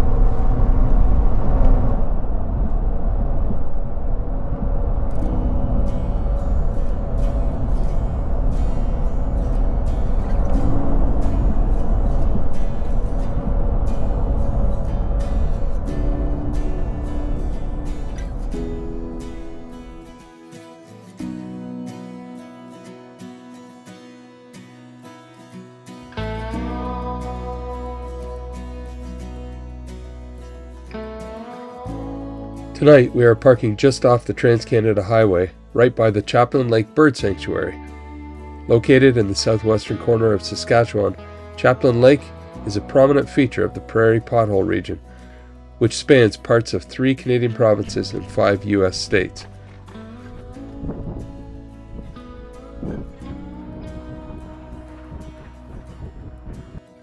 Along with neighboring Reed and Old Wives Lakes, it forms the second largest saline lake system in Canada and the 4th largest in North America. Chaplin Lake's importance extends beyond its size. It serves as a crucial habitat for migratory and nesting birds, hosting up to 100,000 shorebirds annually. In 1997, the lake and its neighbors were designated as part of the Western Hemisphere Shorebird Reserve Network, highlighting its significance for bird conservation. The lake's diverse habitats, from the brine shrimp-rich waters to surrounding grasslands, support species such as the American avocet, snowy plover, and semi-palmated sandpiper. It is also recognized as an important bird area in Canada, covering 171.41 square kilometers, or 66.18 square miles. While preserving the lake as a bird sanctuary, Saskatchewan Mining and Minerals harvests and processes sodium sulfate from the lake. The company is one of North America's largest producers of anhydrous sodium sulfate, with a production capacity of 285,000 tons per year.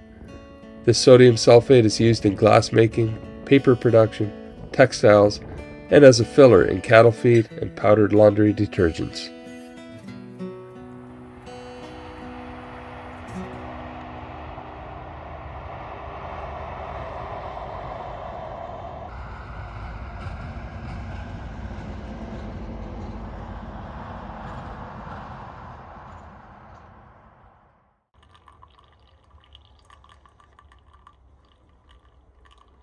Good morning. Had a great sleep. Just a little pullover right off the highway. There was a train that went by every once in a while, but and a few semi trucks. It's early. It's probably almost 5 o'clock, and just having a coffee. We're going to be crossing over to the province of Manitoba today. This was really cool place to stay overnight. I know it's right on the highway, but it just kind of allows you to sleep. The trucks, and I don't know, it just feels like you're going somewhere. You're on an adventure, you're going to a new destination, which we are. You know, we've crossed Canada so many times, countless times, but now that we're taking the time to see different spots, and then once you start to see them and then start to talk to the locals, you're like, oh my goodness, we have to come back because there's so much more. I don't think it ever ends, you know. the places to see and to check off and to explore. So this country has so much to offer. We haven't even scratched the surface, but I'm going to do a few steps this morning, just up and down. I think Pete is working on the video a little bit this morning. Oh, he's ready, so he might even join me for these steps.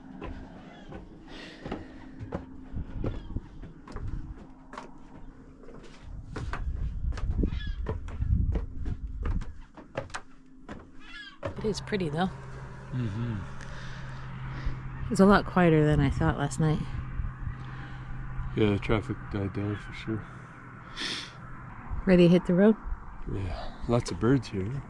This is a migrating, a spot where Arctic birds migrate and stop on their migration south and back north.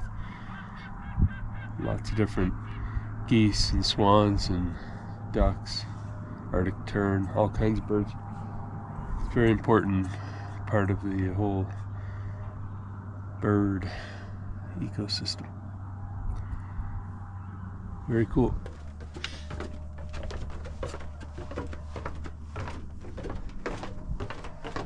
That feeling of excitement of the unknown.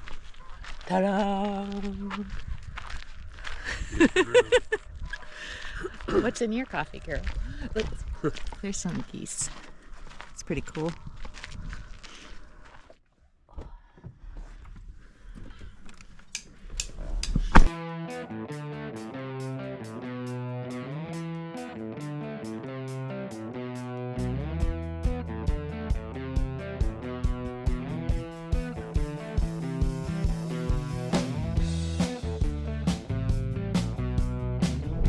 So that lake we were camped beside last night, plus this one called Chaplin Lake, they make up the 4th largest saline inland lake in North America, 2nd largest in Canada, and they harvest a lot of salt out of there. That's the big industry right there in Chaplin, Saskatchewan. So it's kind of neat to see those big white piles. It almost look like snow right in the middle of the prairie.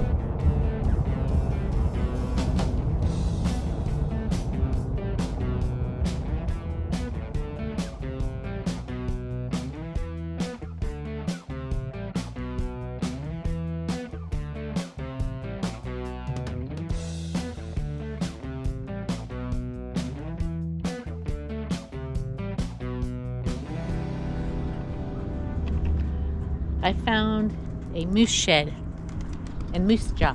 Check it out.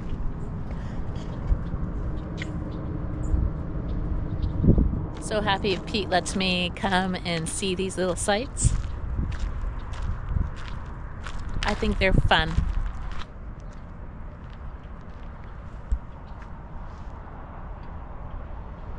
Well, we're gonna go find coffee and a light breakfast and then get back on the road.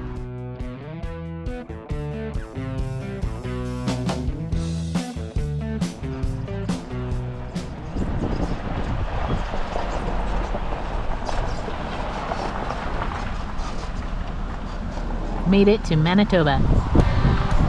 All right, we're crossing the big prairies. We are through Saskatchewan and into Manitoba. Manitoba, situated at the longitudinal center of Canada, is the country's 5th most populous province, with a population of 1,342,000. The province boasts a diverse landscape ranging from Arctic tundra and the Hudson's Bay coastline in the north to dense boreal forests, large freshwater lakes, and prairie grasslands in the central and southern regions. Although we are currently crossing the prairie region in the south, Manitoba's natural beauty extends far beyond this. In fact, 263,000 square kilometers, or 48% of the province's land area, is covered in vast forests. Manitoba is home to over 100,000 freshwater lakes, including Lake Winnipeg, the 6th largest lake in Canada and the 10th largest in the world. These lakes support 18 species of game fish, including trout and pike. The northeast corner of Manitoba, bordering Hudson Bay, is above the tree line and features tundra landscapes. This region is known for its polar bear population, with Churchill often referred to as the polar bear capital.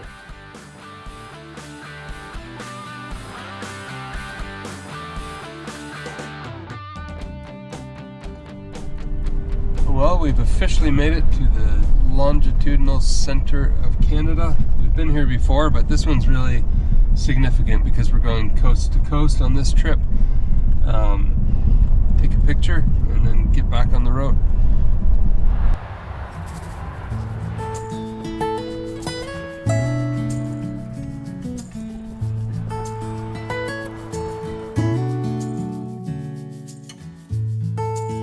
Both those provinces, Saskatchewan and Manitoba, are almost two different provinces from the south to the north. And we've explored partway of the north of both of those, but next time we have a lot more time, we'll head up into the north country of both Manitoba and Saskatchewan.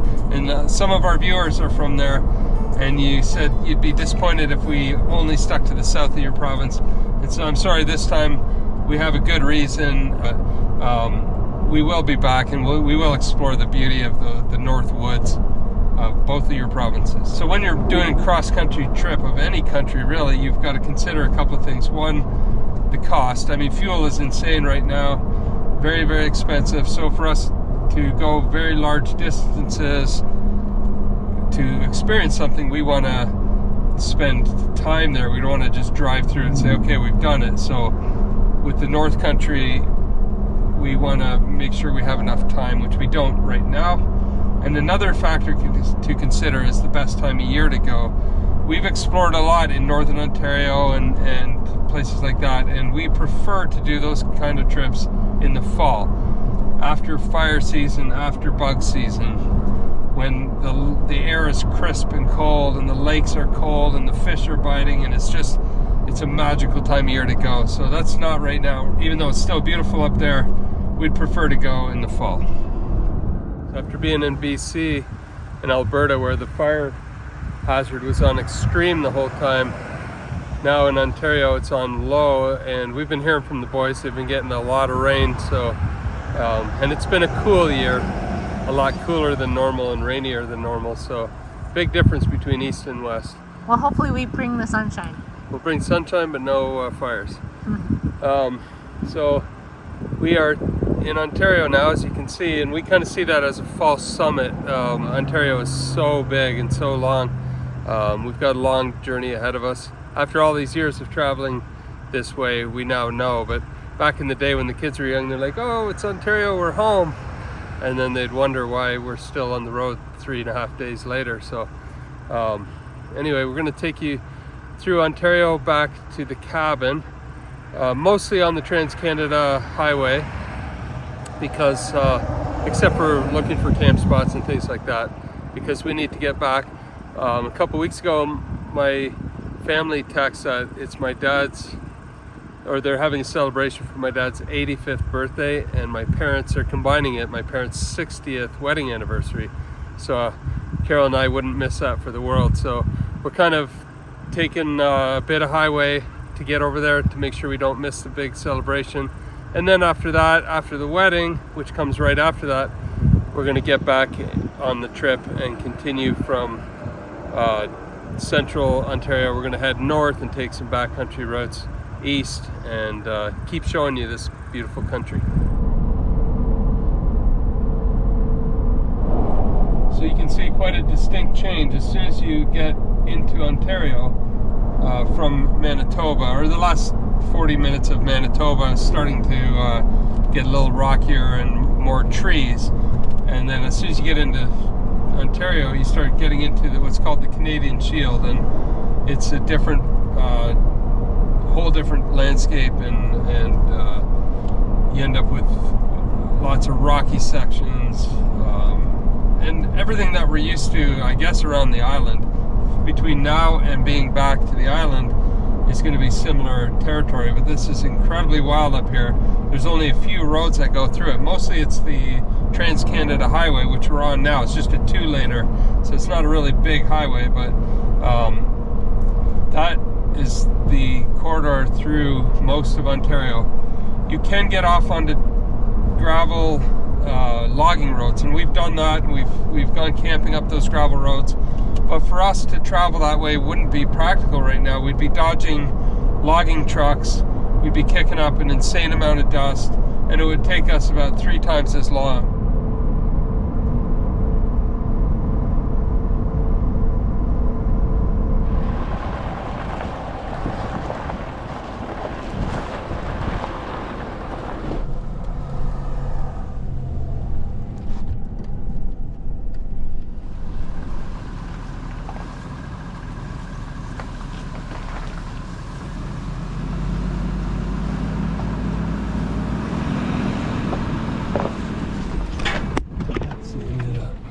You were looking at your phone. I'm looking at Onyx to see where we are. Did you see That was insane. I hope everything's okay. Yeah, we're fine. Wow. That's a big old ditch. It's good to know she can go through stuff like that. Whose idea was this? I don't know. We have this campsite, but it looked really, really tight on the iOverlander app.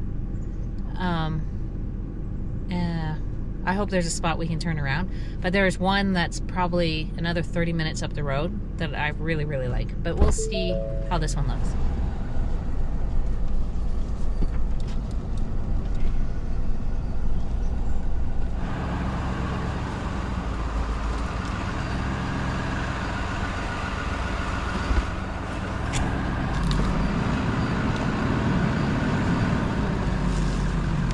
This just keeps going forever, but oh well.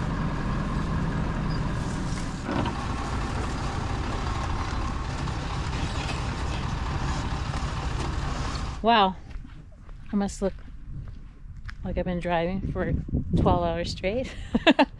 But this is a beautiful spot. There is someone in that campground. It is for 2 people, but I don't know. I don't feel like sharing tonight. And there's plenty more coming up the road, and it's a spot that you kind of have to work your way to get into it, so I'm sure they want to have their time. And you know how when you find a spot and you're like, this is epic, because this spot is epic, and it's like you have your whole lake to yourself down this secret little roadway right off the highway. Yeah, I think it would just be rude to come in and share that spot. Just let them have their vacation and enjoy it. Someone's camping in there. I just said I think we should let them have this spot, because if you work your way down here and they're probably on vacation, you know, the worst thing is when you find that perfect spot and you're like, oh, finally relaxing, and then you hear someone come in and they camp right next to you. Yeah. So, but this is the roadway going into it, and then it opens up to the lake with a big island in the middle. Perfect. At least we know it's here next time we're coming by. Yeah, this is really nice.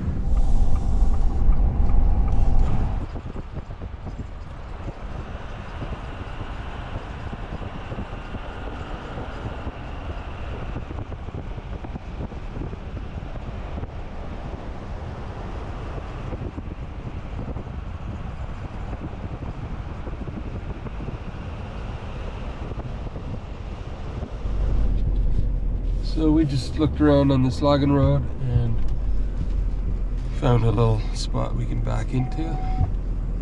I'll jump out. A few bushes that are making the beeper go off. The bears, man. Yeah. Oh, that's alright.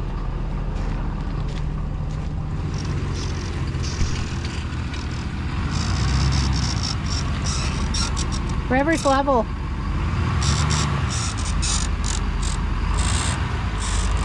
You're gonna go up a little bit and then down, so you might level out. Yeah, no, you're fine. Aw. Look. There's blueberries. Wow.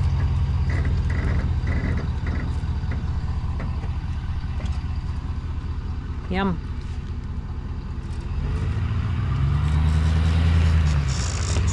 How's that? You're up against a tree now. There's beautiful blueberries. We can pick some for breakfast.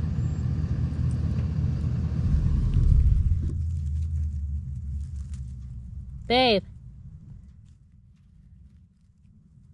I'm dropping them.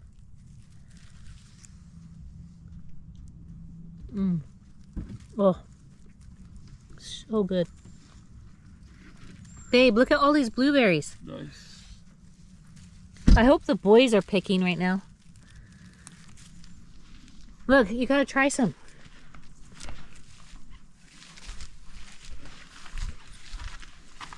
Ooh, it's been a while. The best. So flavorful. I like all the wildflowers.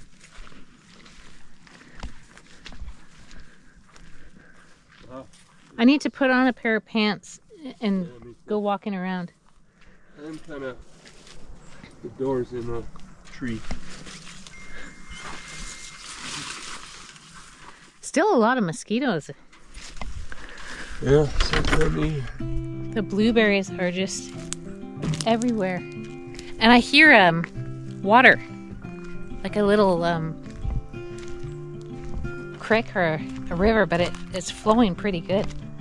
So I want to go check that out. After exploring the area and picking our fill of blueberries, we set up camp for the night in the woods beside a logging road here in northwestern Ontario.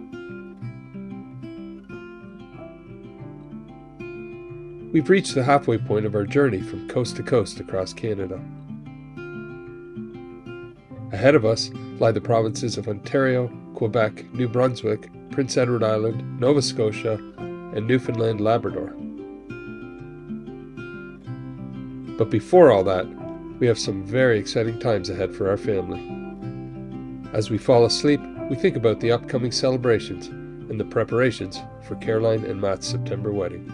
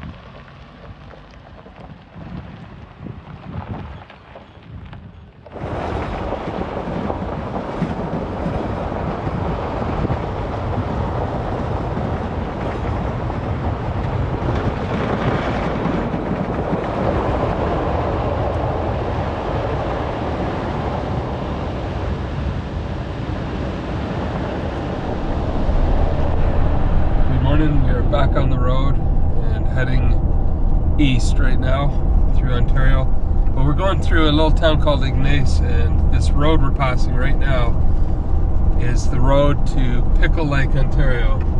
And we did that adventure a couple of years ago with both Jeeps and all the kids and Lando, and it's called the end of the road up there.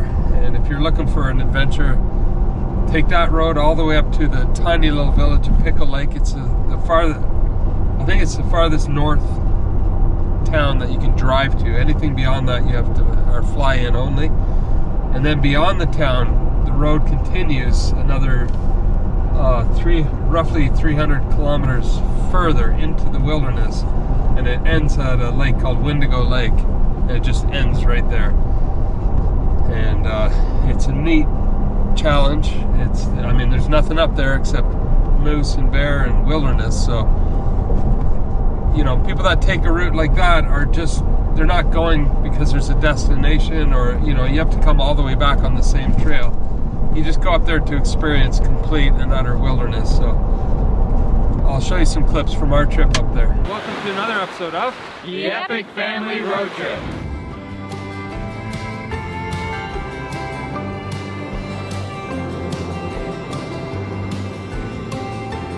As we got closer to the end of the road, dark clouds came into view as a storm system was blowing in from the north.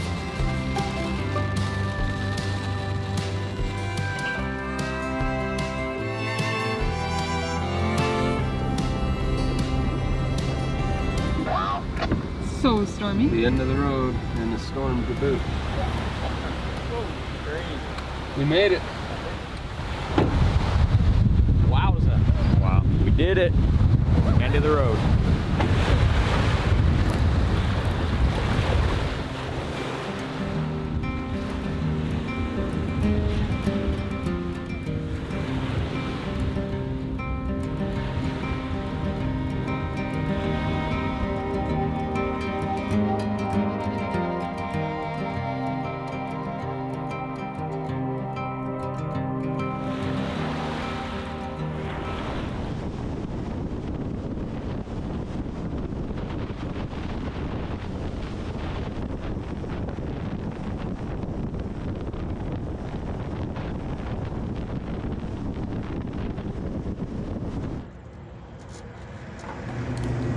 So if you're coming down the Trans-Canada through this neck of the woods, it's called Uppsala, the town. There's a little restaurant here, place to eat. If you're road weary or hungry like we were this morning, we took off pretty early and we were looking for a place to eat, and then we saw this and we remembered it. We had stopped here on the way up to Untitled, so time to get some breakfast in us and get back on the road.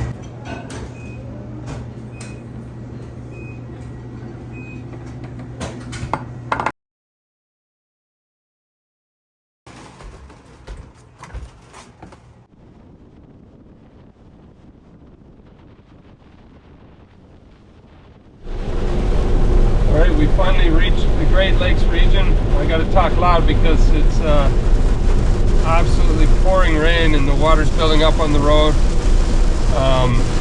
And it's a mix of fog and rain, and which is obscuring the views. But typically when you get here, if you're traveling this way, north of Lake Superior is very, very scenic and beautiful, and there's places to stop along the way, big overlooks over Lake Superior, which are absolutely worth checking out. But we're not stopping today because of the rain is torrential and the views are all obscured, but that's okay. We've been here many, many times, and we're also on a journey back to get there on time for my dad's 85th birthday and combined with their 60th wedding anniversary. So no stopping for us today, but for you, this is a wonderful region to check out waterfalls and canyons and wildlife. It's an amazing area.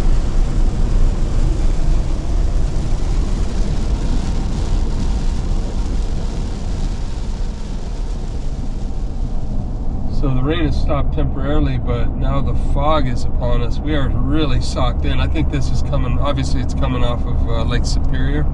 I don't know if it's a change in temperature or whatnot, but typically you see this early in the morning and then the sun burns it off, but it's 2 p.m.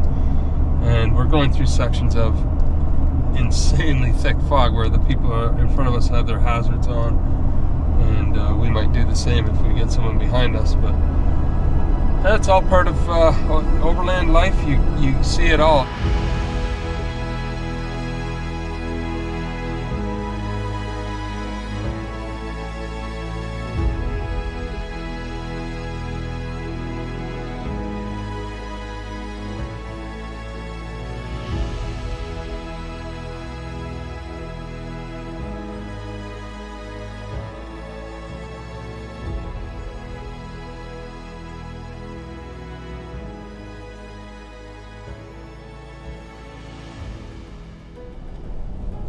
So it's been a long drive through the rain and clouds and mist, and we're just getting into Sault Ste. Marie now, and you see a big rainbow and the sun is popping out, and it looks like it's going to clear up at some point. It's still raining pretty hard, but it just looks a lot brighter. So whenever we get to Sault Ste. Marie, we always have the decision to make. We're still about 5 hours from the island, and depending on how we feel, you know, we probably will get something to eat and then we'll decide, but we could push and get in late tonight, or we get a good night's sleep, leave early tomorrow morning and get in there a decent time tomorrow. So we'll let you know what we decide. So wow, that was a big push that we did. It was a lot easier, honestly, in the truck than it was in the Jeeps. Just because we could kind of go more the speed limit. It was just more comfortable and more roomy. But and I love that unlike the Jeeps, we would have never pulled over to a Walmart and set up our tents. But this makes it where, you know, we don't have to go, you know, another hour and go looking for another spot. Like we could go to a Flying J, an en route, a Walmart, you name it, and we're totally comfortable in our truck. So that's kind of a really big game changer. So I'm going to go to bed, but we are only like 4 hours away from the cabin and the kids. So kids, young adults. I'm so excited. I was just talking with Caroline on the phone. We're going over wedding plans, and we just have to start hammering, you know, things out, like booking solid for tents, caterers, and, you know, what dress I'm wearing. She has her dress, getting Matt's suit, getting the boys' suits, and it's a lot of fun stuff. And she's super excited. I just love how fun and easy she is, because she's just like, oh, whatever, you know, like if we have that, if we don't. So I just love that Caroline, and just her whole attitude is just like, I'm getting married to my best friend. And really the decor and the dress and everything else is just second to that. And whew, it gets me pretty emotional, you know. I'm just so proud of her, and I love her so much. And I'm actually super thankful that we're back, so that, you know, we can start doing stuff together and planning it all out for her big day. But yeah, so I'm super excited to also see Lando. Man, goodness, I started missing him a lot the last few days. Our plan is we get up early again, but Walmart doesn't open until 7, so I might go to another Walmart that's like 3 hours away, because it depends on what time we wake up in the morning. But for now, I'm gonna go to bed, and we'll see you in the morning in the Walmart parking lot. All part of overlanding and travel. Yeah, anyways, talk to you later, guys. Good morning. We are packed up and leaving. We have 3.5 hours left to get home. We're super excited about that. Well, not to get home, but to get to a nearby town, do some shopping for supplies, and then about an hour or so to the island. So that's exciting. We didn't make our own coffee this morning for the first time on this entire trip, I think. We're just gonna grab a coffee here at a shop and get back on the road.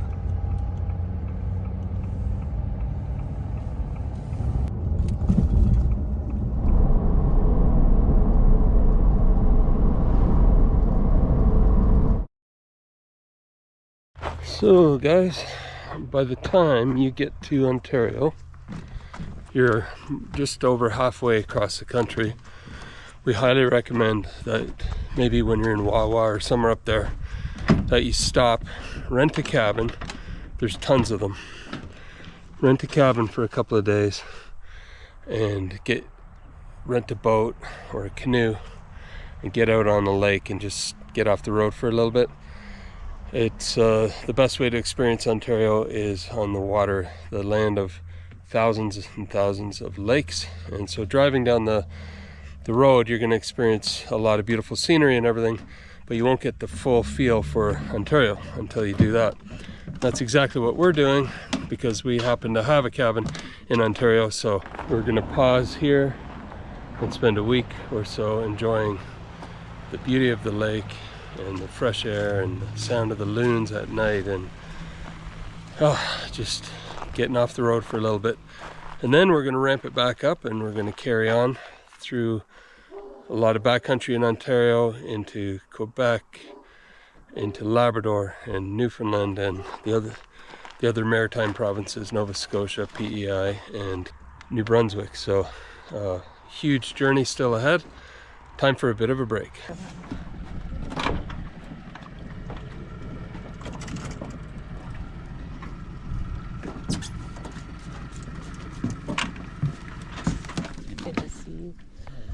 Good. See you, my man. Sweating, eh? Yeah, it's sticky. It's nice by the lake, though.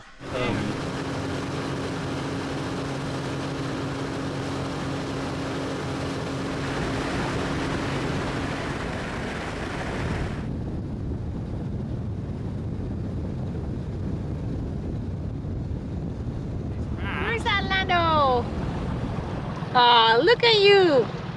Where is that? Hi, little guy. He's We're gonna be watching so you. happy. Lynn, who is this? Is that Mutter? Look at you. And does he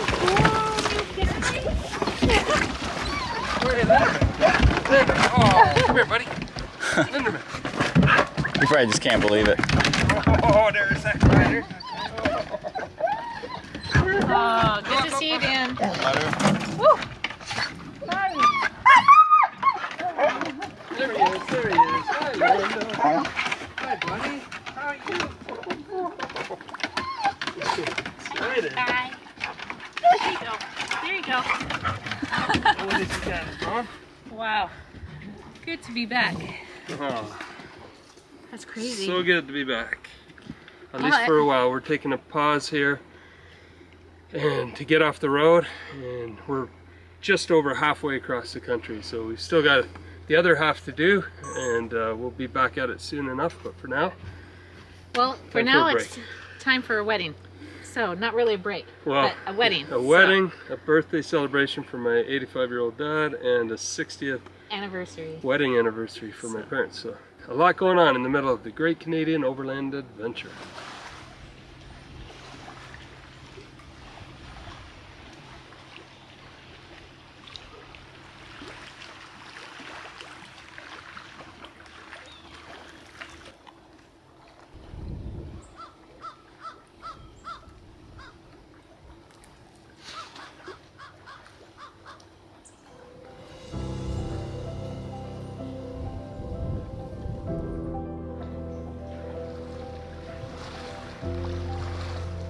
As much as we've enjoyed our overland adventure across Canada so far, it sure feels good to be back at the island.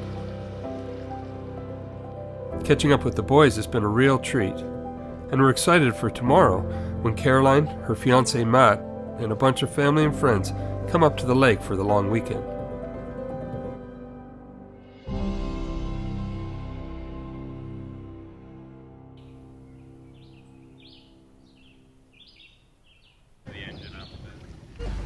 These summer days are made for long boat rides.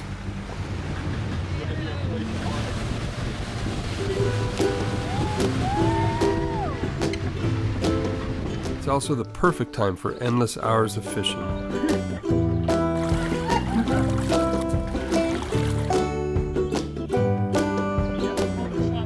And for water sports. And some good old-fashioned fun.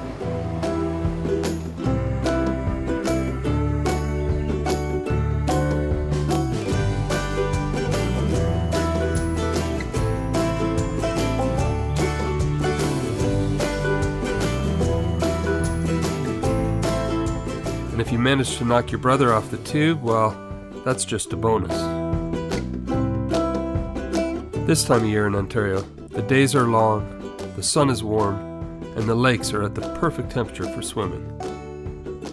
There are over 250,000 lakes in Ontario, which constitute about 20% of the world's freshwater supply. And it's hard to believe that in just 3.5 months from now, most of these lakes will be frozen over. The lake then transforms into a winter wonderland, offering endless opportunities for snowshoeing, cross-country skiing, ice fishing, and snowmobiling. But for now, we are enjoying the long and beautiful days of summer at the lake.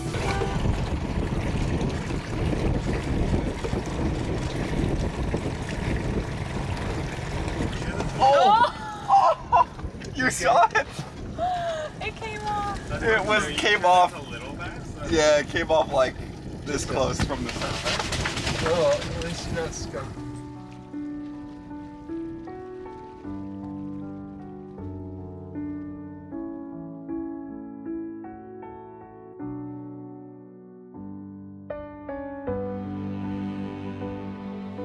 I sometimes wish days like this could last forever. With all of us together again, enjoying the lake and each other's company. But after a wonderful weekend, we say goodbye to Matt and Caroline.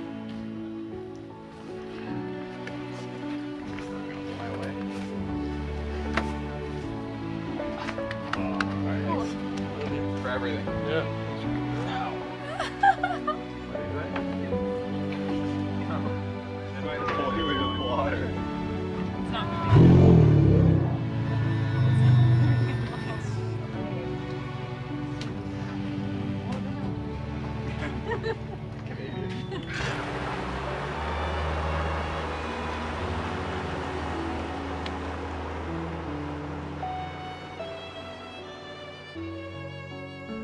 It's always hard watching loved ones drive away, but as the sun sets over the horizon and we wind down the day, we look forward to seeing them again in just a few days as we all gather together for a big family celebration.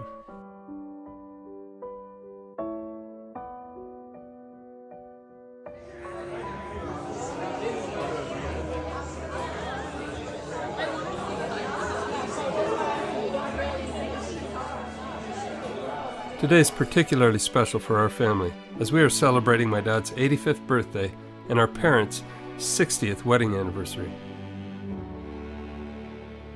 And then, one by one, their 92 grandchildren contributed a rose until before them lay a large bouquet of beautiful red roses.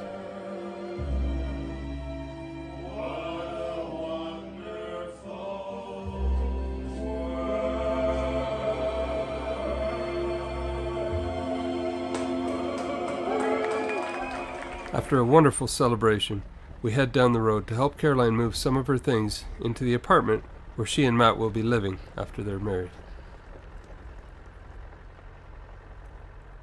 One of my brothers has a brand new apartment available on his beautiful equestrian farm, which will be the perfect place for Caroline and Matt to settle in and establish their life together.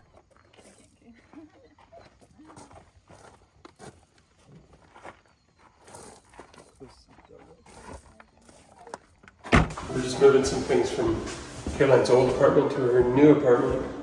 She'll be moving in here when they get married. Beautiful, spacious, and gorgeous views overlooking the fields here with horses. It's really nice. Everything is falling into place. Over the next week, we'll have a wedding shower with family in New York. Another one in Toronto. Back at the lake, Caroline will enjoy a beautiful sunset dinner cruise with her friends.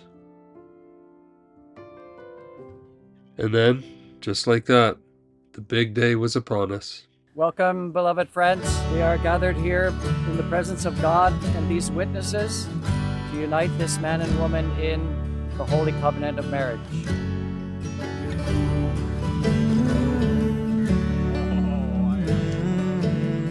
Really hard and come back just as the sun is going down,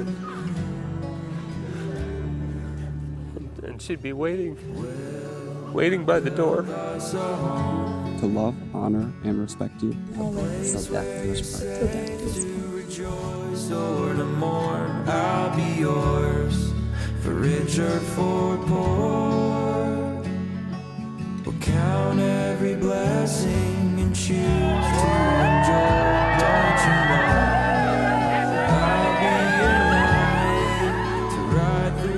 With hearts overflowing with joy, Carol and I returned to the island to put up some firewood for the winter and to prepare for the second half of the Great Canadian Overland Adventure.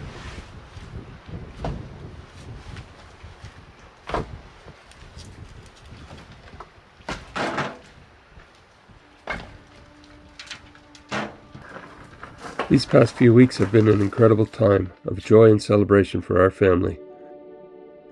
My dad's 85th birthday, my parents' 60th wedding anniversary, the birth of 2 new great-grandchildren, and the beautiful wedding of Caroline and Matthew. In such a large extended family as ours, there are many moments of joy and happiness, disproportionately more. But in the same way, there can also be more pain and loss. Sadly, our blissful joy left over from the wedding was not to last. Early Sunday morning, we received the devastating news that the kid's cousin Calvin had been involved in a personal watercraft accident on the St. Lawrence River and succumbed to his injuries. He was only 21 years old and one of the kindest people you could ever meet. Caroline and Matthew left immediately upon hearing the news to cancel their honeymoon reservations and to be with the family. Daniel left with them. Carol and I carried on our work in stunned silence. Pete was on an expedition with ex-Overland, and Clay and Rochelle Croft kindly arranged for him to fly into Toronto the same day to be with the rest of his cousins and to grieve with them. That night, the heavens lit up in a glorious display of color, seemingly welcoming Calvin home and celebrating his reunion with his mother, whom he had lost a few years ago.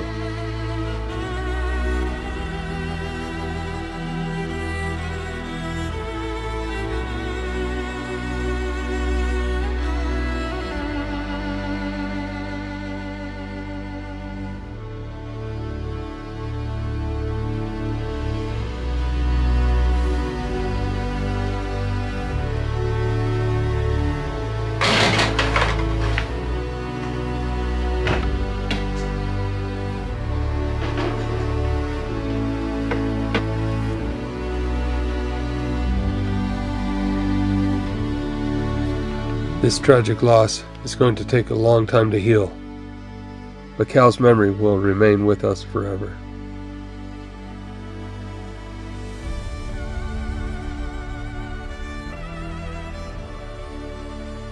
Friends and family traveled from across Canada, the US, and Europe to celebrate the life of an incredible young man whose kind heart and quiet spirit touched so many lives.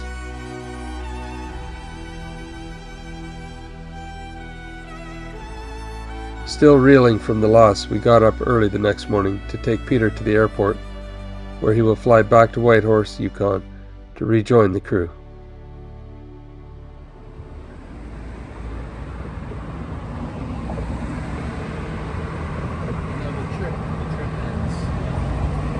We found ourselves hugging a little tighter and saying "I love you" a little more often.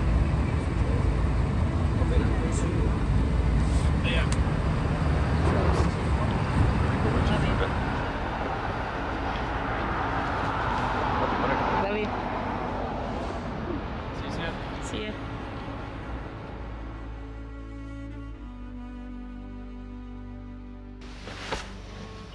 Love you. Love you. Be careful. Be safe. Let it go. Yes. Love it. I know. You're a good boy. Want a big hug too? Come here. So we are saying goodbye to Dan and Lando and hitting the road again.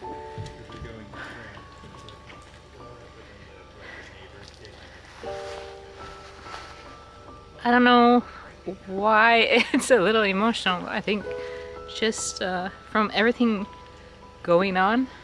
And you know, losing a cousin their age, it just makes you hug them and love them every opportunity you can. We won't get to see Pete returning, but Dan will be here, which is nice.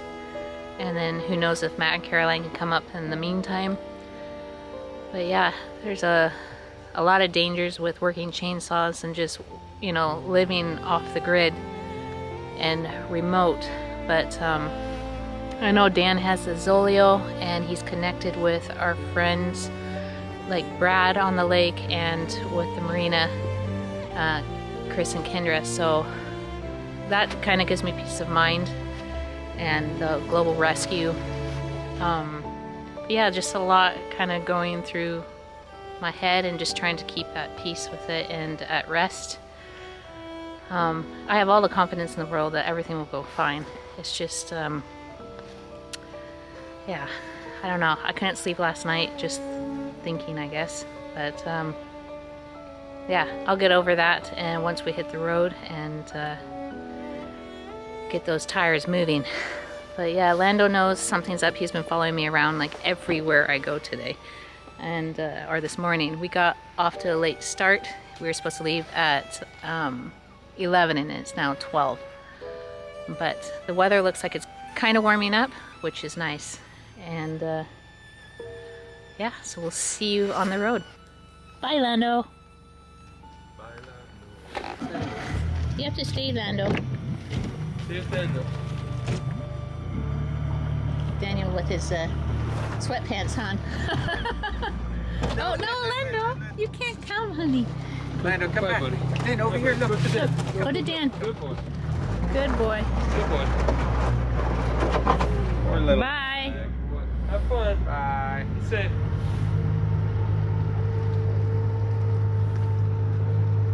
We got the keys, wallet. keys, wallet. Oh, I think we have everything we need.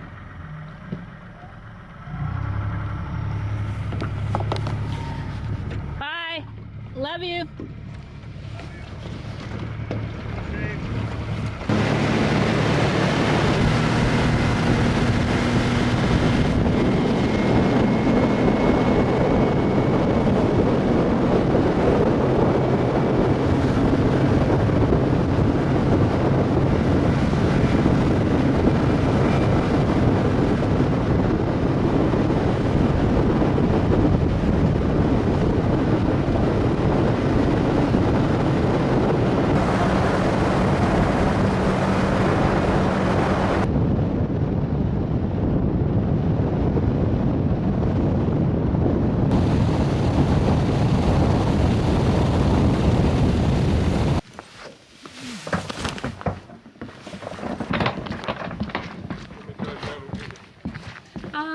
No, I'll walk up there.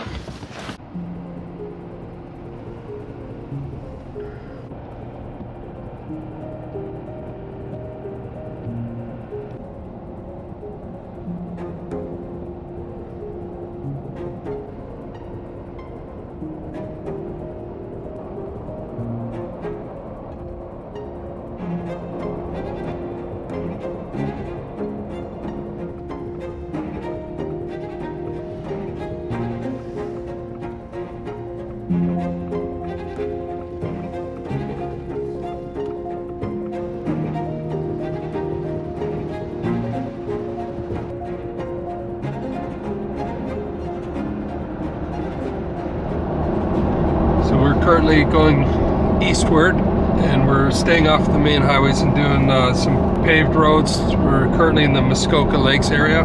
Just went through the little town of Rousseau, I think it's called. It's beautiful, quaint little villages. The leaves are all down now, so we missed them by about a week, at least in this area. We'll see as we go if there's still leaves on the trees, but it's still extremely beautiful and wild country.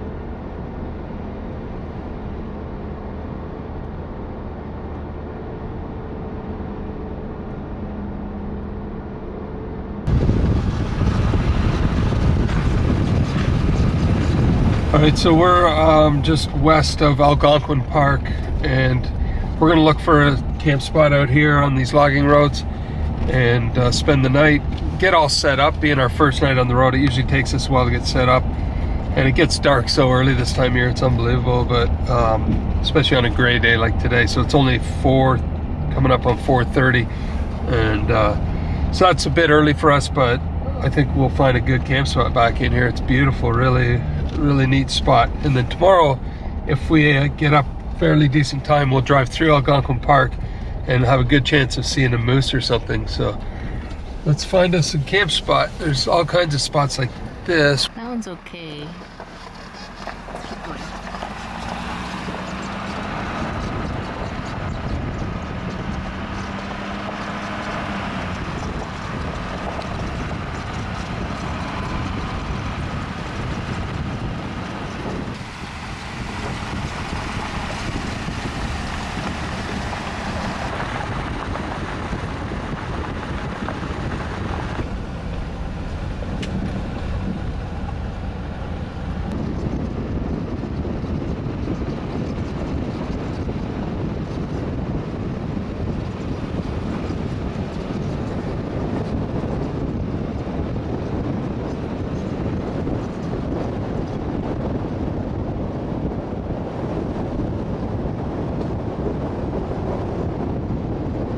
I'm just gonna walk down here and check it out. It's kind of tight.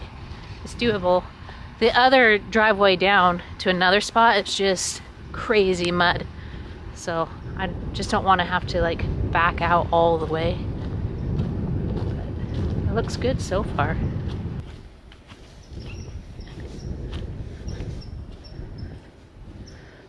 I'm just gonna tell him to come. Oh, I didn't bring my radio. This is why having two-way radios is so nice. Do you want to back in all the way? Back in? Yeah.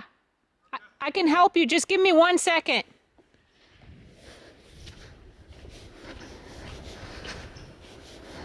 Although he could probably turn around.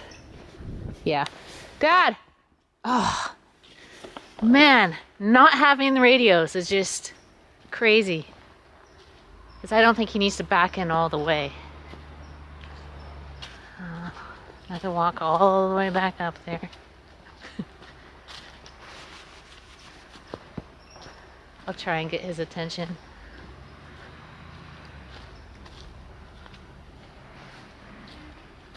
No. Now that he's done all that effort of like getting turned around, might as well just help him. But man, it was a lot cooler on the lake. Here it's like I don't even think I need this jacket. I was just gonna say to you, I was like, we need our two-way radios. I know, they're in the back. But all I was gonna say is it was a big enough spot that you could have turned around. Really? Yeah, so it's up to you, but it's pretty straightforward. If you, a little rocky. Guide me on this side, and just stay in my view and tell me to go right or left. Okay. All right.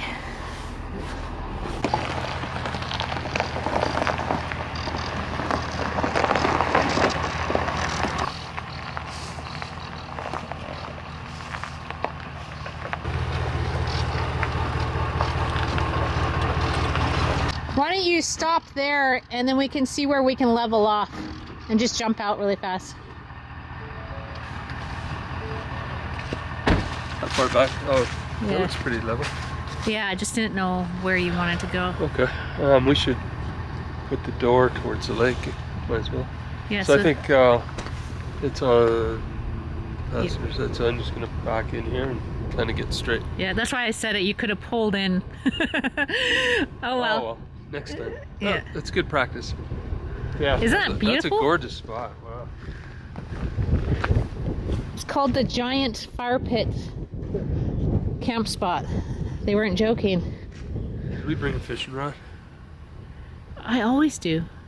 Did I? It must be under the seat. Yes, because there's a reel in my door. Okay. Yeah, this would probably be a good fishing area. Awesome. Well, I'm going to back in here and get set up. And we have lots of rocks in case we have to level up.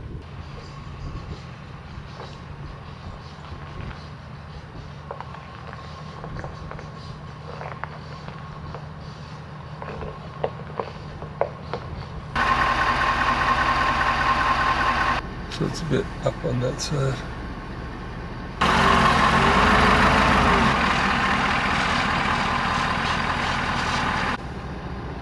Good? It's good. Just level all the way around, front to back, side to side.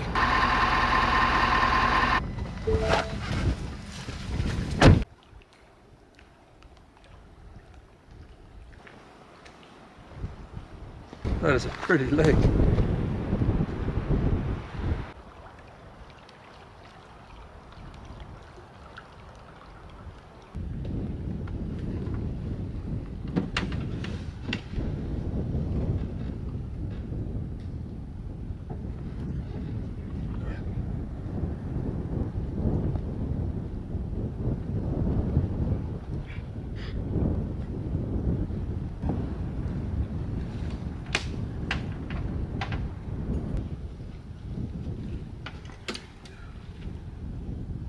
So we just arrived in camp. We took a little walk around to look at the lake and our surroundings.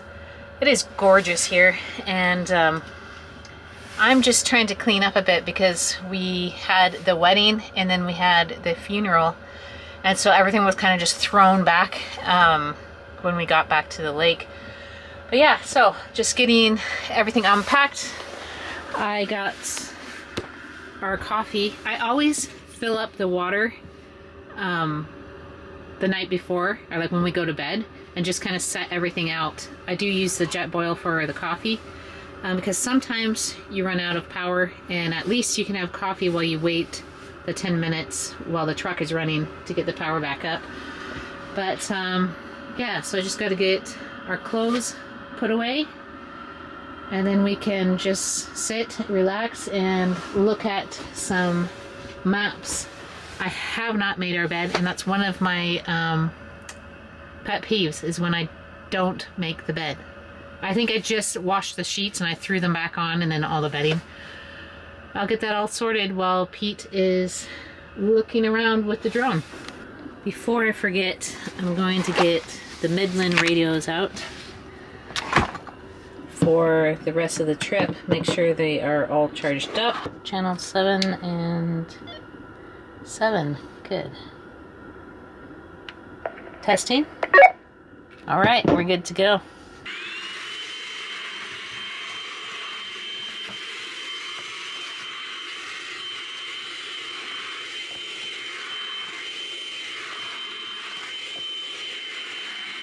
So I love this little Milwaukee handheld vacuum, and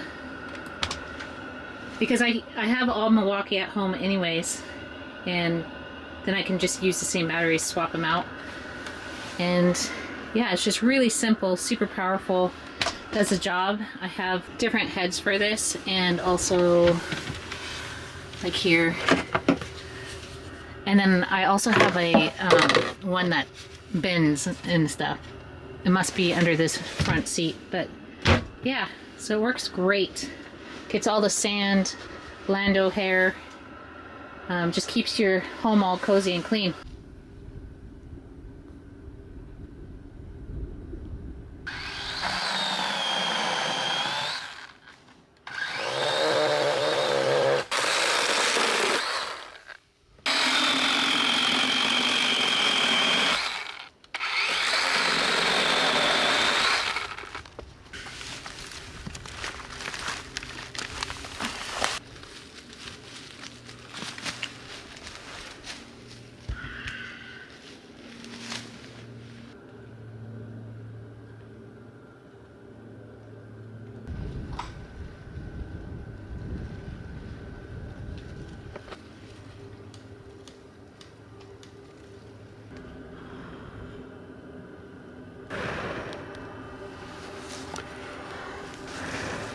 Everything's soaked.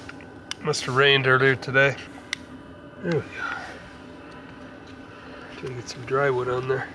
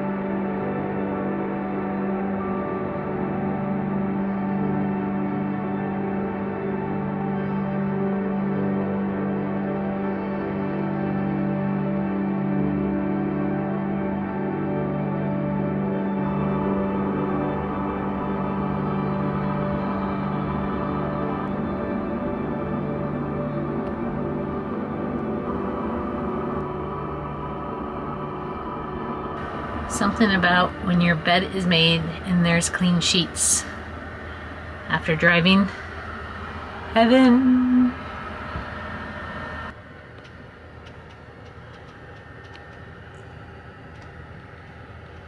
I've had these same slippers for about, I don't know, 5 years now. They're by Sierra Design, and I love them because it's like sleeping bag, but then yet you can walk outside if you have to, and it's just perfect. We got these when we had the rooftop tents with the Jeeps, and yeah, these have gone everywhere. Anyways, I stick them here, so when I get out of bed, I can just come down the stairs with them on and sit, relax with warm feet.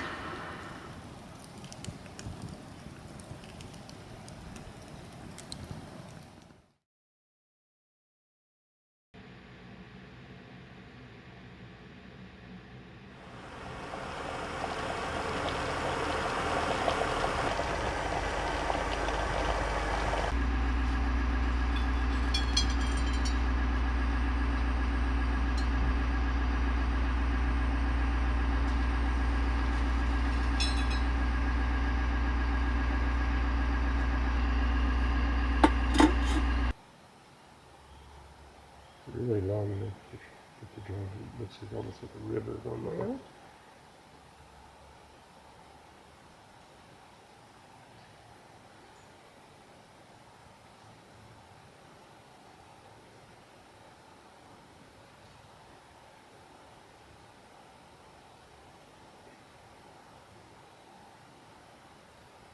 Good morning. This place was pretty epic. Absolutely gorgeous view and completely silent. Really nice place to spend the night. In fact, it would be nice to spend a little more time here, but as you know, we're on the Great Canadian Overland Adventure and we've got a long ways to go to get to the Atlantic Ocean. So we're all packed up and we've had a coffee by the lake. We're gonna get back on the road. So come with us, we're heading east.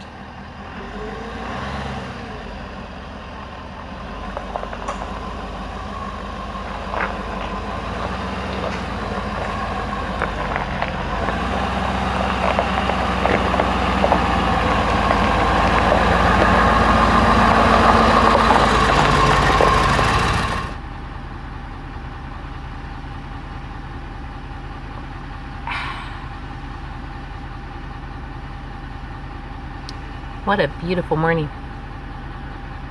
But I was kind of busy, like just cleaning and stuff, so I didn't get to have my coffee yet. I mean, just a little bit, a few sips while we were down by the lake. Some mornings you just feel like you need it more than others.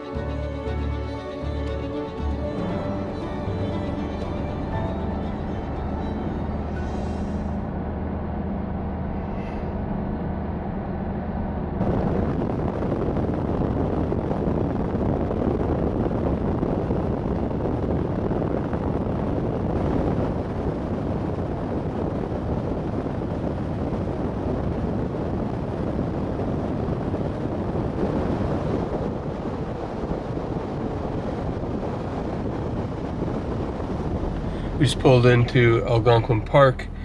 I used to come here as a kid with my dad and my brothers and sisters sometimes, and we'd canoe way back into the interior of the park.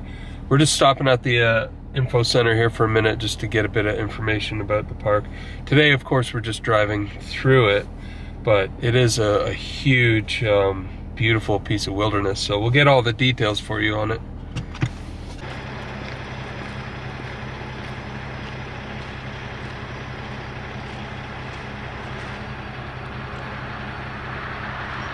Please remember that you are in Blackberry country. Be sure you keep a clean campsite. We camped on this lake last night, and now we're up here, and we're going to be driving through the park this way, at the east gate, along the Madawaska River. But you can see the size of the park. It's absolutely huge, and that's really the only road through it. And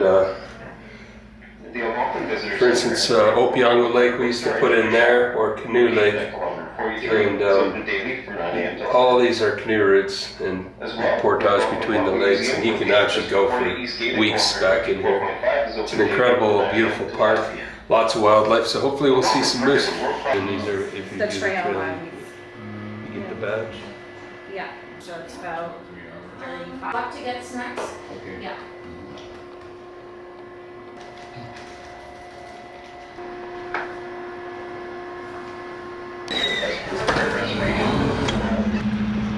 Got a new patch.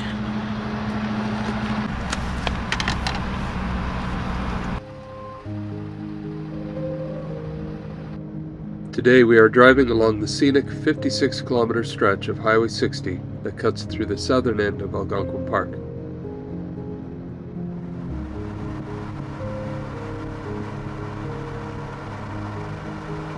While there are convenient drive-in campgrounds along this route, the best way to truly experience Algonquin's vast 7,635 square kilometer interior, with its expansive forests, bogs, winding rivers, and thousands of lakes, is by canoe or on foot.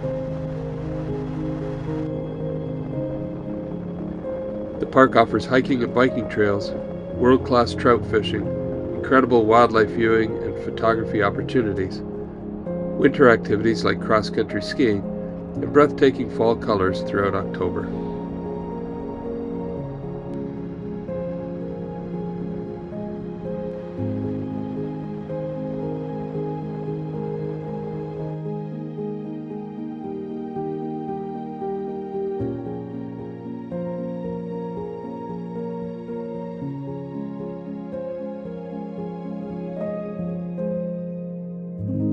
So on our way east, the route takes us through the city of Ottawa, which is the capital of Canada. So we're only about 12 minutes drive from the Parliament buildings, or Parliament Hill. So we thought, since we're doing a cross Canada tour, it makes sense to stop in at the capital and show you guys what that looks like. Today we're just driving through the city, but if you have time, we highly recommend exploring Parliament Hill and the surrounding area on foot. Ottawa, Canada's capital, is the political heart of the country and home to the federal government.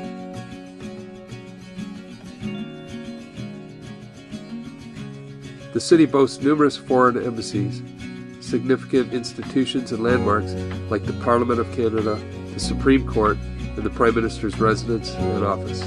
Nestled at the confluence of the Ottawa and Rideau rivers in southern Ontario, Ottawa has a metropolitan population of approximately 1.4 million, making it the fourth largest city in Canada. Now we're crossing the river into Quebec as we continue our journey towards the East Coast.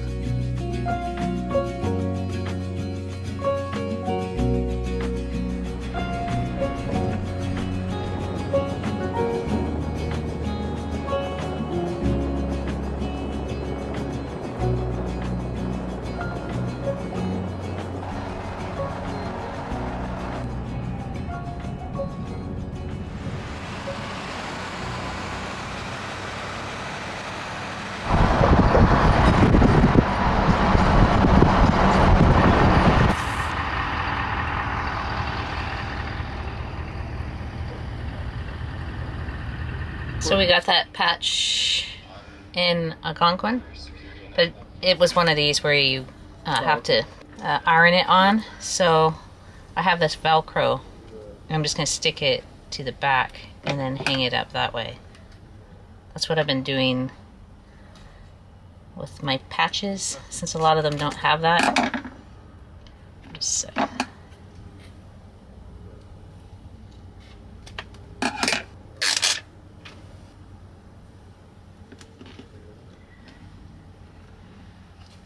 There we go.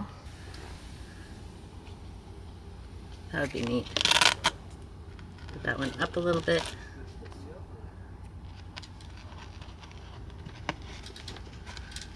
There. Ta-da! Looks good. Hello, friend. Lando. Don't you guys love that patch? It's one of my favorites. Just gorgeous. I think we need to make another one. But yeah, one down. Now on to the next.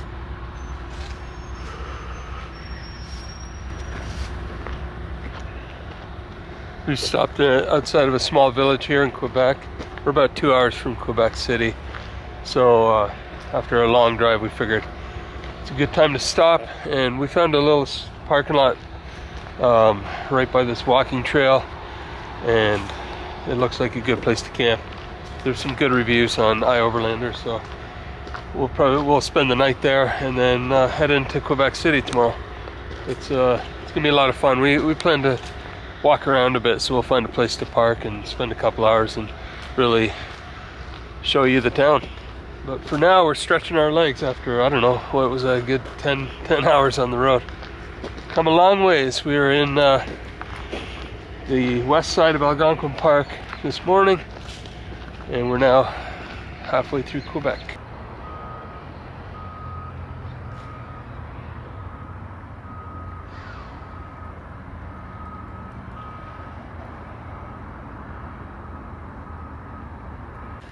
So this is always a welcome sight when you're doing long trips. Stairs. Going up to the lookout, I guess. Let's do. It feels like this structure moves a little bit, so it's making your stomach my stomach, cringe.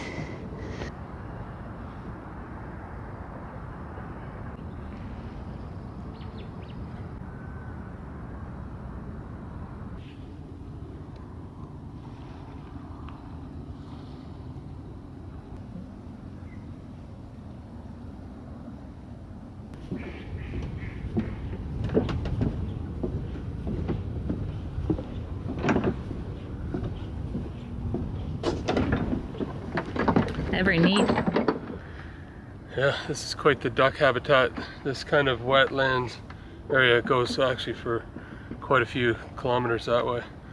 So they do, looks like they hunt, can't read the sign, but between August 17th and September 21st, something like that, they hunt for ducks. But these guys look pretty peaceful, and there's lots of them. Lots of different pairs of mallards. And then we saw a muskrat back there, and I'll show you the muskrat houses or homes or huts or whatever they're called. Condos? Nests. Condos.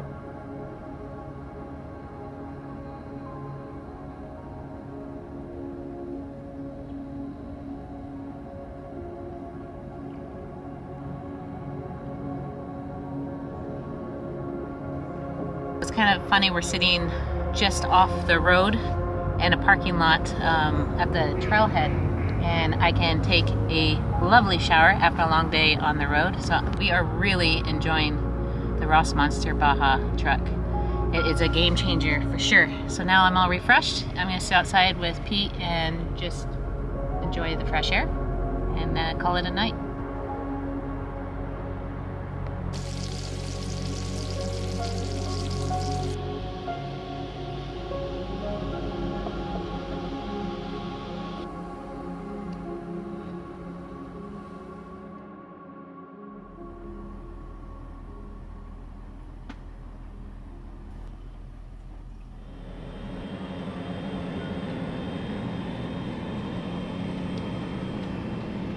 Make sure everything is good.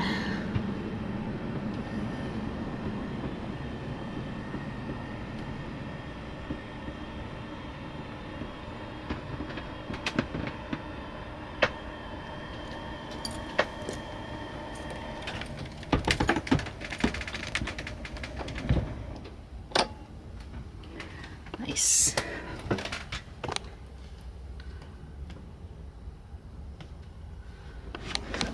All right, I think we're ready to go.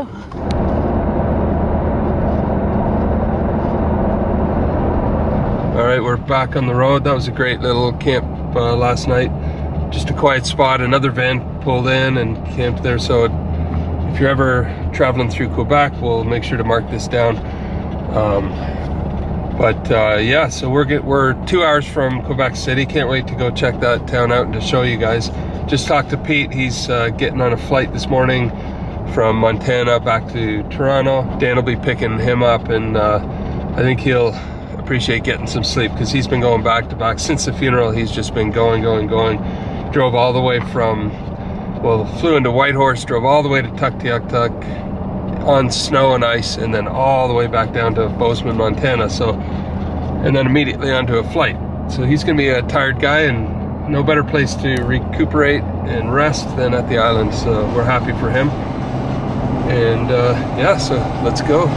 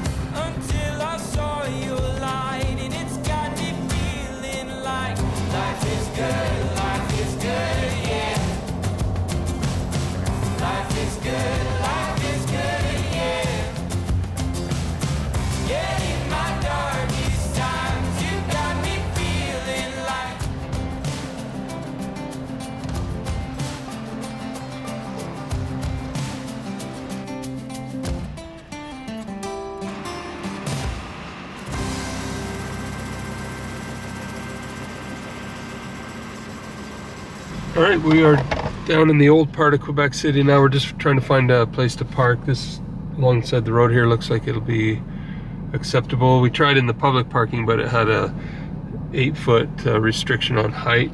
We're about 10 feet tall, so we wouldn't make it in there. But yeah, let's see if this works, and we'll go for a nice walk around the old part of town with you.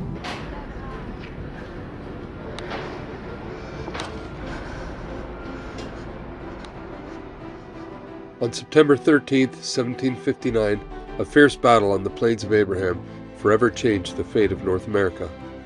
British forces under General James Wolfe clashed with French troops led by General Louis Joseph de Montcalm, their sights set on Quebec City, the prized heart of New France. Quebec City's spot on the St. Lawrence River made it a perfect stronghold. In a daring move, Wolfe's soldiers scaled the cliffs under cover of darkness, surprising Montcalm's troops at dawn. In just half an hour, the British claimed victory, and both generals fell, leaving a shaken city to surrender. The British win would change Quebec forever. With the new English-speaking community moving in, the city evolved, blending British influences into its French roots in everything from government to architecture. Today, the Plains of Abraham is a beautiful park where people come to relax, play, and explore the past.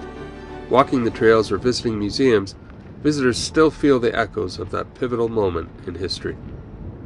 So this behind me is the walled fortress that used to be here, and it was called New France because this was French territory, and back in 1759 the British scaled the walls and attacked the city in what's called the Battle of the Plains of Abraham, and it happened right out here.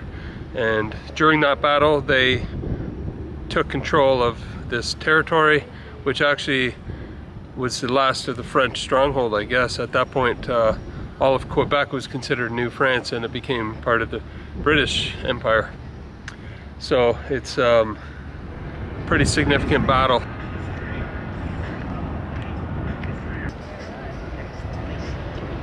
So that's the St. Lawrence River behind me, and that will continue to get wider and wider until it comes right out on the Atlantic Ocean, with Labrador on one side and Newfoundland on the other.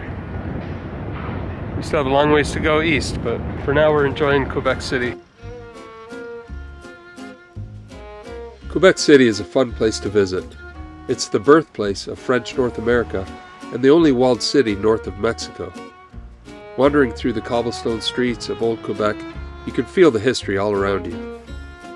Founded in 1608 by Samuel de Champlain, this city has been influenced by French, British, Irish, and Huron cultures, making it an amazing blend of European charm and North American flair.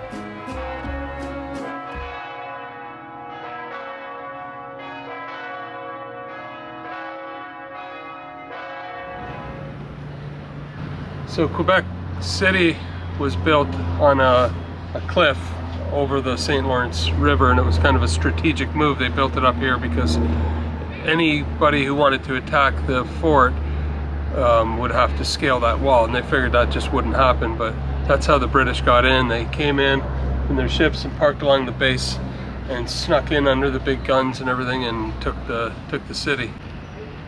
Because they built it up on top of a cliff, the entire city, when you're walking around here, you're either going very steep downhill or climbing straight up. So be prepared for that.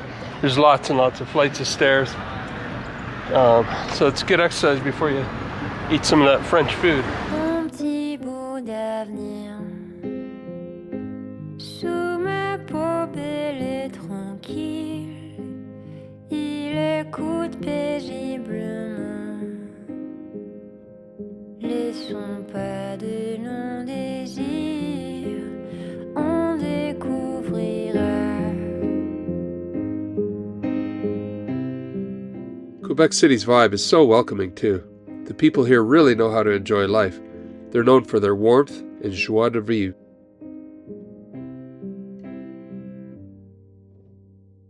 Even though nearly everyone speaks French, you'll find that most people speak English as well, so it's easy to get around. And the food? Some of the best.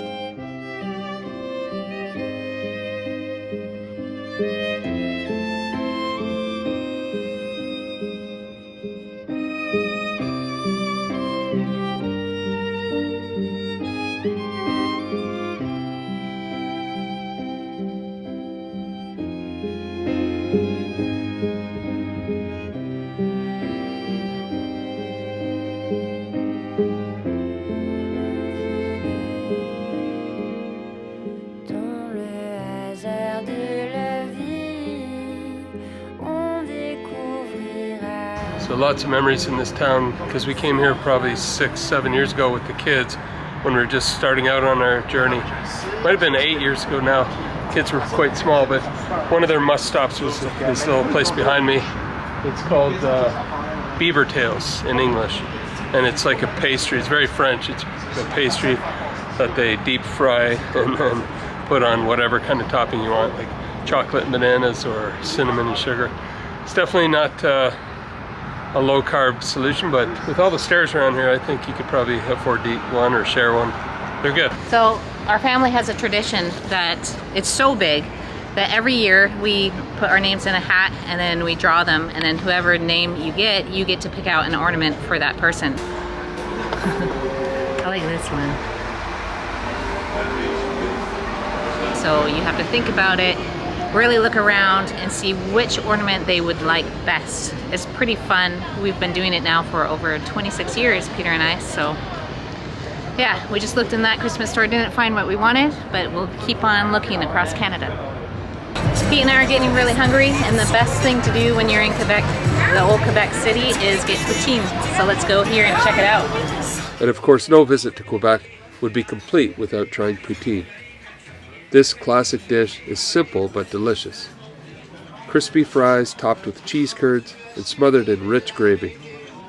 You'll find it everywhere in Quebec City, from casual diners to gourmet spots with creative twists, like adding smoked meats or truffle oil. It's the ultimate comfort food and a must-try when you're in town. That was delicious. So we had poutine, as I say here.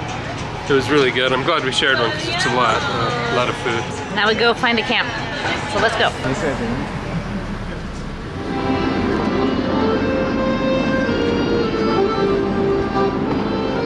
So we're back. Home sweet home. We're gonna go find a place. There's one spot that I found on iOverlander, and it's by the river. hopefully that's available. I do need to go to the grocery store and get a few things, not much, but yeah. So thank you, Old Quebec City. This was amazing, like such a blast. Had so much fun.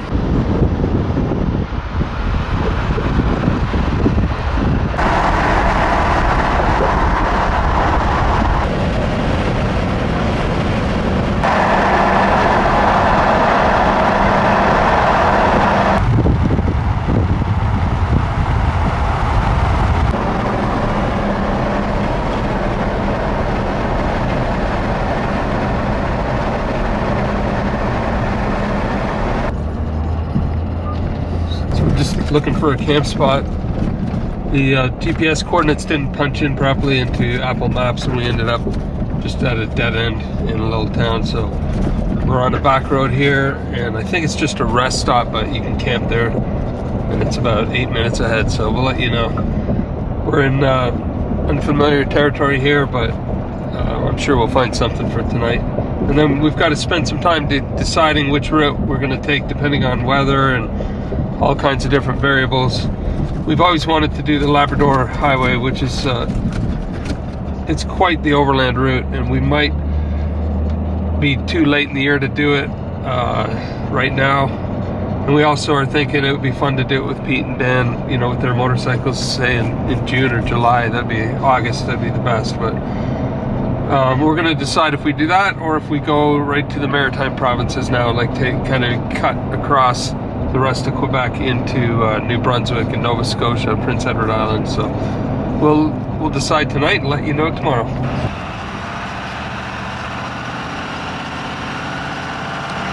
It's quite the climb. We didn't realize we were climbing right out of the valley here.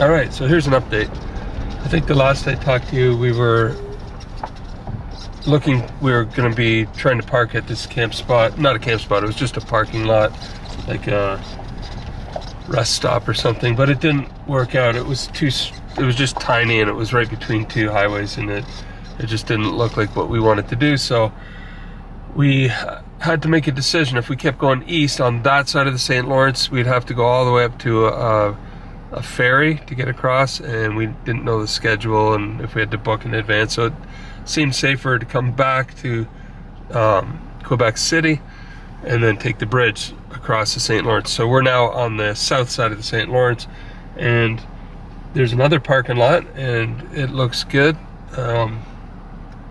People have camped here. They've left all kinds of notes that they've camped here on iOverlanders. So I think we're just going to pull up somewhere and get set up, and this should be good. And then we're only about 5 minutes from the highway that we need to take eastward tomorrow morning. So let's find a nice level spot. So the temperature has definitely dropped. It feels really, really cold. Yeah. Compared to all day today. It was like we were sweating hiking around the Old Quebec city. So now it's time to put on a jacket or something. Yeah, but it's getting chilly. we're gonna pour over the maps and look up some places to go and see so we don't miss anything, at least on this go around. And I'm sure we'll have to come back because, like always, there's always epic places everywhere you look. Good morning. We are back on the road heading east. That little parking lot camp spot was great last night, super quiet. It was raining quite a bit overnight, which is a really nice sound to fall asleep to. We stayed up till around 11:30 because Pete had a late flight into town, and Dan had to cross the lake at night to go pick him up and then cross the lake again to get home. And we just were a little worried about it because it was raining so hard up there and windy on the lake. So we waited till we heard they were home safely, which was wonderful, and then went to bed. So I hope Pete's getting a chance to rest. He's, like I was saying yesterday, he's been on the road for a long time, and he left right after the funeral, so he hasn't had time to even think about it, and so hopefully I'll get a couple of good days rest up at the lake. There's no better place to rest and relax than the island. So we're gonna be pushing through Quebec into New Brunswick today, and we'll try to find a place right up near the water somewhere. And then the exploration of the maritime provinces begins. We're super excited about that.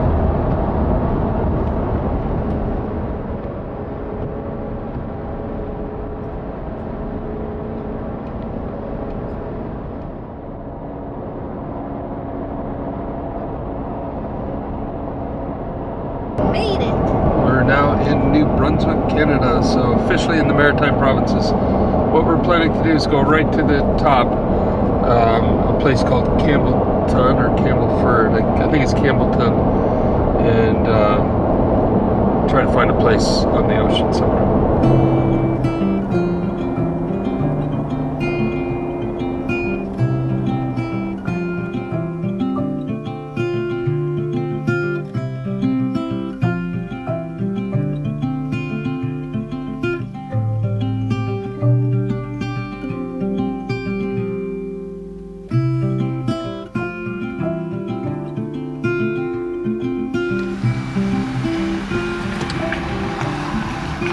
Alright, so we've arrived in Campbellton, New Brunswick, and there's a little pier at the end of the road here, which people have used for camping, and it looks like a good spot to us. They say it can get windy, but that's fine. With the Ross Monster, we're comfortable in the wind and the rain, and whatever happens outside, we're good. So I'm gonna get leveled out here, and we'll set up camp. There's some rocks if you want to go on a rock. It might be easier. I might be able to get level just by driving. So we made it, and it's getting chilly. I think tonight's supposed to get to -2 Fahrenheit. I mean Celsius. So that's cold.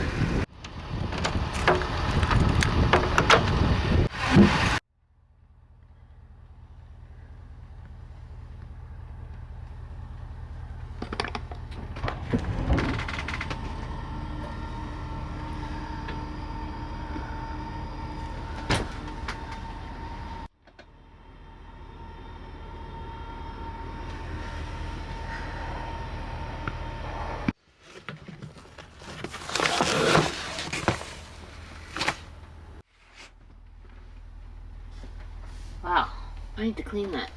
That's really dusty. Brr.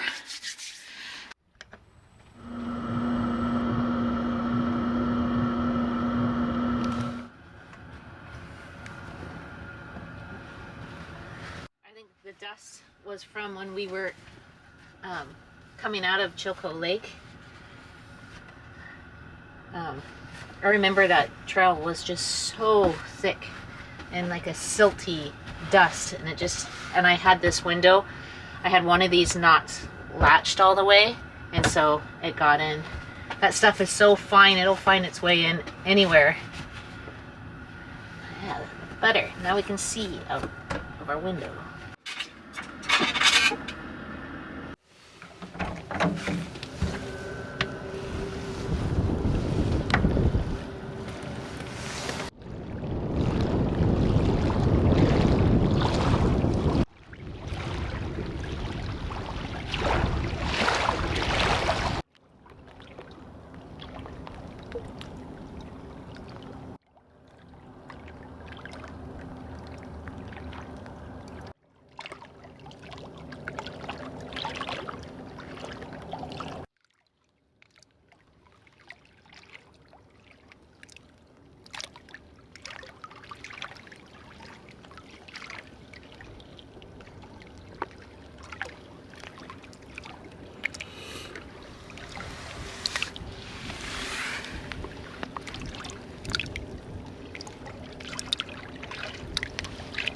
Well, the water is freezing. Whew, that is cold, cold water.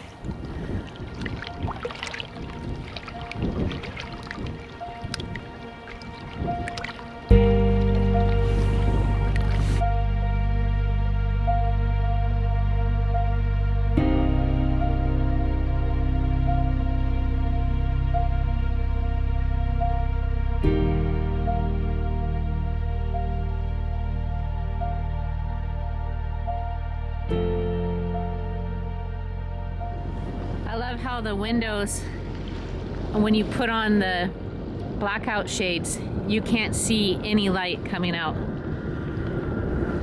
It's really, really nice. And I think I took off these ones, and there you can see. And yeah, so you can just cover them, be as private as you want or not. But yeah,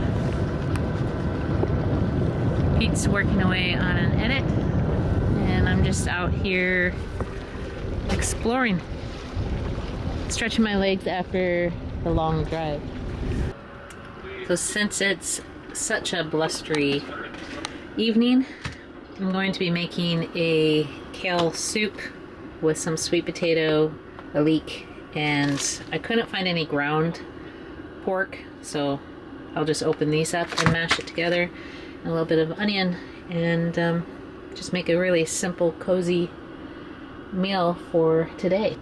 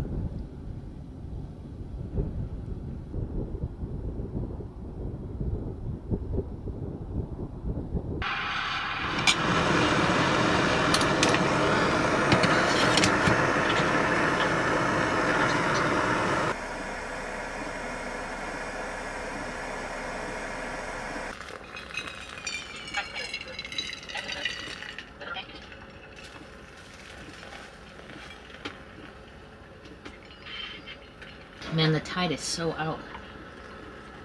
It was right up against here. Yeah. That log.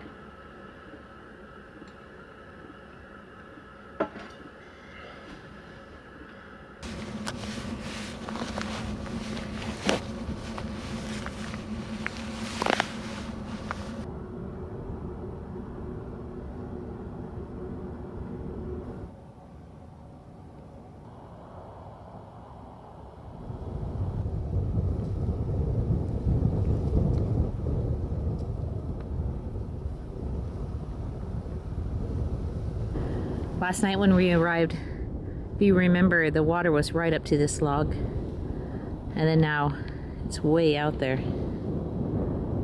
It's ever neat. We've seen all different types of birds, bald eagle. A nice stop.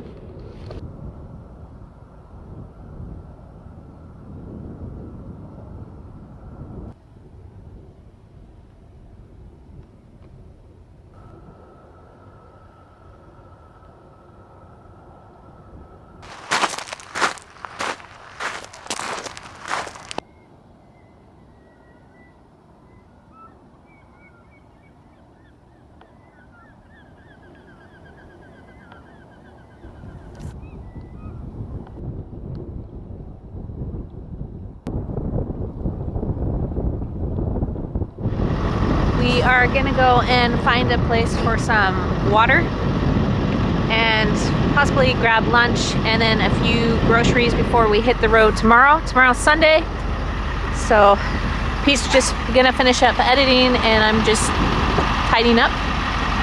But yeah, we need water. Ooh, that's a chilly day. Normally we would just pump from the river or the lake, but this is salt water in the bay. What bay is this? That's a good question. We'll have to find out. But yeah, so that's why we are on the hunt in this town.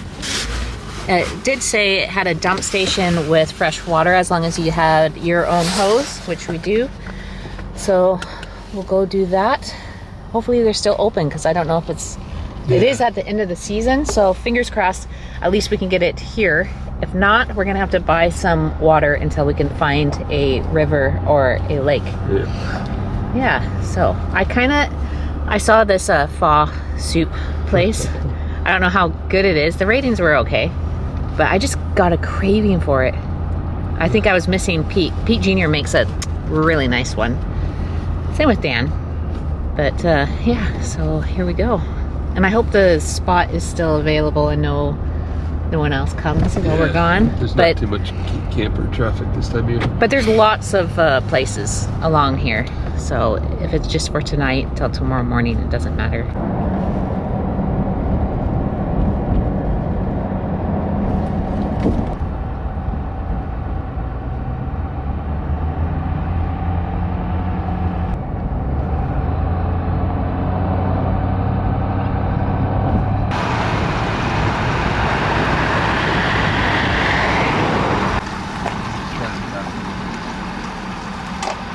We're just gonna try those taps, but I have a feeling they've been shut down for the season.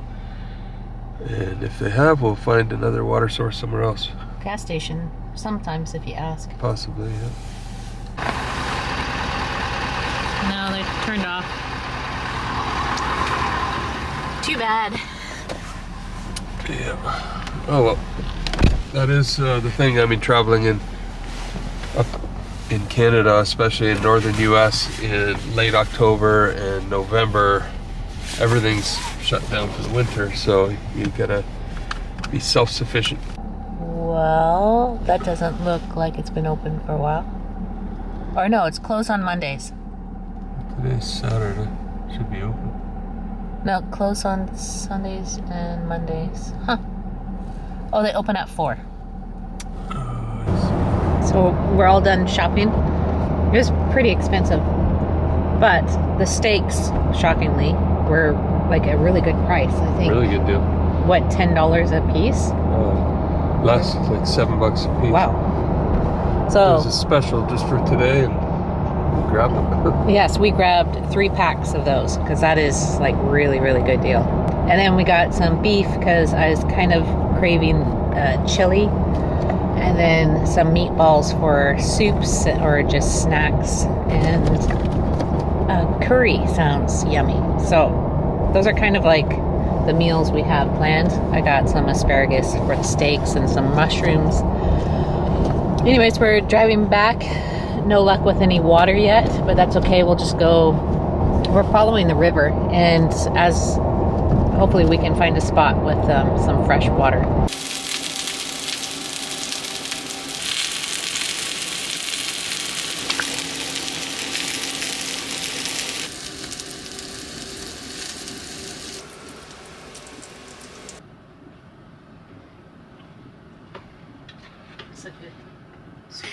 Really good.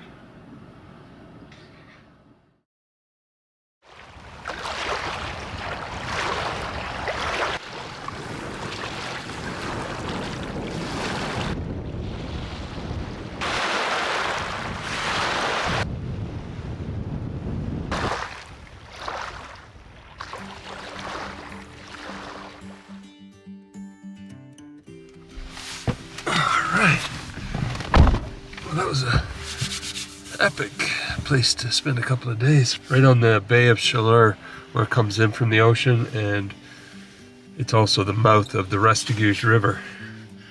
And this morning we had a visit from some awesome folks who actually live right nearby here, and he was just going out for a bike ride or a walk, I think, and recognized the truck, so he went back, got his wife, and then they opened their aunt's store and got us some gifts. Really cool sweatshirt for me and Carol, a hat, a scarf, and it's all Restigouche River Outfitters gear. So thank you guys so much for stopping in and saying hi. It was great to meet you, and thanks for the warm welcome here in just outside of Campbellton, New Brunswick. So we're gonna pack up now and start heading eastward. They are from this area and they let us know, you know, we only have a couple more weeks before, if that, before snow and winter weather, so we gotta carry on. Thanks guys, it was super awesome to meet you, and for all the gifts. I love the bandana and the hat. I did not know that it was fly fishing here, so I think we are coming back with the boys, definitely, because I really want to fish with my fly rod. It was really fun to meet you guys. I just love meeting all of our viewers, friends. It's just a real pleasure, and it just warms our heart. But today is beautiful, it's sunny, but my goodness, it has like a really cold wind blowing through. But we want to take you guys somewhere pretty special, and I'll let Peter tell the story. But first we're gonna make a few stops at these signs along the river and just read up on it a little bit more. So this area right here at the mouth of the Restigouche River is special to our family. My dad immigrated from Holland when he was about, I think he was 9 years old, back in the 50s, and they came across on a boat back then and into Halifax Harbor, and I think on their paperwork it said they were supposed to go to a town called Campbellford, Ontario, and they ended up in Campbellton, New Brunswick, which is this town that we're just outside of. So I think he was here for a year or 2 years, and then they moved to Ontario, to Campbellford, Ontario. But his time here, he talked about it a lot to us growing up, how, you know, a kid fresh off the boat from the Netherlands, a very small European country, to the vastness of Canada. And he remembers looking over at the river and seeing the fellas standing on the logs with their pike poles, pushing logs and, you know, freeing up log jams and working them, I guess, towards the mill over there. So this area where we're sitting right beside now is called the Boom, and it was all built for the logging industry back in the day. So it's kind of a neat connection.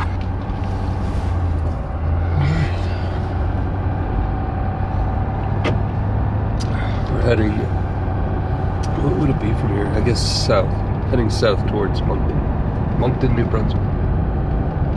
We have to get a oil change on the truck. It's like at 20-something%. Yeah. So it's due for an oil change, and it seems like the Moncton has a bunch of options there. Not so much out here, at least not today. We should call the kids, see how they're doing. Yeah. How Dan's doing, and Pete. He arrived back at the cabin, so that's exciting and nice for Dan and Lando, I'm sure. And we heard that Caroline and Matt were going to go up and visit. So yeah, they'll like that. That'll be fun.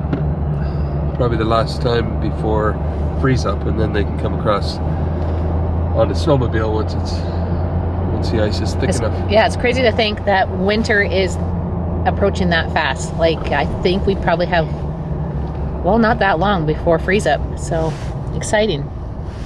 But for now, we're on the road.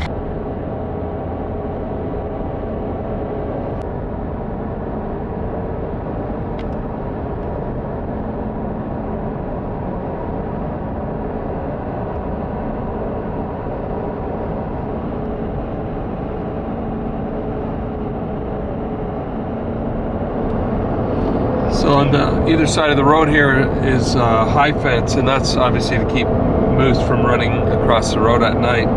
But occasionally they do get out here, and then they're trapped between the two fences. So what they've done is every couple of kilometers, or every kilometer it seems, they put one of these gates, and the gate only opens inward. So if a moose or a deer gets into this area, they'll typically run along the fence trying to find a way in. And so they built the gate out, and as they're running along, they'll just end up back in. And even if they turn around to come back, the gate closes. It's kind of a mesh like this. So you can go in, but you can't get out. Kind of a neat way to keep the moose from getting hit.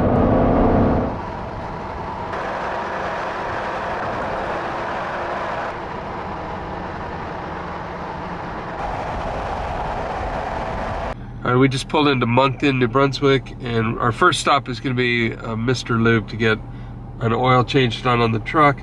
The indicator's saying there's 25% oil life, which is about as low as we want to leave it. So we should get nice new synthetic oil so that we can carry on our journey, and then we'll find a place to eat.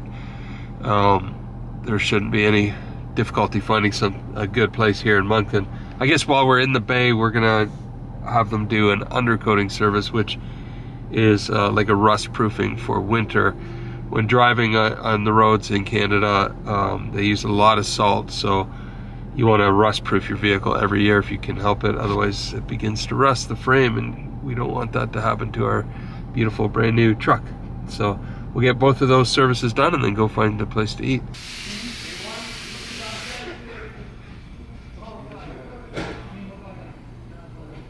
Still here getting the oil changed, and fuel filters. We're at 30,000 kilometers, so they recommend fuel filters.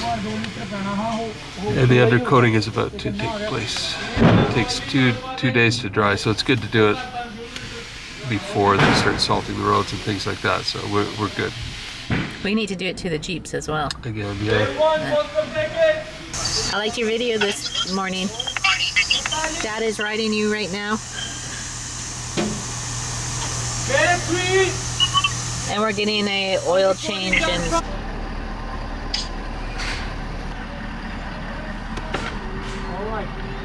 okay. Thank you.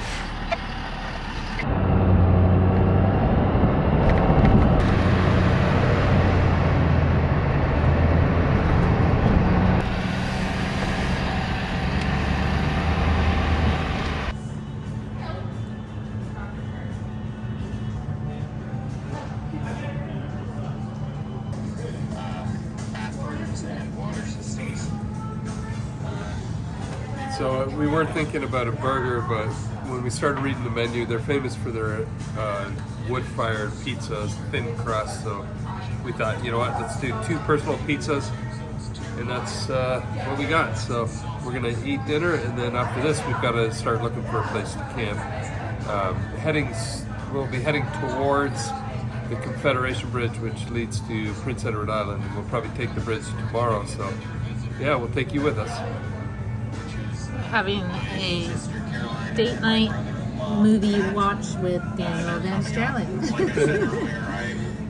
That was really cozy. We went out for dinner tonight and watched Daniel's channel in his latest video, and that was really nice. He did a good job on it, and so yeah, it was a fun, what you would call a date night. And so we found a spot for tonight on Overlander, and it's just at the trailhead, so just outside of town. Yeah, at the trailhead. Yeah. Those are always kind of the best, the ones on trailheads. I like them a lot, especially when you're just flying through. You're not staying, like, you know, enjoying yourself by the river or lake. You're just a place to crash for one night, and we'll be out of here first thing in the morning. Well, hopefully we can do a little hike. Oh yeah, for sure. Stretch our legs, because today we didn't really get to do that, so it'll be nice. If the sun stays up enough, we can do a little walk tonight and kind of get our bearings and see where we're at, and then make plans for tomorrow, which I'm really excited about because we're going to PEI, right?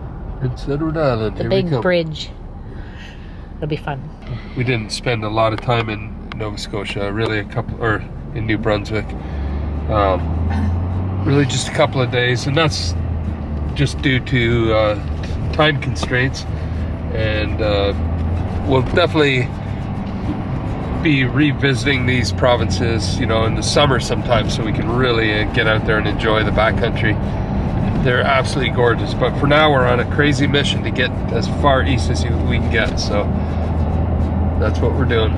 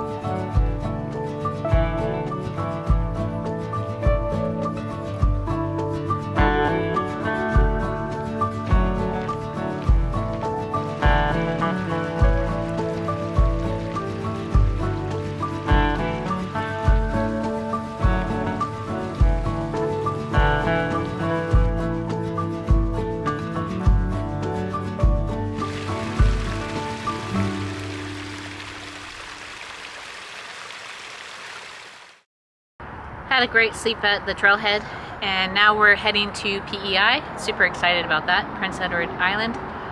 There's a couple lighthouses I really want to see and a few beaches, so let's go.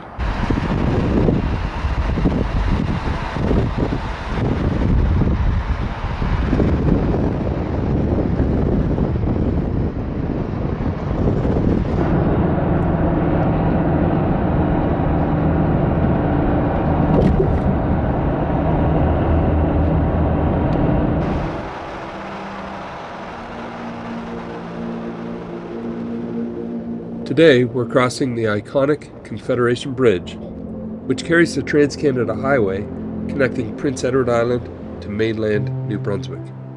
Stretching 12.9 kilometers or 8 miles across the Northumberland Strait, this is Canada's longest bridge and the world's longest over ice-covered waters.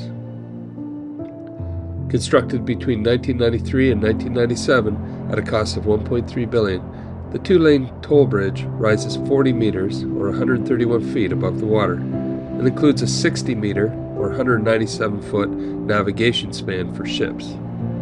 Its innovative design features a curved layout and a post-tensioned concrete box girder supported by 62 piers.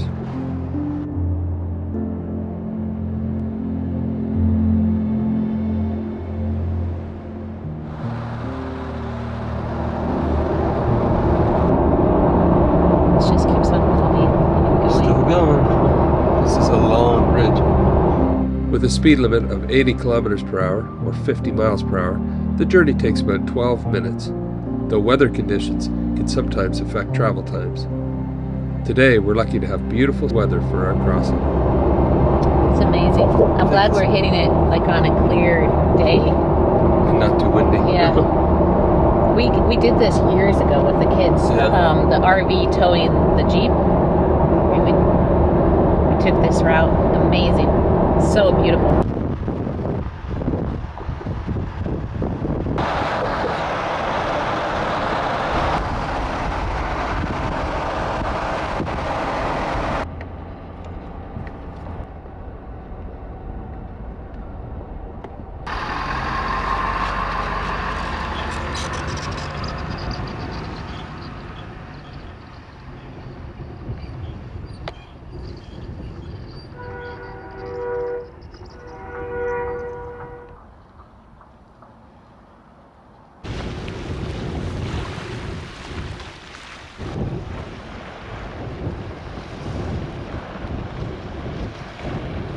All right, we just came over the Confederation Bridge. You can see behind me, that bridge links the mainland to Prince Edward Island, or Prince Edward Island to the mainland. Before that bridge went in, the only way to access this place was by ferry boat. So that is Canada's longest bridge. It's 12.9 kilometers long or 8 miles long.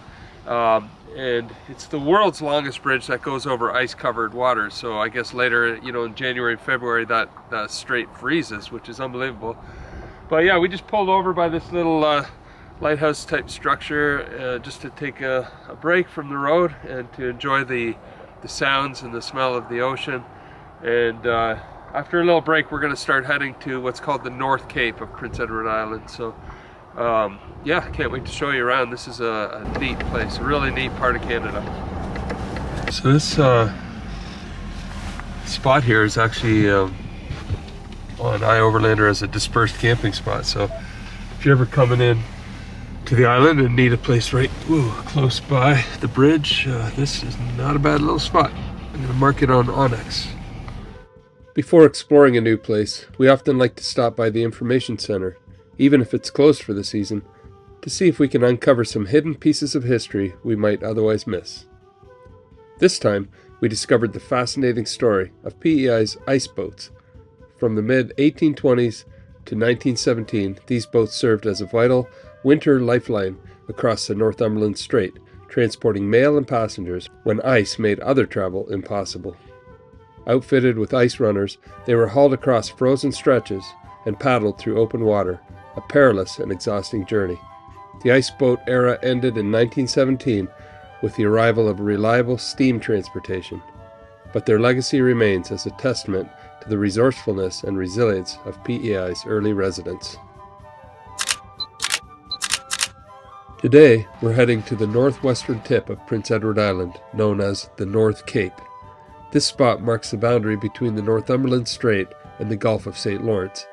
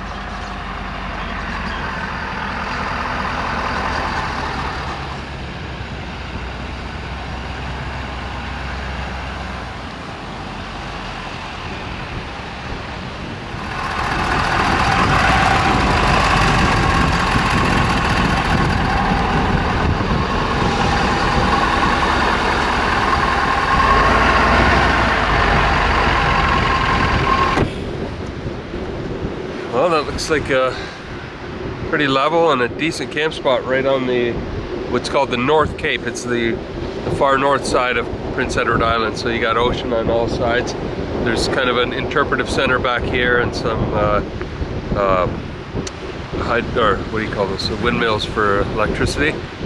But other than that, it's red sand or red cliffs and beautiful ocean. I've already seen an eagle out there, and it looks like maybe a sea lion out here.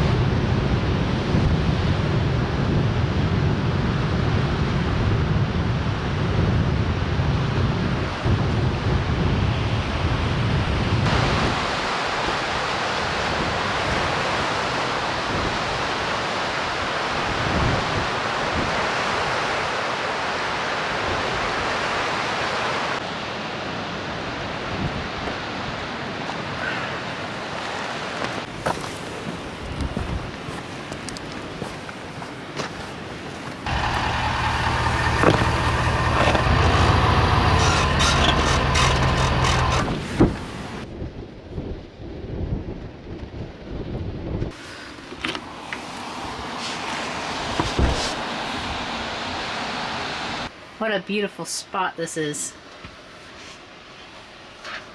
Just views out of every single window. It's really breathtaking with the red dirt. Unbelievable.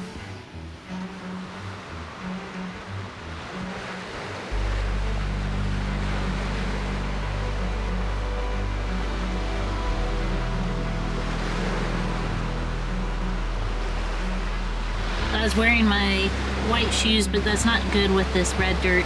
So I'm gonna switch over to my hiking boots and go out exploring.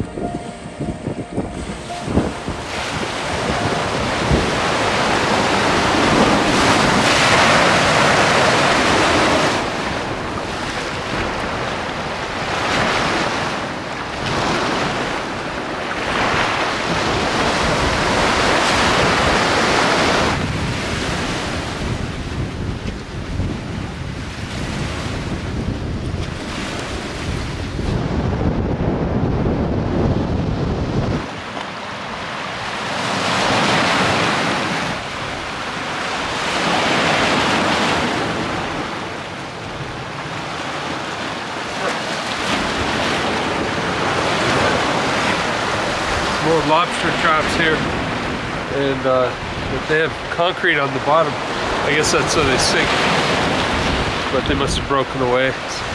Some people threw rocks in them so they wouldn't go back into the ocean. Same with that one.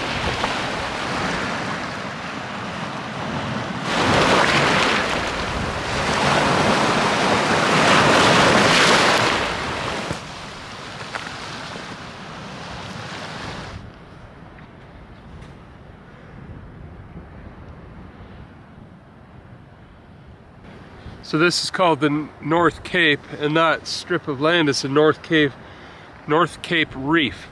And it's apparently the longest natural rock reef in North America, which extends 2 kilometers or just about a mile straight out from the land. And when we got here, high tide was coming in, So, but it was still low enough that you could see the land. Now it's almost all covered except for the end.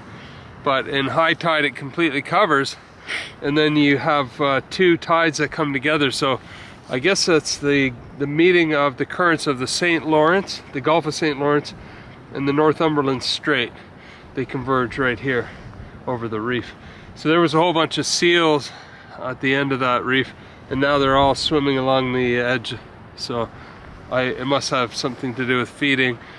The way the land, you know, probably brings the feeder fish up, and then they have a feast. But yeah, it's a neat place. Lots of migrating birds and lots of these gray and harbor seals, which are beautiful to watch, but the local fishermen are in competition with them because they can eat a ton of fish, and they also have been known to swim down to like 115 feet deep and break a lobster trap, rip it open and get the lobsters out of it. So that's probably what we saw over there, were lobster traps that had been robbed by the seals, and then they came ashore.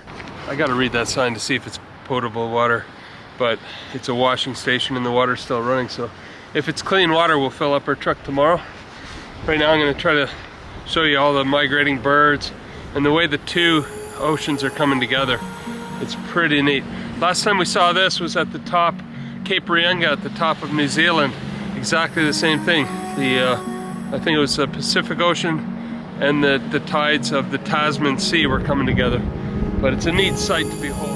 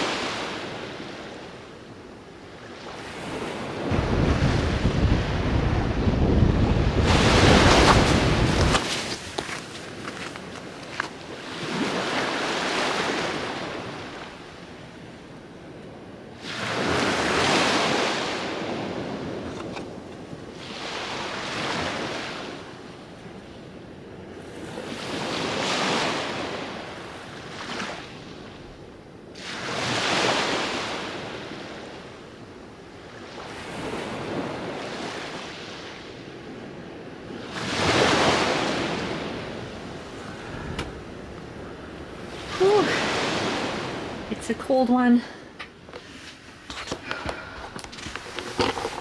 Just coming back to warm up a bit and charge up our batteries. Maybe make a coffee or a tea, and then we'll go back out there for sunset. So what an incredible place this is. It's just blows your mind, the beauty and so much wildlife. It's perfect. And the smell of the ocean, there's something about it. But yeah, where we're situated here at this camp spot, it's like I can't get over the views. Just everywhere you look, it's just the water, red sand, and the cliff sides. Doesn't get any better than this.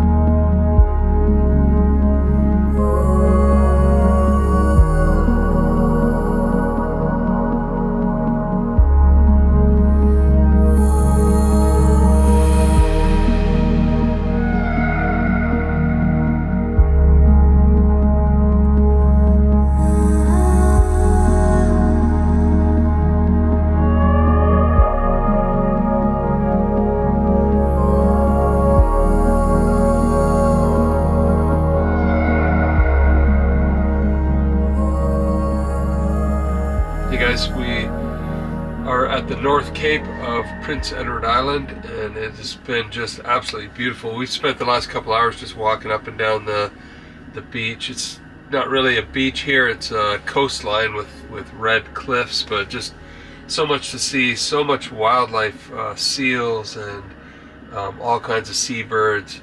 It's been just a lot of fun combing the shoreline here. Now we're warming up because it's pretty chilly out there. It's coastal weather. It can be cold even in the summer evenings, but this time of year it's quite cold. So we're back in the truck. I'm offloading some footage, and Carol and I together are going to make a nice curry meal. So we're excited about just relaxing here and enjoying our time, and already PEI has been an amazing trip so far.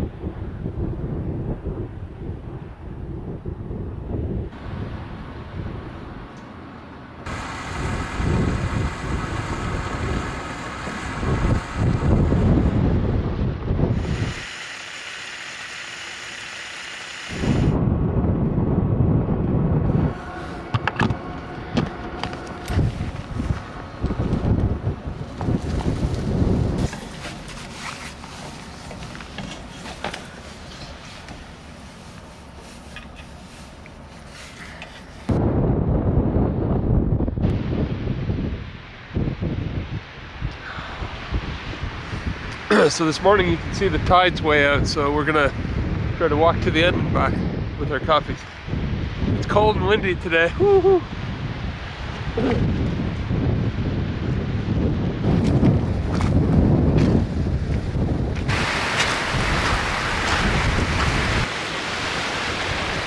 As we're walking along, we can see dozens of seals just waiting offshore there. Quite a bunch of them. Mostly on this side and up at the end. And then there's the bald eagle that was there yesterday is back. So see how long he stays as we walk towards him.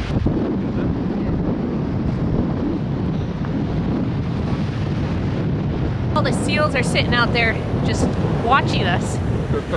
It's kind of funny. Coming closer. Yeah.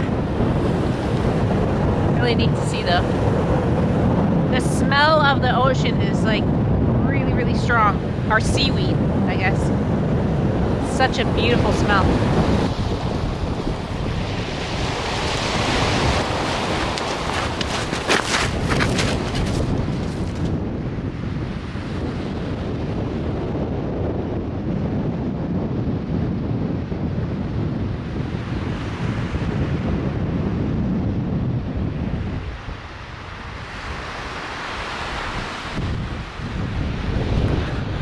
Looks like a juvenile eagle.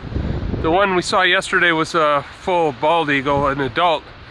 But I sure hope he knows to stay away from those windmills. So those seals are very curious. They actually followed us all the way to the end of the pier, and now they're following us all the way back.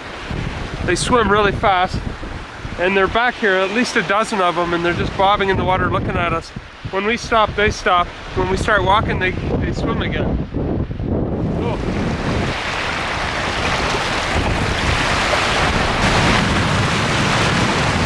This is definitely lobster country. Lobster tails and claws all over here. So, two things you got to do on PEI. First, no trip would be complete without going to the Anna Green Gables site. We'll show you that. And then number two is hopefully we'll find a lobster restaurant open.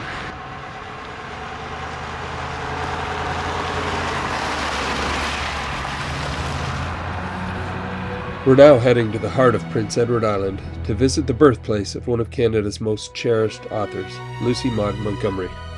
Born in 1874 in New London, PEI, Montgomery's early years were far from easy.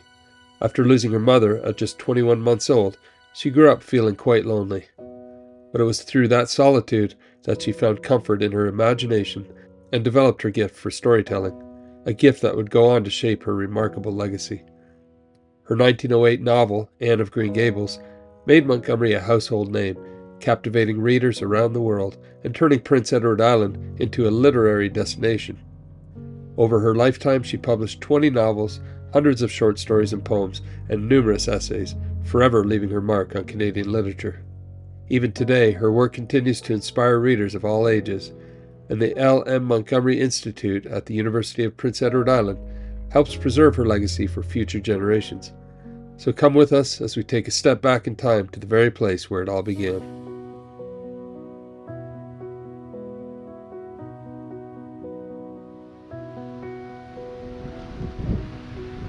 It's always cozy coming here. We came here about 8 years ago with the kids, and that was really special because you could do a whole tour of the house and then walk the grounds, and it felt like you were walking through the book, you know, on all her stories, and you could just feel her imagination with all the beautiful gardens, and it just was a real special time, especially with Caroline, because her and I spent hours watching this, and I'm sure Peter had to watch it a few times with all his sisters. But oh yeah, it's a cozy place and really beautiful.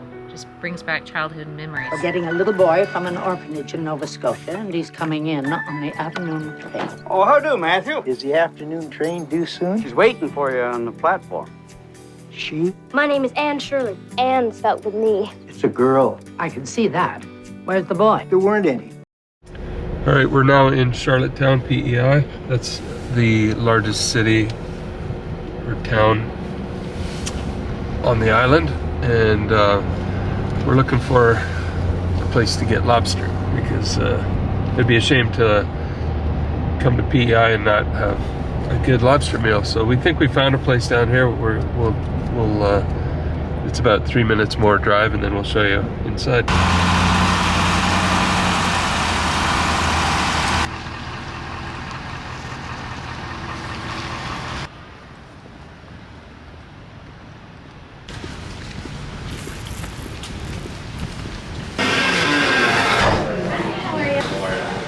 So this place came recommended just by a shop up the road. We were just going through their shop.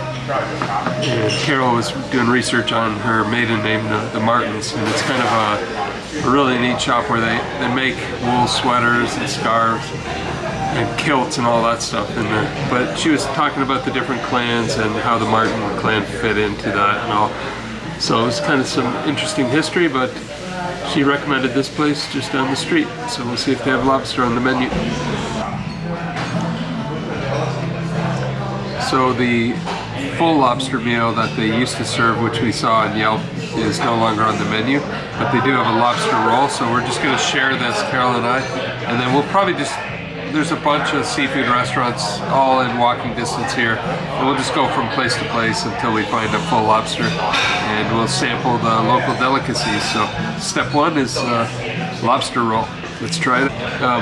Years ago, Carol and I were just talking about it on our way here when we used to go down to Florida, Siesta Key area with the kids way before we started full-time traveling. We'd have about a week, so we'd have to cram everything in, but we started, instead of sitting down at a restaurant and all 5 of us getting a meal, what we did, because the kids had different tastes, we wanted to expose them to all kinds of different foods. We'd do the same thing and just basically get appetizers and go to 3 or 4 restaurants, you know, walking down the street. So, and they had so much fun. That's when they first had oysters, or what are they called? Alligator bites and calamari. And we'd just get the appies as we went and share them. And at the end of the evening, they had a lot of fun. They tried all kinds of different food, and they were full and ready for bed. So we're gonna kind of do the same thing today.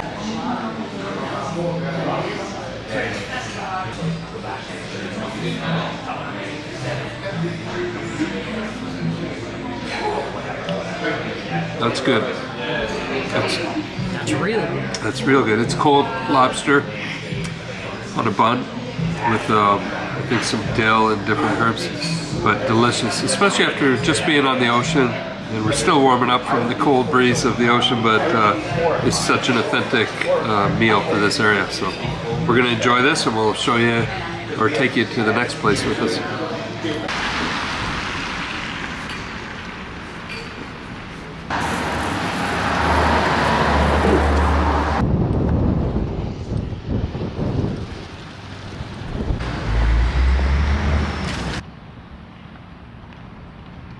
So Dave's Lobster was recommended, but it's closed for the season. This looks like a fun place, so we're right on the water. So probably mid-October or something they close down, we'll find out, but it'd be a neat place to come in the summer. Let's try one more place.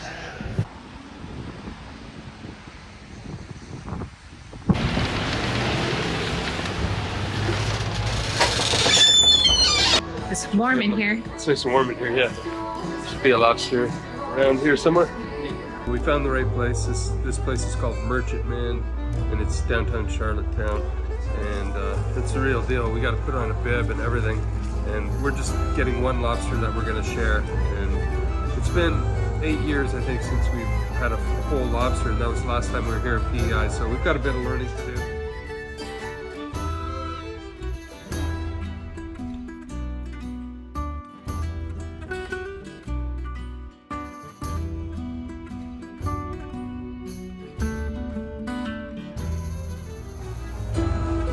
Plan to make a bit of a mess.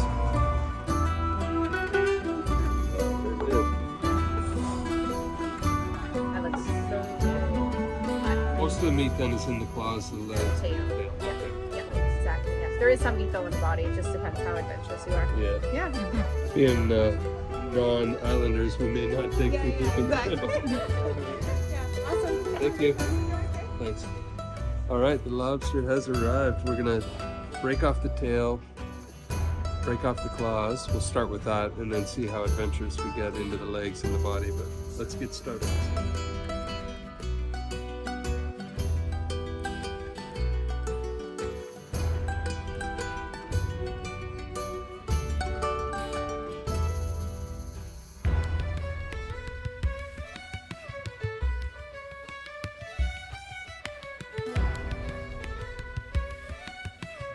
So I guess probably like a month or two ago, like the brakes went in it, I Oh, guess, and it like okay. smashed into the pier. That's not and good. so before you drive that way, I Yeah. would recommend you go the other way Go so that you through. don't have to do a full circle.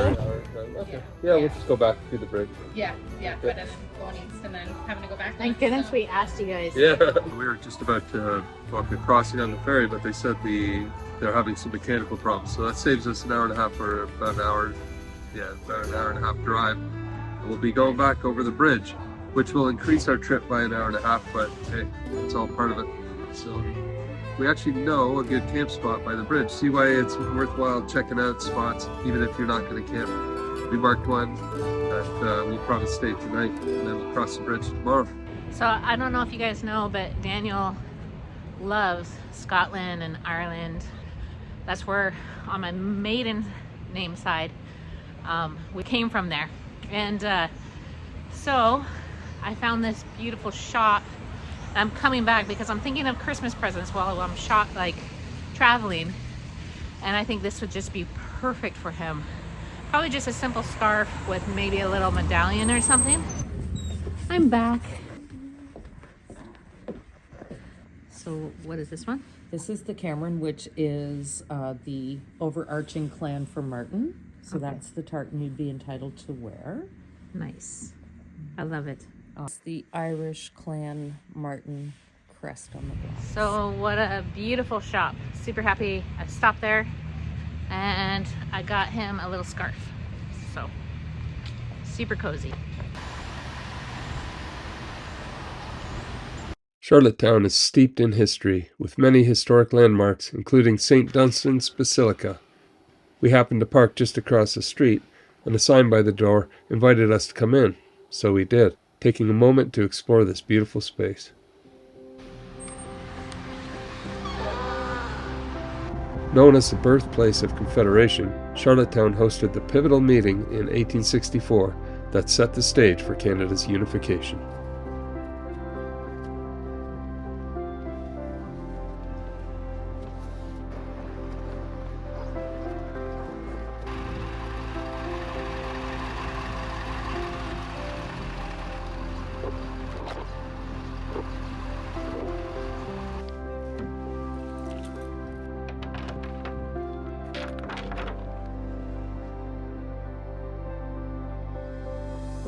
Just picked up this cute little sticker, and it was designed by a girl that is going to school in Charlottetown that we were just visiting, and the funds go to help her get through school. I thought that she did a really good job. Now let's see if I can get the sticker off. I just had it, huh? Oh, there we go. Right. I think I have the perfect spot right next to Taco Bill. What do you guys think? There we go. Oh, it's kind of crooked. So I fixed it. I think this looks much better. And our good friend Taco Bill, hope you're doing well.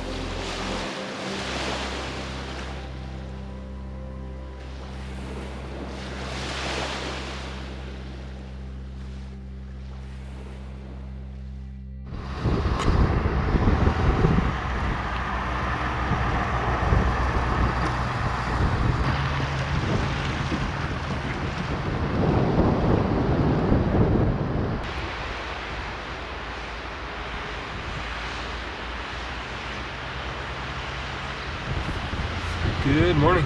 It is November 6th. We just had an amazing sleep right along the channel there. Nice camp spot with the bridge in the background. So now we're gonna go over the bridge and get back onto the mainland and start working our way up to North Sydney, Cape Breton, where the ferry comes in for Newfoundland. So at this point, we are putting it in high gear to get out to St. John's and back. before, you know, weather starts setting in, winter weather and all that. We also have to get back to the island before it freezes, otherwise we'll be kind of locked out from the boys. And we have a lot of work to do there, and a lot of food to bring in and stuff like that. Although they're handling most of it for us, but that's the situation. We're gonna step on it and not make any stops, but just show you the trail, the rest of the Trans-Canada Highway right to the very end, and then we can check that off. And then coming back, depending on weather, we'll maybe see a few more sites. We've got some stuff we want to show you. So I think I told you yesterday, the reason we had to come back and take the bridge off is because they're having a malfunction on both of the ferries that run off of PEI. So that's why we're doing that. And then also, there's usually 2 ferries that run to Newfoundland. One goes straight across to Port aux Basques, and one takes the long journey around. It's like a 16-hour or longer journey to St. John's and back. So we were gonna cross at Port aux Basques and drive right across Newfoundland and then take the big long ferry back, but because it's late in the season now, they've shut down the long ferry. So we have to actually drive out there and then drive all the way back and take the same ferry. So that's what we're doing.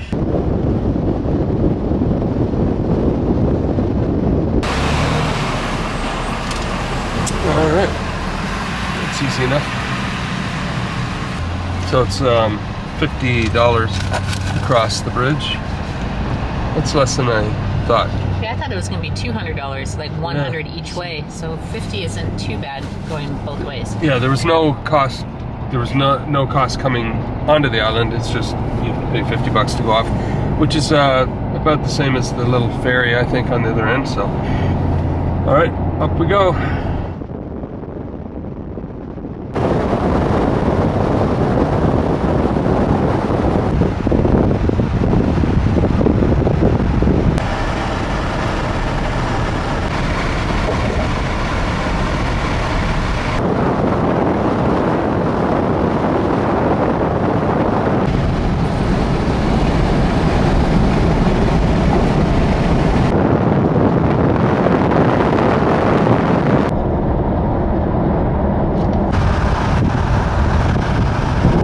We are over the bridge and back on the mainland. We're in New Brunswick at the moment, and in a couple hours we'll be over into Nova Scotia. But we just wanted to say thanks, PEI, for your hospitality, for being such an awesome little island. We really enjoyed our time there, and we'll be back someday. So we have reservations on the ferry going from North Sydney, Nova Scotia to Port aux Basques, Newfoundland, but we got a notification that there may be delays due to weather, so we're just going to carry on up there. We'll go as far as we can and see what happens if they cancel it or delay it. We'll let you know. It's all part of the journey.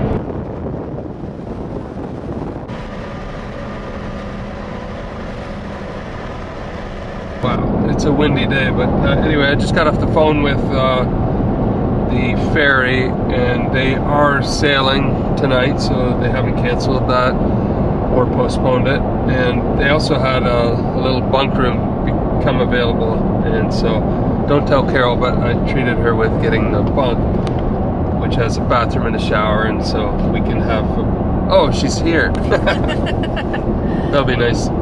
I'm super happy because we thought we only had like just the normal chairs or like the cafeteria to sit in for over the night, because it would have, we leave at 11 and arrive at 6 in the morning, and I was okay with that. I was planning on packing a sleeping bag and some pillows, but when this opened up, I was like, this is nice.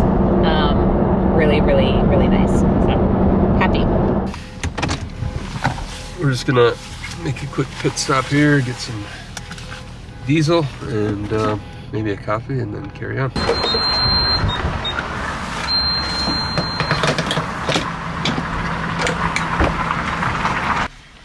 Extra large black coffee. So we got a coffee. You know I love my turkey, and they have a pile of maps. Talk about a road trip. It's a road trip.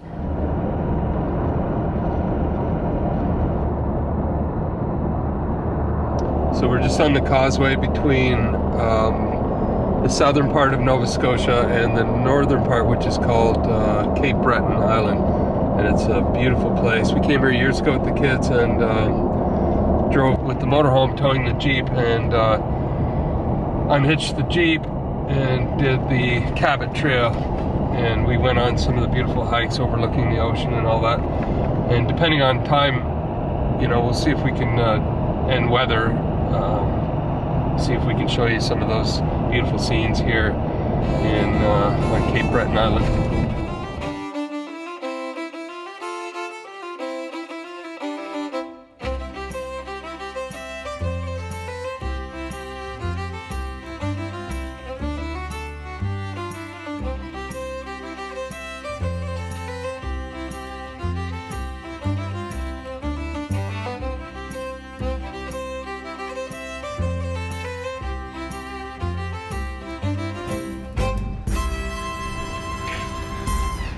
Well, we made it to the ferry station. We're a bit early, but we'll probably just park and do some work in the back and wait. Hi. I know we're early. Can we just park out there? Oh yeah, for sure. Peter and Carol? Yeah. Yeah, so they said you can park, and as long as you have your ID and so on, you can walk into town or whatever. So we're lane 12 and we're the second from the front. So we're here a little bit early at the terminal. So we have about 3.5 hours. Pete's gonna be doing some editing and I'm just gonna be doing some research and tidying up, packing up our bags. Yeah, so that's the plan for this evening until we board the ferry, hopefully. So hopefully this system kind of just blows over and we can continue on our journey across Canada. All right, we just heard the call to for all passengers to get into their vehicles. We had a couple hours here. Carol took a tiny little nap. She was just getting asleep, and then I woke her up. Oh, I feel bad, but we're excited about going across. There's something about ferries. It's always taking you somewhere that's hard to get to, and I don't know. We love them. So I'm a 9:30 person to go to sleep. But this is really fun. Like what Peter said, there's something about a ferry, and you know, sleeping overnight on one is just even more special. The morning ferry got canceled due to weather, so we are really fortunate to catch this one, and it looks like, I mean, the wind has completely died down, really, at least right here, and so I'm excited.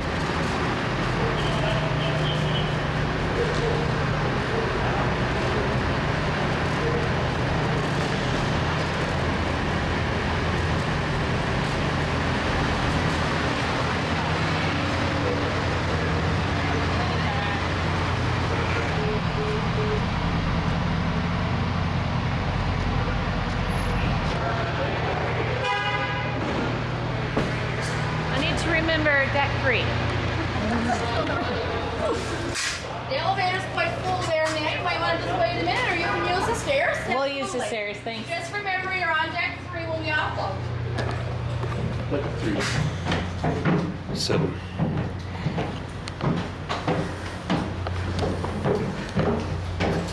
Walk forward. Here we are.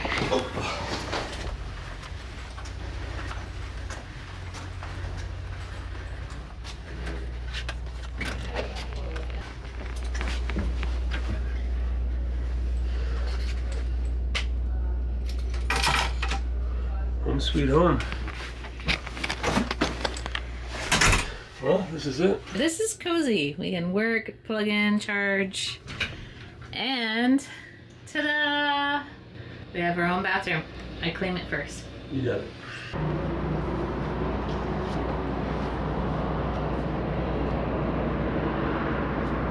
Whew, big boat. Took 9 floors. We're on the 7th floor. Our truck is on the 3rd floor. We're on the upper deck now. I think it's the 10th floor.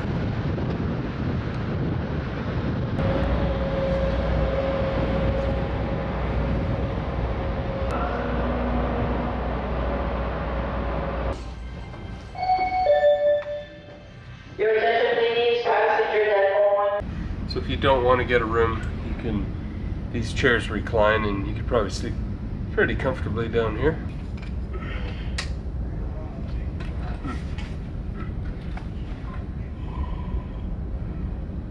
Pretty comfortable.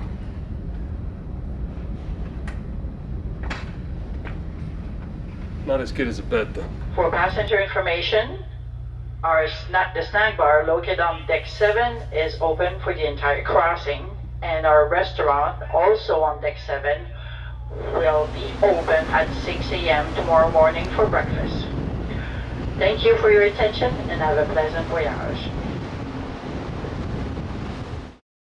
Your attention please. We will be docking in approximately 1 hour until the ship is secure at dockside. Also, for passenger in cabin, we ask to please leave your bedroom doors open.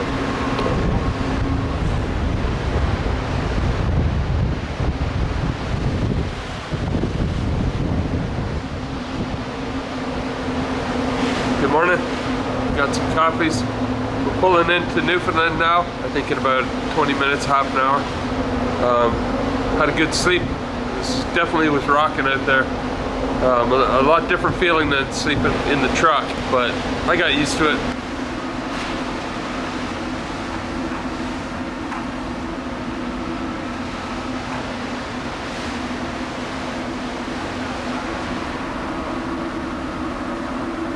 Look at the sunrise. It's just gorgeous. And you can see Newfoundland. As we approach Port aux Basques, here are some interesting facts we have recently discovered about Newfoundland. Did you know Newfoundland was once its own country? It gained Dominion status in 1907 alongside New Zealand, Australia, and Canada before joining Canada in 1949. In the 1950s, Gander International was the world's busiest airport, a key stop for transatlantic flights. In 2001, it became famous when 38 planes and 6,700 passengers landed during the 9/11 attacks, receiving a famously warm welcome. Newfoundland is officially Newfoundland and Labrador now, with the name change in 2001 to recognize Labrador. Newfoundland also has its own time zone, 30 minutes ahead of Atlantic time and 90 minutes ahead of Eastern time. Though Labrador is bigger, 94% of the population live in Newfoundland, with nearly half in St. John's. The Vikings were the first Europeans in North America. Lanceau Meadows, a Viking settlement discovered in 1960, is now a UNESCO World Heritage Site. And finally, in 1943, German soldiers landed in Labrador to set up a weather station. It's the only known German landing in North America during World War II. That was, uneventful passage. But we met a guy that watches our show, Paul. He came up and said hi, and then he gave us a whole bunch of good tips and places to go when we get to St. John's. So thank you, Paul. Appreciate it.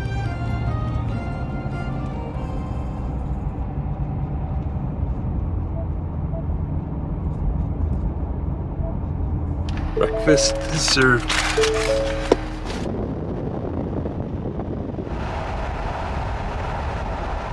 We just saw a couple of big moose.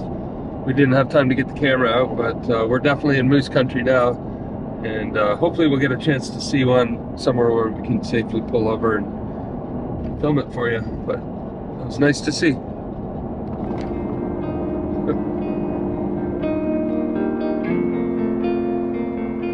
There's only one main road across Newfoundland, the Trans-Canada Highway, which spans 928 kilometers or 576 miles, beginning at the ferry landing in Port aux Basques, where you arrive after crossing the waters from North Sydney, Nova Scotia.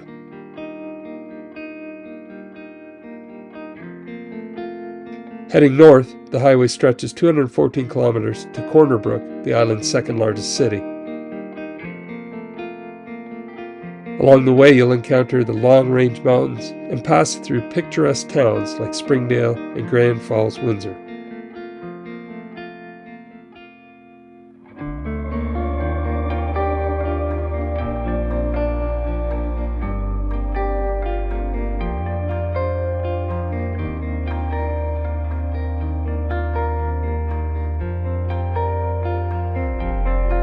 One notable side trip we took in 2017 with the kids is Route 430, leading north to Grossmore National Park, a UNESCO World Heritage Site.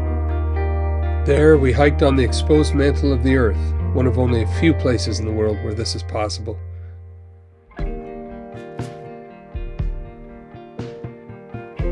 We also took a very windy boat ride deep into the landlocked fjord of Western Brook Pond, which was carved out by glaciers. This stunning fjord with its waterfalls and wildlife is recognized for both its beauty and geological significance. Despite the humble name, the fjord was truly spectacular and reminded us of Milford Sound in New Zealand.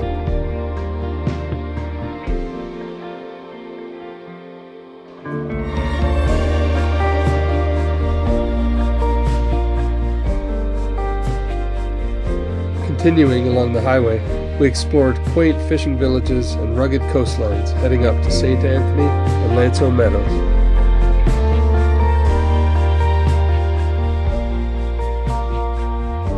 The kids immersed themselves in the rich Viking history at the archaeological sites uncovered there. To this day, it remains one of their favorite family trips.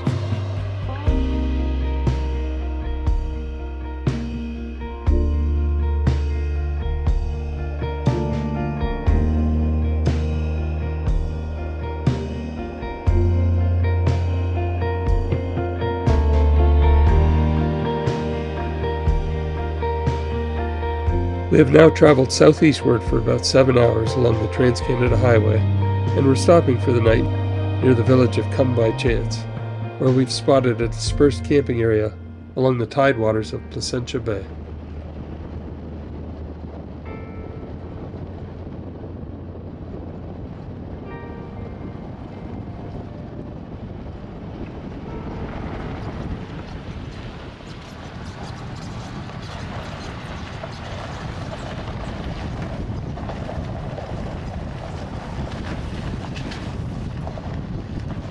Beautiful evening. Look at that sunset.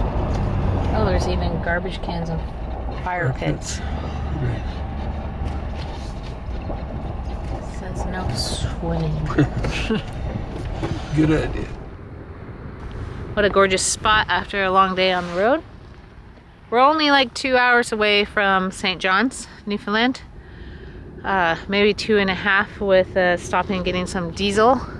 I've always wanted to go to St. John's ever since I moved to Canada, marrying Pete, and that was 26 years ago, so this is a big check mark for me, and I don't believe Pete's been there either. So, exciting times. I do want to come in like the end of June, beginning of July, because that's when all the icebergs are floating by, and with the colored houses and buildings, it's just picturesque and just probably a sight to behold. I mean, some of the icebergs are just towering over, you know, all these buildings and homes, and it'd just be magical to see that, and all the whales that are out there during that time too. So pretty exciting, but even though it's not during that time of year, like I said, I am really, really looking forward to tomorrow. Waking up, grabbing a coffee with you guys, and hitting the road to go check off a beautiful destination. So this whole drive was just stunning coming in. We saw 2 moose, and I'm pretty sure they were both bull moose, really big racks. They were just too far away to throw out the drone, and we don't have a lens big enough to get it, but that was still pretty magical. But yeah, so we're just kind of taking a look around here, and then we'll set up camp. It's nice to stretch my legs. So we're all set up and ready for the night. I think Pete just has some offloading, and I'm gonna get out the TRX and do a little bit of a workout. Mainly stretch my lower back, because that's been, yeah, a lot of driving. But I'm just gonna make something super simple, like probably a steak and asparagus and mushrooms, and then call it a night.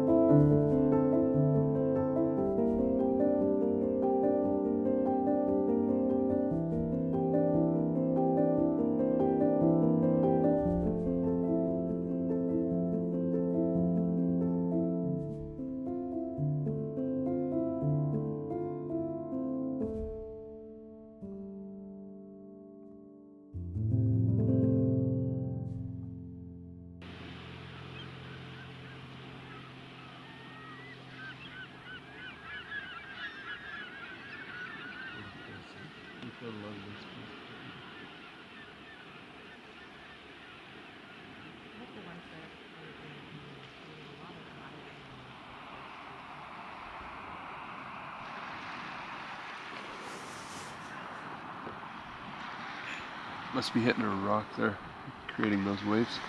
Oh yeah. Because there's no wind.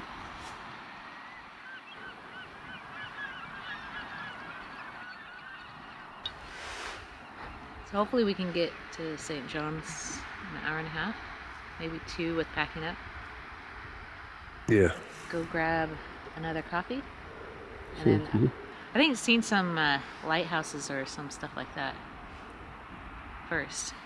Might be neat, a nice hike, and then go into town for dinner, lunch. Do some laundry and so on.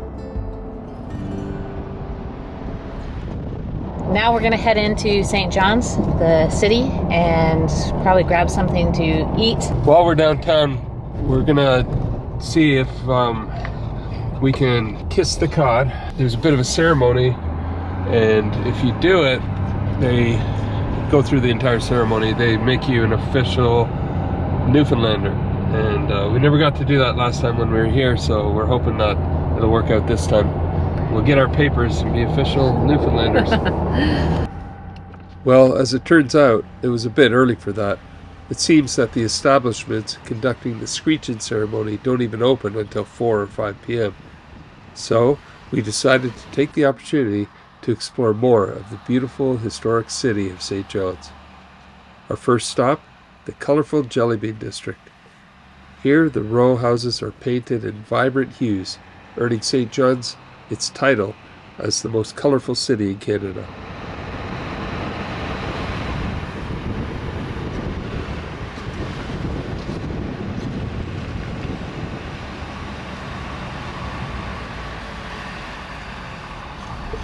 So this area is called the Jelly Bean District.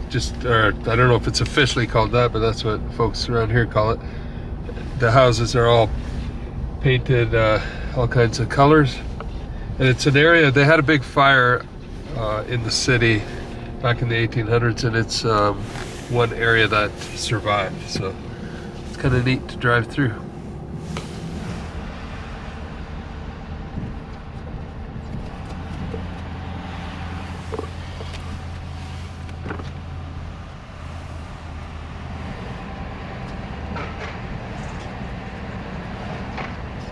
It's so cozy to see all the different colors of houses or apartments, buildings.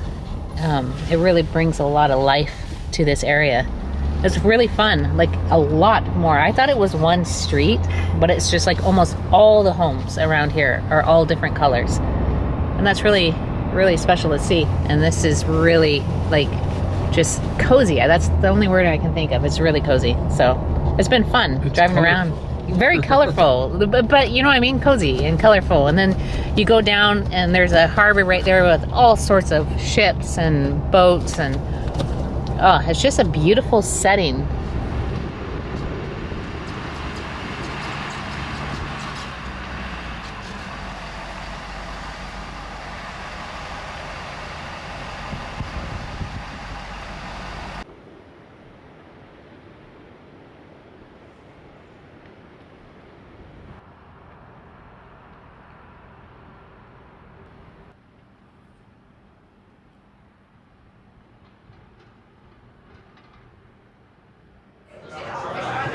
So you can't come to St. John's and not try their fish and chips. They're codfish that's caught locally in the ocean. So we're gonna try some fish and chips here.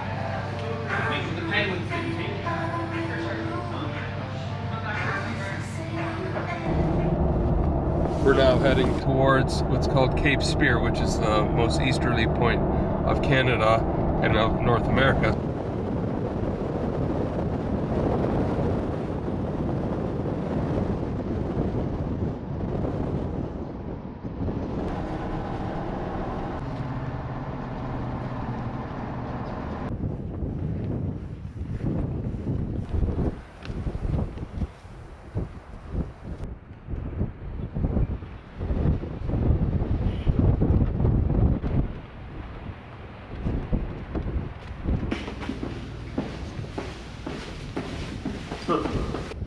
Looks like underground barracks. It's all closed down, but it comes right out the other side. But there's these side doors. I'll have to see what this was, but it's all part of a military installation that was set up just before, during World War II. So we went down the stairs, and what this whole section was is one of the guns that were pointed out at the ocean.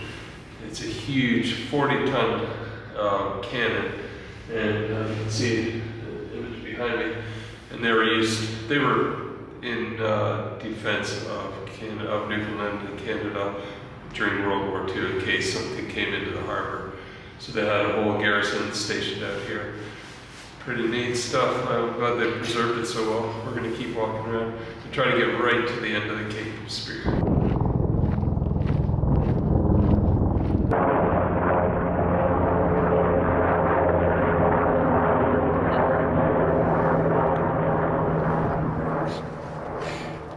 So these were called the disappearing guns because they were on a mounting system which has since been removed that would be able to push the guns up and over the concrete barrier, fire out to sea, and then they could be lowered after use to protect them in this concrete bunker. And they say it took 2 minutes to fire a round. So they could fire a round and then the recoil would shoot it back into that building. They'd reload it. It took about 2 minutes to do that and get it back in position to fire again. But man, these things are huge. I think they said 40 tons of steel in these barrels. And I assume they articulated because we're in a round, so they would have been able to shoot or aim and move it. Pretty neat.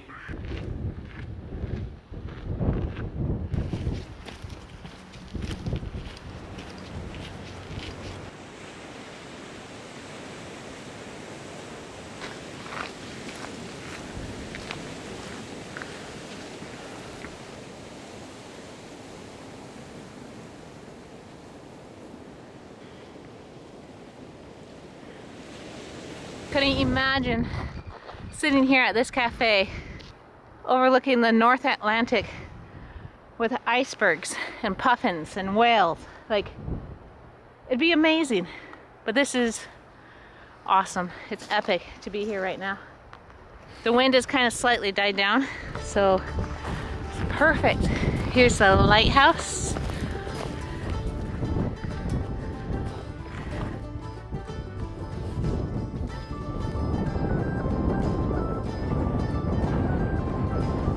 This lighthouse here was built in 1836. It's Newfoundland's oldest surviving lighthouse. And the lighthouse operator lived way out here in that house, beneath the lighthouse. Pretty cool. Nowadays, they built a much newer structure with electrical light. But this is the oldest lighthouse in Newfoundland.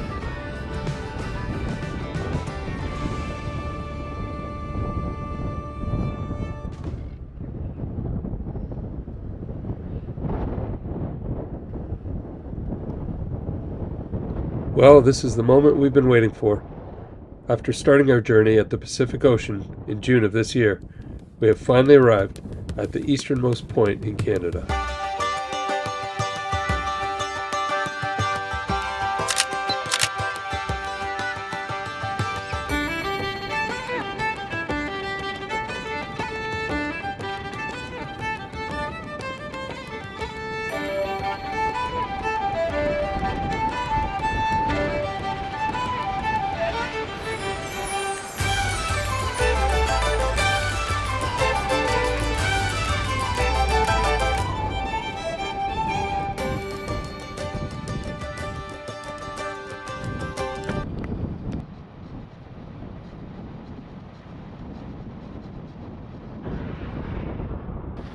I don't know if you guys remember, but I found this painted rock on the river's edge when we were in British Columbia.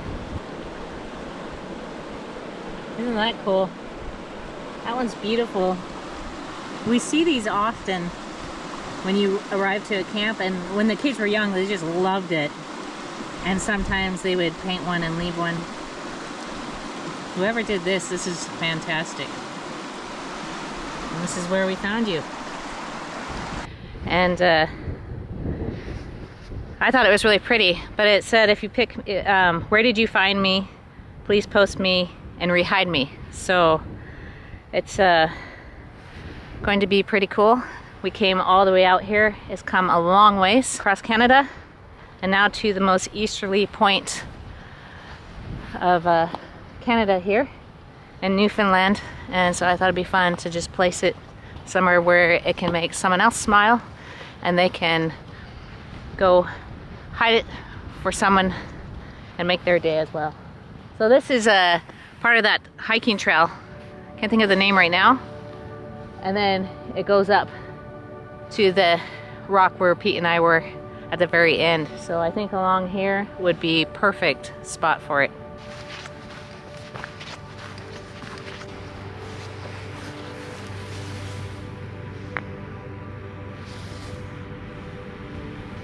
There you go.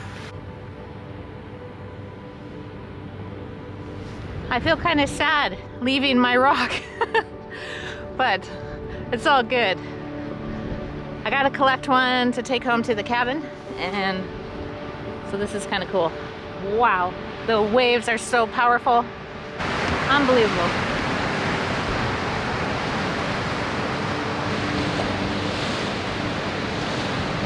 I'm on the hunt for a rock for the cabin.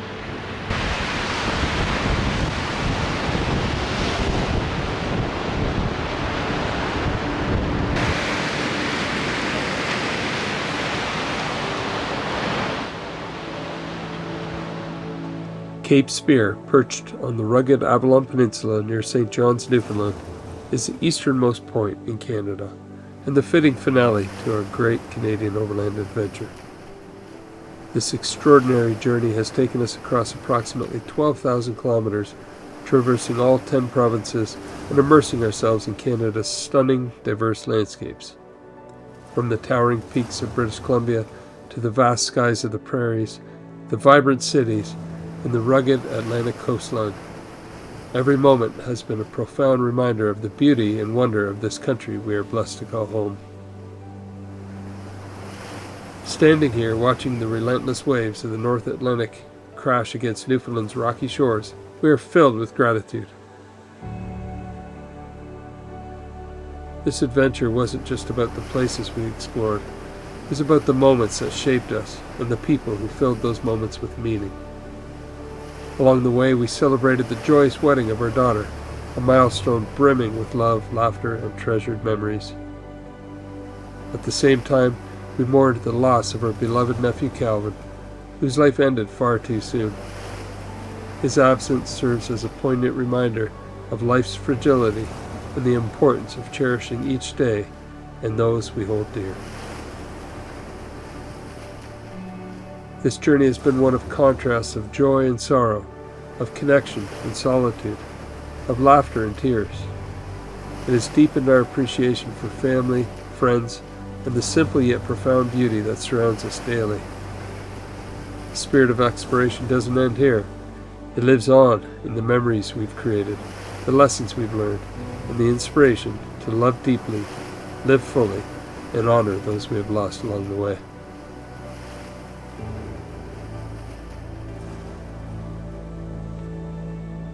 Thank you for being part of our Great Canadian Overland Adventure.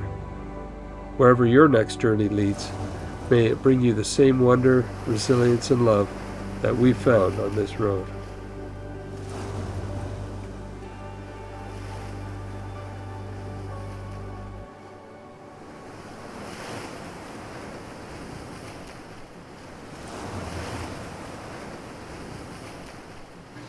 Well, there's only one thing left to be done here in St. John's. It's time to become an honorary Newfoundlander. The Newfoundland Screech-In ceremony is a fun and time-honored tradition where you'll recite a few words, sample some Newfoundland steak or bologna, kiss a codfish, taste some Newfoundland Screech rum, and of course be proudly declared an honorary Newfoundlander. Hi, you Screechers! Yes, bye! Yeah, we'll work on it. Now I'm going to get about to enjoy a bit of Newfoundland steak. Guys, last year us Newfoundlanders, actually every year, we managed to consume 8 million pounds of this stuff every year. We're the highest consumers of this stuff on the planet. That's right, it is one. I bet you can't tell me what animal it's made out of. No. All of them. All of them, yeah. There you go. Yes, bye. Yes, bye. And long may your big jib draw. Long may your big jib draw. Have you guys got any idea what you just said? Jib is the part that holds up a sail on a ship. So basically what we all just said was, wherever you go, wherever you may travel, may you have a good smooth trip, my buddy. Long may your big jib draw. May you have good sails upon your wind. That's interesting. So guys, I got you to eat something, drink something, say something. Oh, that is disgusting. Sure. That's all. This way. And Carl, Yeah. you're cut off. Congrats, guys. Thank you so much. That's crazy. That's a lot. Wow.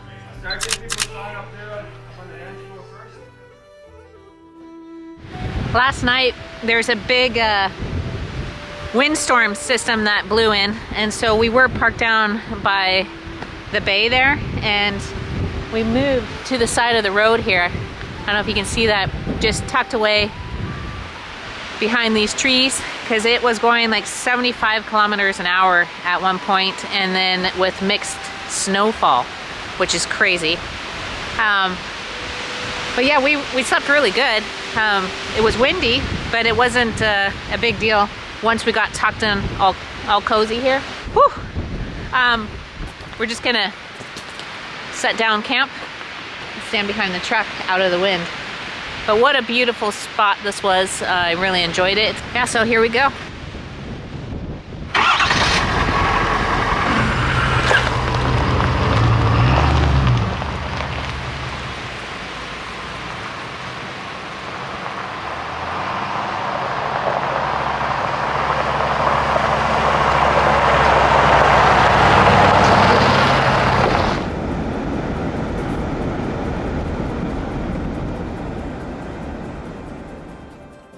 Today, we're making the 7.5 hour or 755 kilometer trip across Newfoundland to Port aux Basques.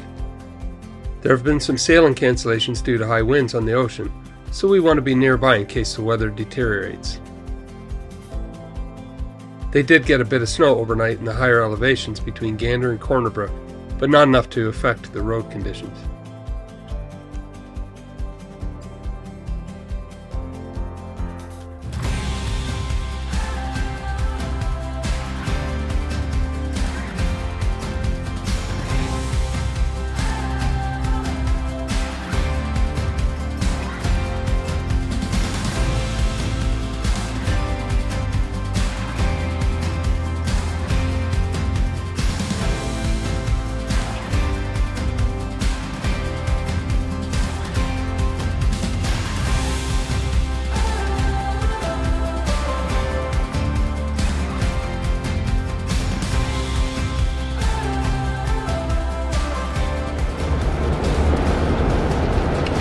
We're gonna look for a camp right here by the creek and spend the night here. We're about 2 hours from Port aux Basques. We did a good push today all the way from Come By Chance, which is near St. John's, to here. So this camp spot looks half decent actually, and there's a nice river here.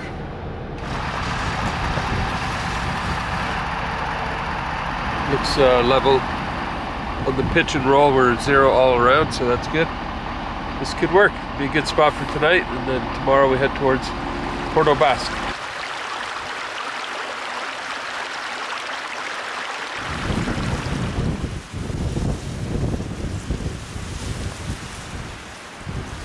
So tonight, I'm pretty tired.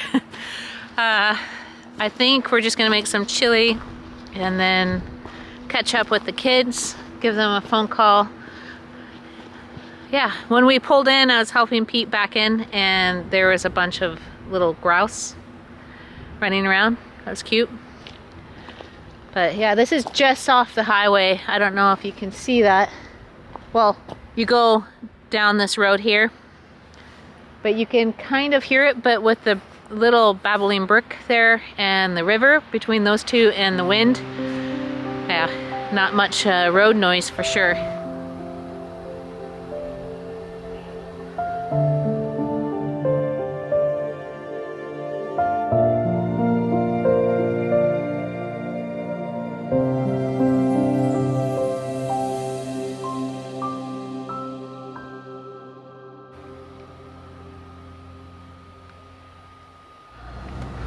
Good morning. We're heading to Port aux Basques now. That's the port where the ferry comes into.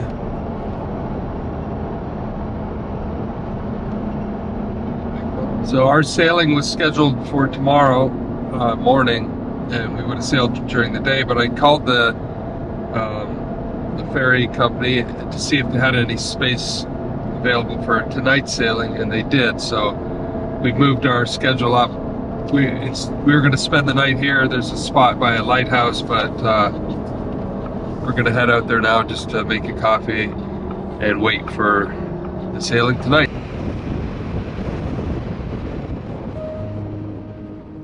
The Cape Ray Heritage Lighthouse has been guiding vessels through the Cabot Strait since 1871. Having withstood fires and rebuilds over the years, the current structure was completed in 1960.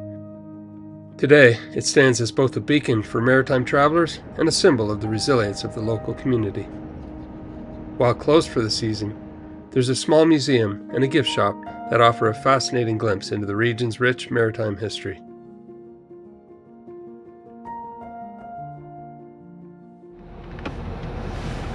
We just headed down towards the beach here, or towards the shore, but it looks super muddy up ahead and the road's all washed out, so this is about as far as we can go.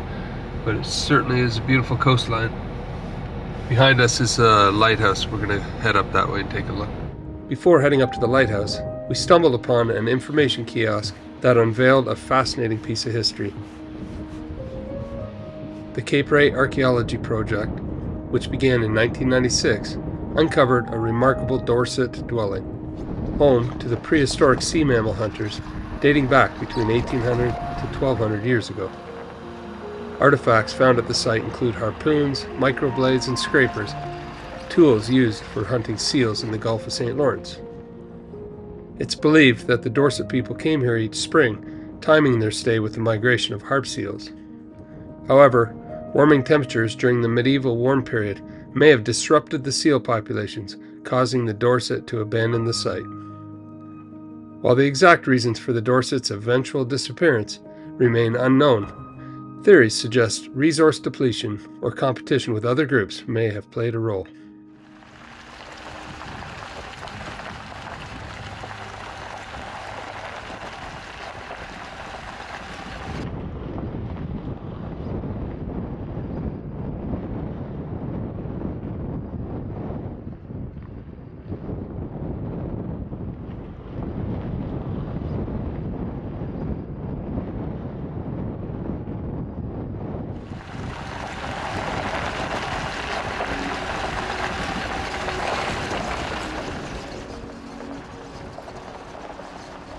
Next, we're heading to nearby Cape Ray Beach, to take a walk, look for seashells, and watch the powerful waves crash against the shoreline.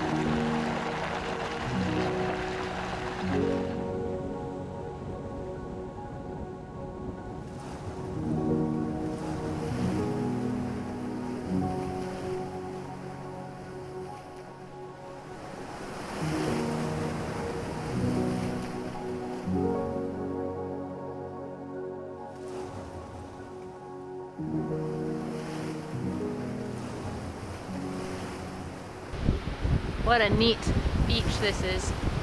You can see the lighthouse. I'm sure you can camp out here. We could probably drive this whole way out on the beach.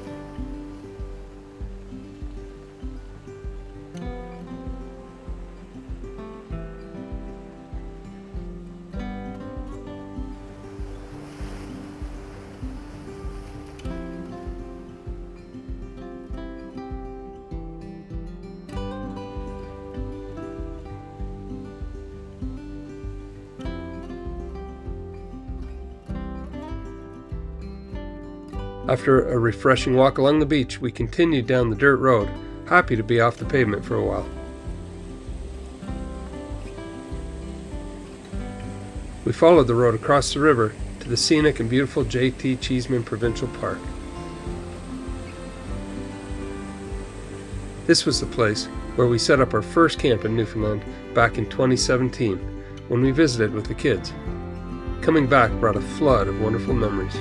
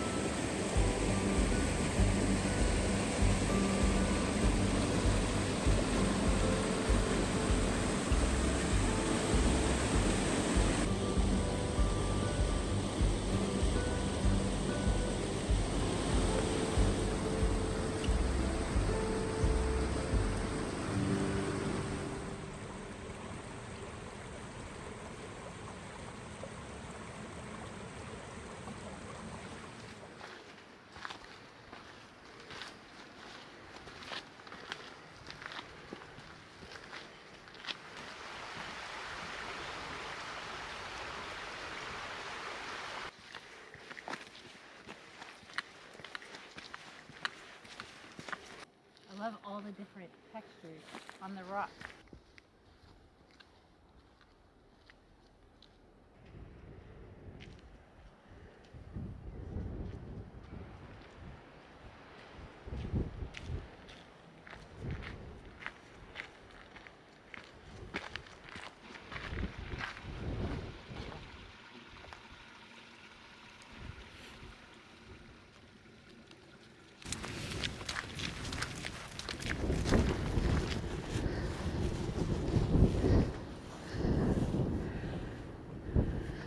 What a beautiful spot. I think we're gonna stop here just for a little bit, and I'm gonna glass with my binoculars. It's just one of my favorite spots on this whole trip. It reminds me a little bit of Tuktoyaktuk, and just there are so many textures, and the rocks are just beautiful. The mosses, lichen, the trees smell like Christmas. It's amazing.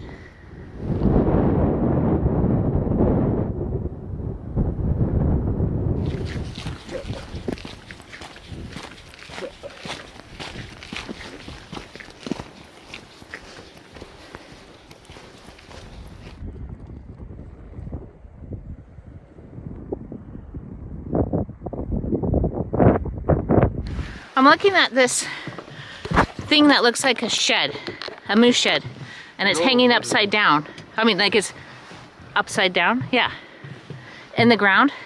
So it could just be a rock, but it could be a shed. So an old weathered one for sure. Oh yeah, Pure white.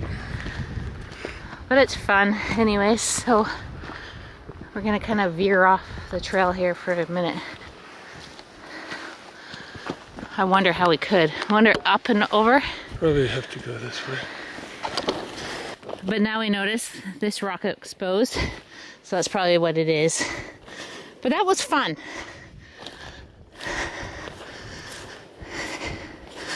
I'll just show you guys what we saw from way over there. This beautiful rock. But I thought there's a shed hanging that way, because with the glass it looked like it had some points on it. At least. Good try. Yeah.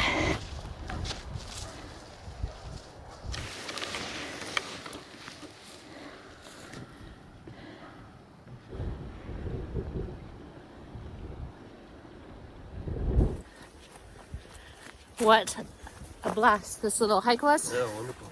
It always feels good to get out and explore where you are exploring. And we're heading to the ferry now. Yep. So like what Pete was saying, we got a night passage, which is going to be great. So we can just sleep while we're crossing and then touch down and hit the road. It buys us an extra day, so yeah, we can probably have time to do the Cabot Trail.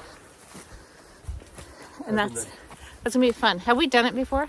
Years ago with the kids in the Jeep. Okay, so I was probably pretty busy, so I don't remember some of it, which I'm finding that's how it's been kind of this last year of Pete and I traveling together, is I remember bits and pieces, but not everything. And so it's fun to go back to the places and revisit them and just really soak it in.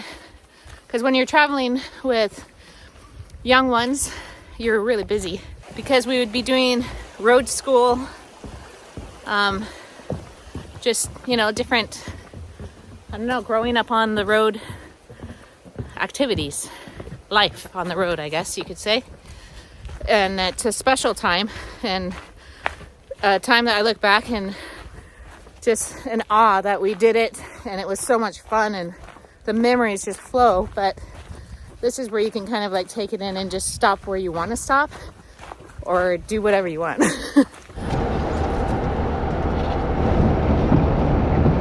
Looks like our boat coming in and to offload, and then they restock it with everything and load everyone up and head out. So we have a couple hours before that happens, so we're gonna find a place place to eat in town if they're open.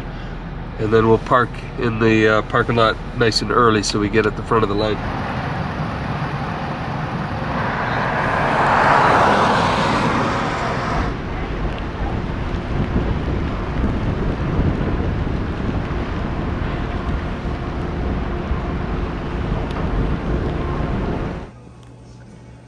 A bit more seafood before we leave the island. This will be our last meal before heading across to Nova Scotia.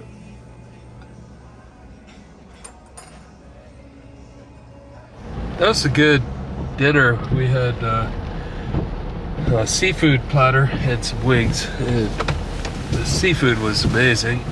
Really big chunk of cod. So it's the only restaurant in town, or maybe there's a few, but so it's called Harbor Restaurant. You can see the ferry in the background and it's like pretty much walking distance. So if you're hungry when you arrive, that's a good place to go.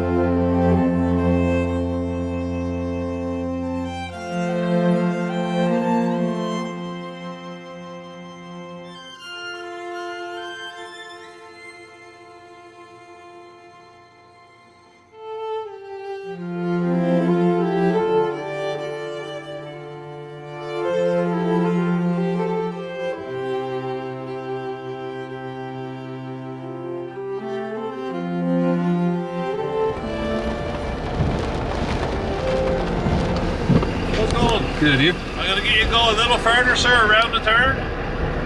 Through the agriculture building. When you come in the other side, all of our new ticket booths are there. Are They're doing all the ticketing down there now. Oh, perfect. Thank you. So another 600-700 feet more, that's all. Perfect.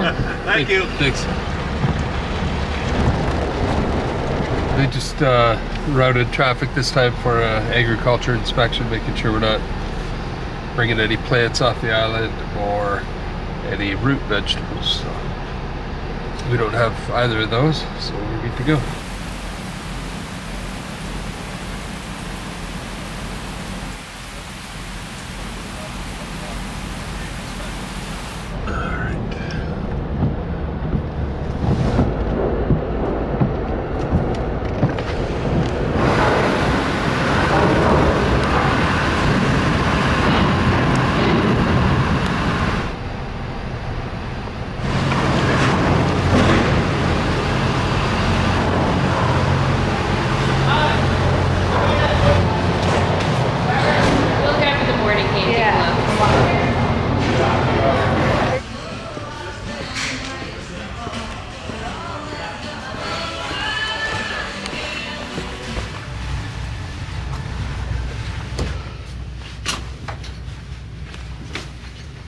Home sweet home. Yeah. This is our room. It has 4 beds, but yeah, we only need the 2. And then it has a shower, toilet, bathroom. Hey guys. Yeah, I think we'll take a shower and then call it a night.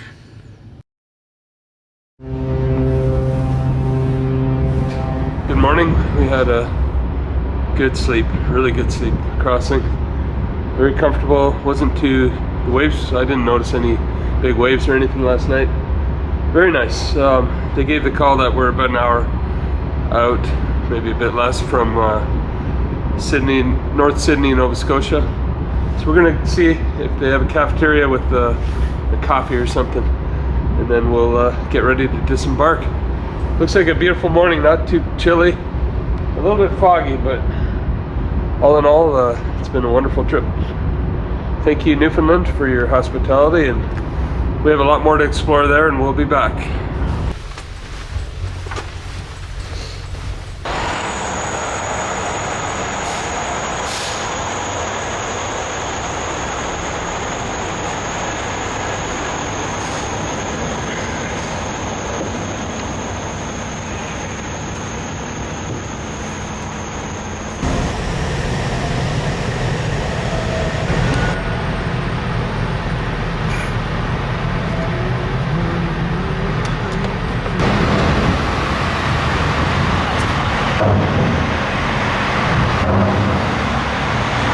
Back on dry land. We're gonna go shopping for a few groceries, and then we'll decide whether we go up the Cabot Trail. Right now it's super socked in with fog, so we were just talking to a gentleman and he said it would be kind of pointless to do it in the fog because you wouldn't see anything but the road. So we'll let you know how it goes. So like what Pete was saying, we're gonna get a few groceries and then we're gonna probably find a place for breakfast because it is only 7:30. It's super socked in this morning.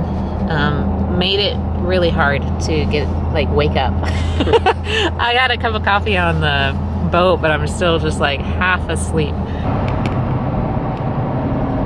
So we finished shopping and the fog is only getting thicker, so it doesn't make any sense to do the Cabot Trail this time, unfortunately. It's a beautiful area.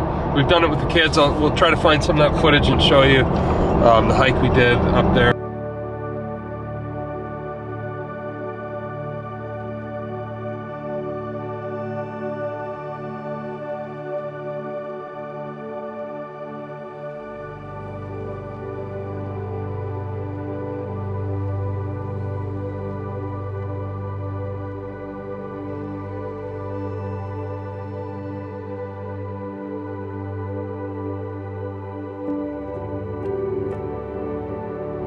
So we stopped in at Timmy's to get a coffee and something for breakfast. And the woman serving us, I should have got your name, but she let us know that she's a big fan of the channel. And so we're happy that we stopped in at your Timmy's. And thanks for serving us a great coffee this morning and for giving us some information on the fog and the Cabot Trail.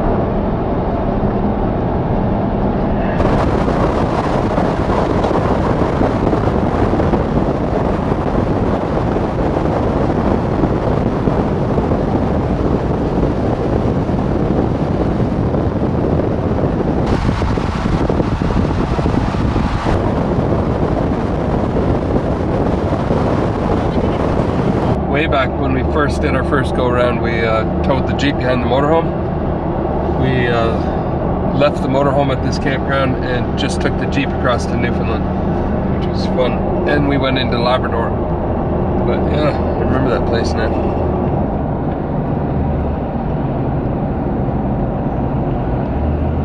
Yeah, so we only have 20 more kilometers till we're there at the start, and then we'll make up our minds. So we're just kind of hemming and hawing, going back and forth with what we should do. But wow, it's really thick fog now. So the top of Kelly's Mountain is in the bright sunshine, but we're driving back into the fog now. Not sure. Wait, the sun is pretty bright over there.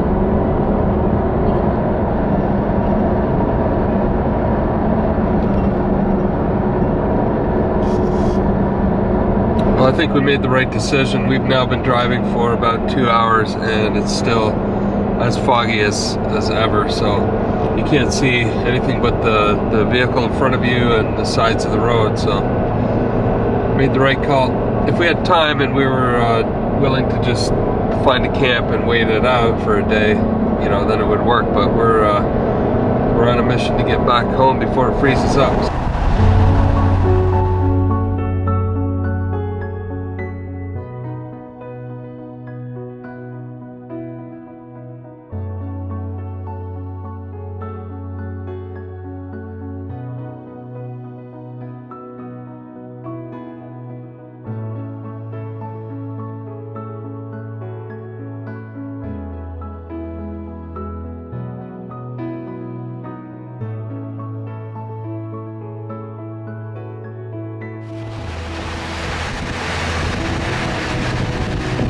Alright, we're nearby the Hopewell Rocks, which is on the Bay of Fundy, the highest tides in the world. The park is closed because we're off season, but we're hoping we can park fairly close and walk in, so we'll let you know. We're almost to the gate, but it looks like everything's gated off.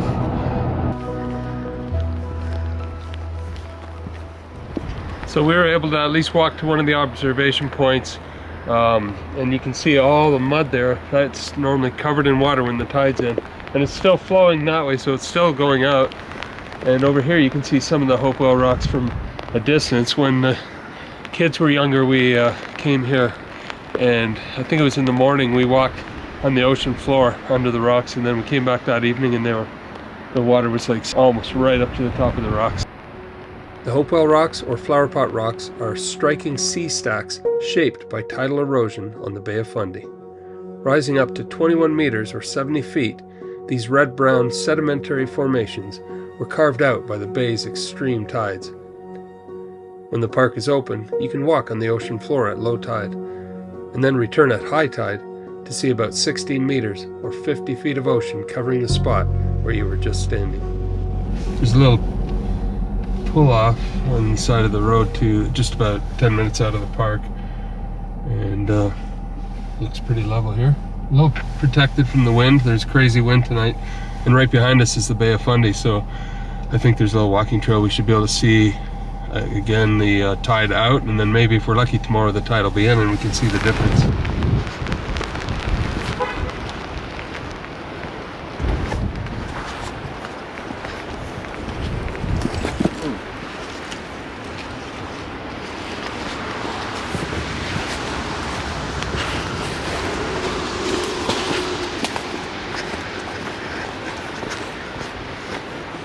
Oh, wow.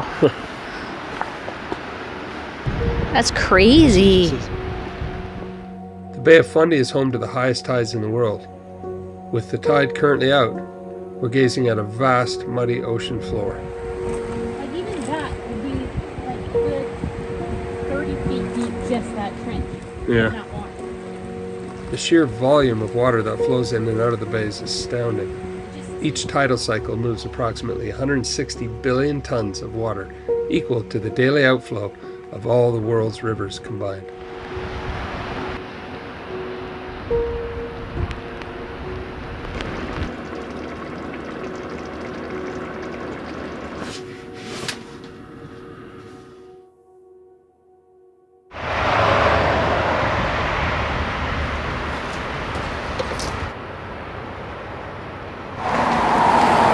Morning.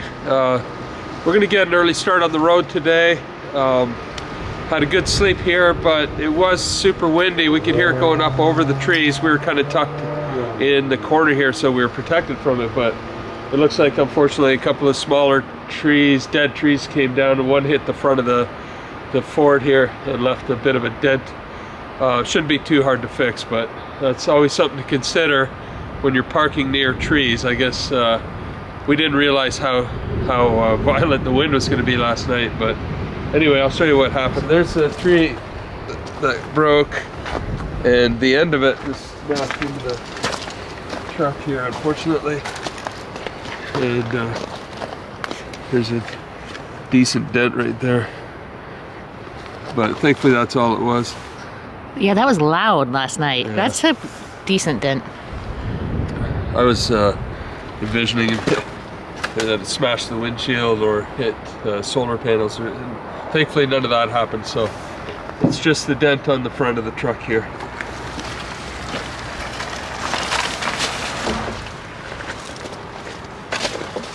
It's a little bit dark, but we're going to take a walk over to the Bay of Fundy and see if the tide's up or down. Last night it was right down to the mud floor of the ocean, so let's go take a look. Yeah, it's partially out. It's about the same as last night. So I think every 12 hours, so twice a day, the tide comes in and goes back out. It's a little higher than last night. Woo, that's cold. Yeah, that whole thing is in. So we're gonna push today. We're in New Brunswick. We're gonna head towards the St. Lawrence and around, try to get into Quebec somewhere tonight, and then carry on tomorrow. We're getting to the part of the year where everything's going to be turned into cold winter very soon. It's below freezing right now, and it's only going to get colder, so time to get up to the lake before it freezes.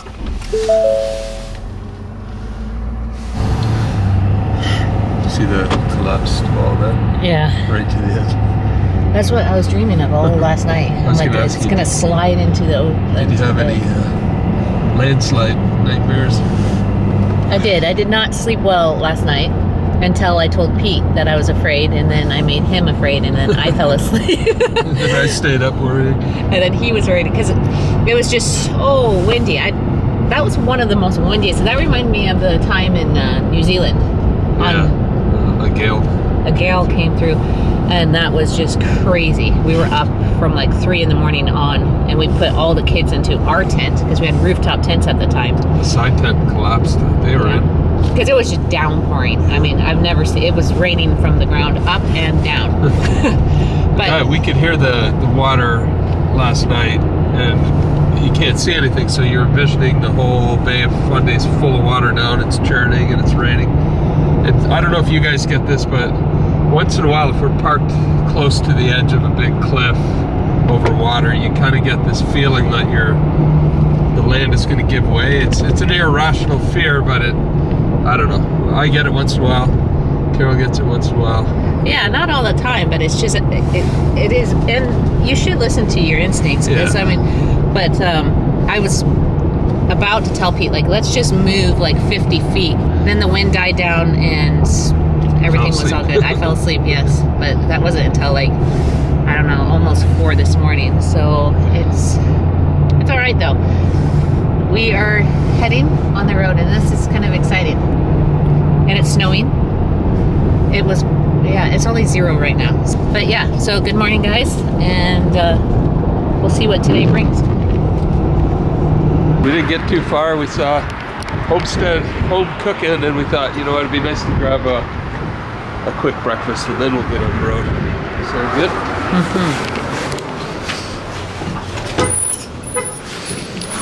Well, this is cozy. For two, dear? Yeah. Come on. This is a really cozy place. It is. I like these little places. Super like nice. Home cooked breakfast. You know, the boys would love this place. Yeah. Like, look at this. Like, Thank you. You're welcome. We have the breakfast special. Did you see that? Yeah. It's right No. there. ooh, this looks good. Cheers.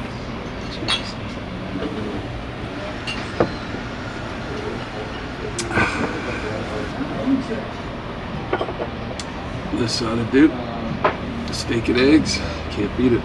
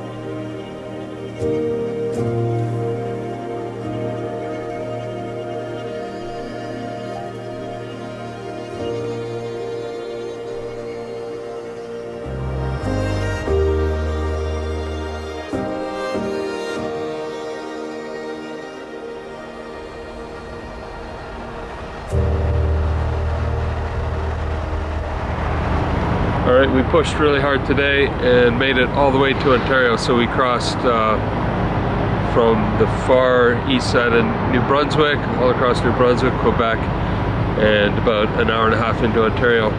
So Ontario has these places called en routes, and they're basically a restaurant. There's usually a Tim Hortons. It's, you know, different food joints, fuel stations, and then trucker parking for big trucks, but also for RVs and campers like this. So we used them a lot in the past, so it's kind of nostalgic to be back here parking overnight in en route. So first thing in the morning, we're going to get up and keep going. Big day tomorrow, as was today, but tonight we're going to get set up and get some sleep.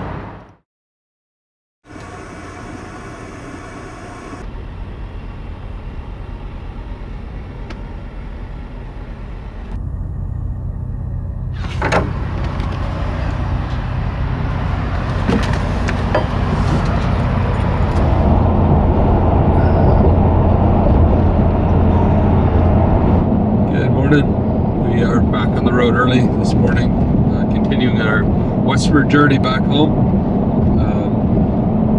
We haven't slept in a truck stop like that for some time. It's a little noisier than I remember, but slept all right for a few hours, and hoping to make up a lot of ground today. So come with us, we're heading home. I can't believe it, guys. We are almost back. 2 minutes until we're at the marina and seeing the boys and Lando again, and we did it. We did it. The whole trip. It's we're both very tired. I think we got up. We went to bed late. It was kind of a hard night to fall asleep. I don't know if it was just the nerves of knowing we were going to be back tonight. But yeah, today, because it's quite early. Like we hauled. Yeah, like we were making up some good time. Yesterday morning we were on the edge of the Bay of Fundy, which is hard to believe. We'd never be able to do this in the Jeeps. No. That's a 3 or 4, easy a 4-day drive. We did it in 2 because of the ease of driving with the truck and the comfort of the seats and all that stuff combined. It allows us to do longer days, to go faster. Well, even the stops are fast because it's like if you just go the washroom in the back. With just the 2 of us, it's fast. Yeah. You can make a quick snack, coffee, whatever you want, and then boom, you're back on instead of having to stop, wait in line, buy things. Oh, we did that a few times, but yeah, it was really, really fast and quite comfortable riding. And the heated seats are quite nice this time of year. Yeah, so we're almost there. Excited to be back, see the boys. Lando's gonna freak out for sure. Yeah, I can't wait to see him.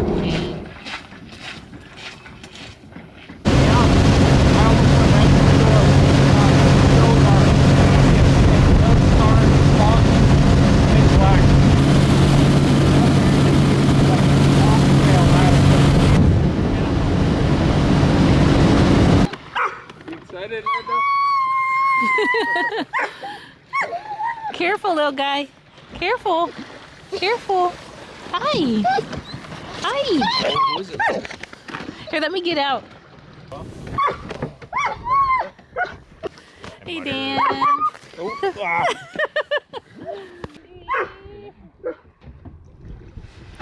Sky.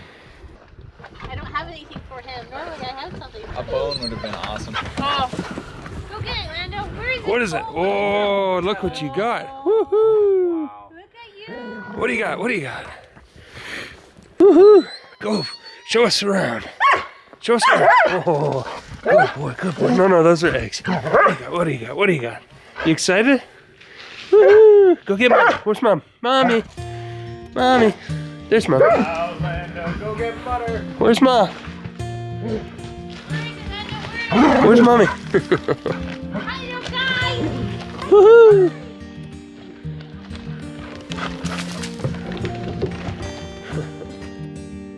After an incredible journey, it feels so good to be back at the cabin with Pete, Dan, and Lando. Winter is fast approaching, and there's plenty to do as we get ready for the big freeze-up. We hope you'll join us for the upcoming cabin series, where we'll share life in the wilderness, preparing for the cold months ahead in our cozy off-grid home. Thanks for coming along on this adventure, and we'll see you in the next one.